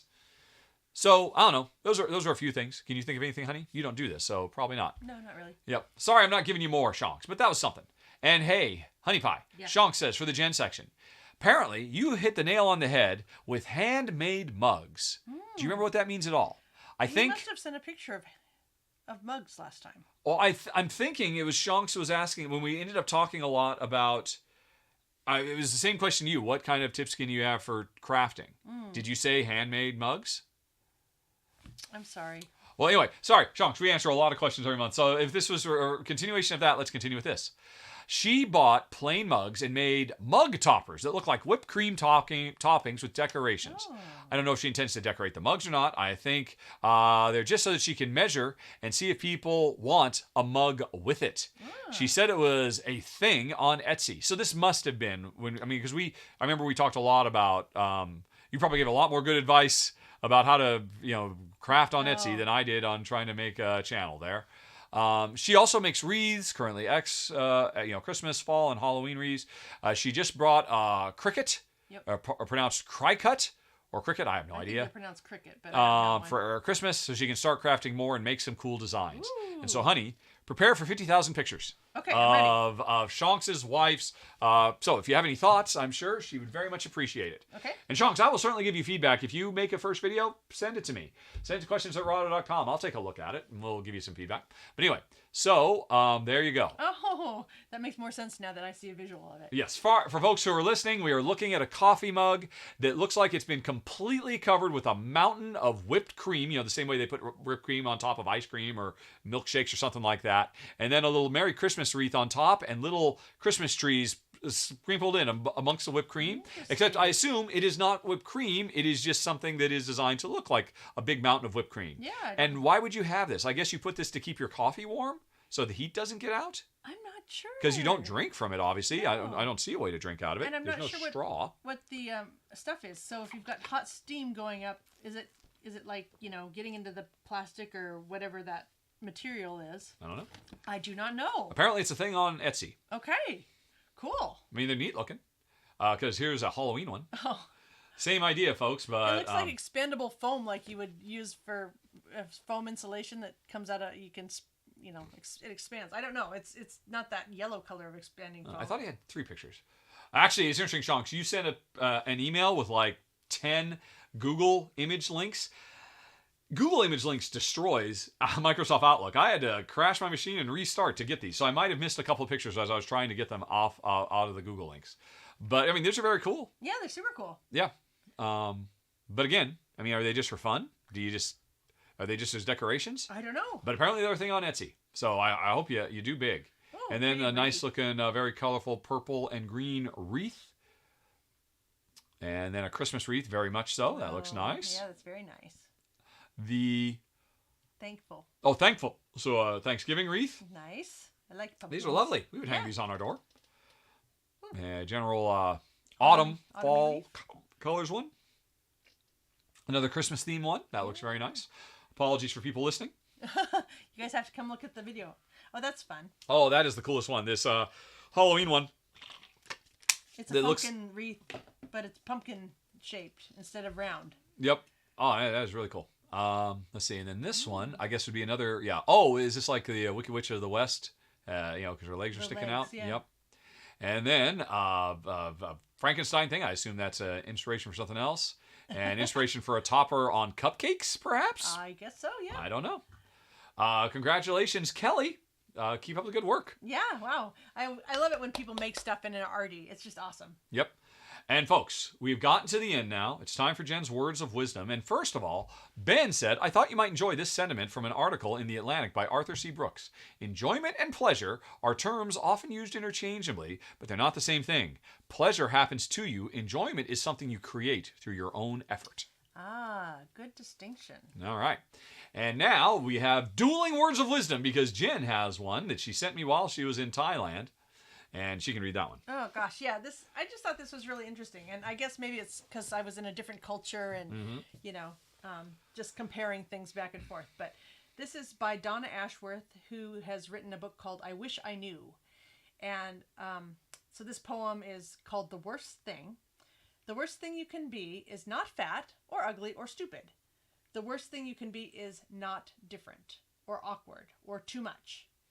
The worst thing you can be, unequivocally, is locked in a prison of your own self-doubt, riddled with insecurities, afraid to venture out into this life, lest the world sees who you really are. In short, the worst thing you can be is something or someone else, when you were only ever meant to be you. All right.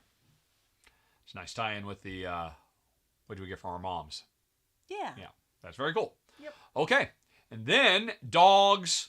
Honey, it's a good thing she's sitting down. You might faint. Oh, my gosh. Because you may remember a few months ago, Matthias, talked about asking about questions about beagles and stuff like that. I see. And Matt said, I forgot to send updates for our beagle pup, Doro. Now 7 months old and a joy. Always happy. For some reason, never barks. Very severe autoimmune meningitis a couple of weeks ago, for which she is still in cortisone treatment. Scary times, not eating or drinking, could barely move her neck, but now she seems almost fully recovered. Not as active as before, but healthy. Are you ready, Honey Pie? Oh, give me the beagle puppy. Oh, she is adorable. Look at that Can you cuteness. believe that? she's like a stuffed animal cute. Yes. Yeah, it's like designed by science. Yep. It's like he magnified the size of the eyes to be anime size. Oh, what a cutie patootie. Yep. Oh my goodness. Look at those eyes. Yeah, that is stunningly beautiful. She's a pretty girl. Mm-hmm. And the longest tongue I have ever seen. That was a heck of a shot. It's like, that's not her tongue. You just like grabbed a tongue-like appendage and stuffed it in her mouth or something. Look at that thing. But look at her eyes. She's just got beautiful eyes. Yep. Yeah, that is a showstopper. All right. Well done, Doro. Yay. Okay, and now Shunks. My wife taught Morgan, the dog, so I can take no credit to share, but I had to share the awe factor. And it's our first video. Oh my goodness. So let me go back over to the browser where we still have the Tamaga Kake going, and we will open this up. All right, you have to hold control and follow the link. I love you. I love you. There you go. Come. I love you. I love you. There you go. I love you. I love you. There you go. So cute. Did you see the tail going all the time? Yep. Very Constant cool. waggage.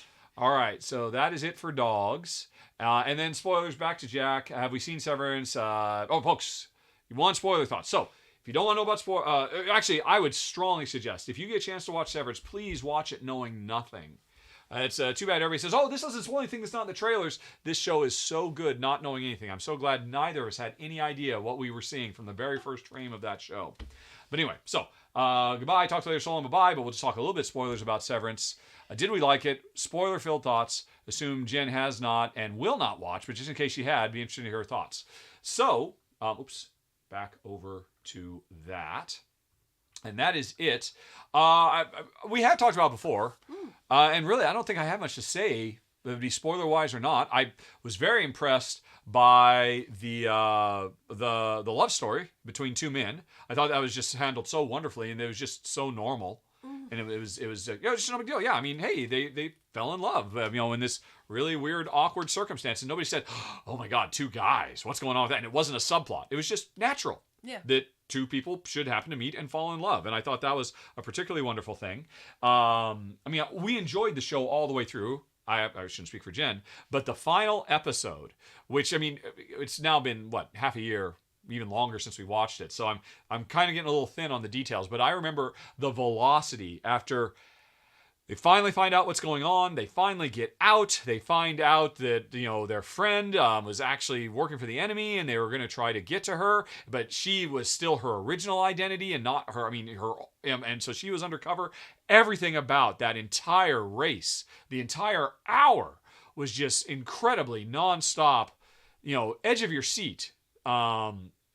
Filming in a way I haven't seen before, and then just the weird Lost-esque mystery of what is going on down here, and the drip feed of revealing more and more stuff, and they go on the field trip and come across the shrine to the creator of the company, and there's still so many mysteries, but it's just all I'm doing is listing off scenes that really resonated with me more than any other, but I loved everything about it. I thought it was a really interesting show, and kind of zany and weird, but really good. And I loved the tension at the end there. Mm-hmm. When the two worlds are sort of colliding, and the race on that. I thought that was brilliant. Yeah. It's almost, where can they go from there? I'm not sure. Because, they've kind of just like, well, okay, we're throwing, remember the whole thing that their friend who stayed behind, he was in the control room and he had to reach the button, and everything about it was absolutely amazing. So well produced. Who knew Ben Stiller? Ben Stiller was the director of several of the episodes. Oh. He was a producer on the show too. So, just performances were great. But yeah, just the very, very first scene of, I can't remember a character's name, but the female lead waking up on a conference room table with no idea where she is, no idea who she is, and a couple of weird doofuses talking to her over the intercom, asking her a list of prepared questions and messing it up and just creating more confusion. I mean, I would so hate for anybody to watch that show knowing, oh, yeah, I see. Yeah, they voluntarily split their identity into two so they can go to work and go home. And to have watched that whole first episode knowing what the thing is, it's such a shame. I wish everybody would stop saying, well, okay, I'm not going to spoil it for you. Let me just tell you the basics. No, don't say anything. I was so hooked from the first moment when she opened her eyes and woke up. And, I mean, having no idea. It's so rare to have no idea what's going on. I would hate to deny that of anybody. So, hopefully, folks, you paid attention to the spoiler warning. I don't know. And I'm sorry, Jack, you should have asked months ago. Because, I mean, we've seen a million things since then. So, I mean, it'll be interesting to go back, and watch recaps when the season 2 does come out. And be reminded of all the other stuff that was so impressive along the way. But I don't know, do you have anything more to say? No. Then we're done. We're done once again. And thanks for listening, everybody. Talk to you later. questions@raw.com. See you next month. So long. Bye-bye. Bye.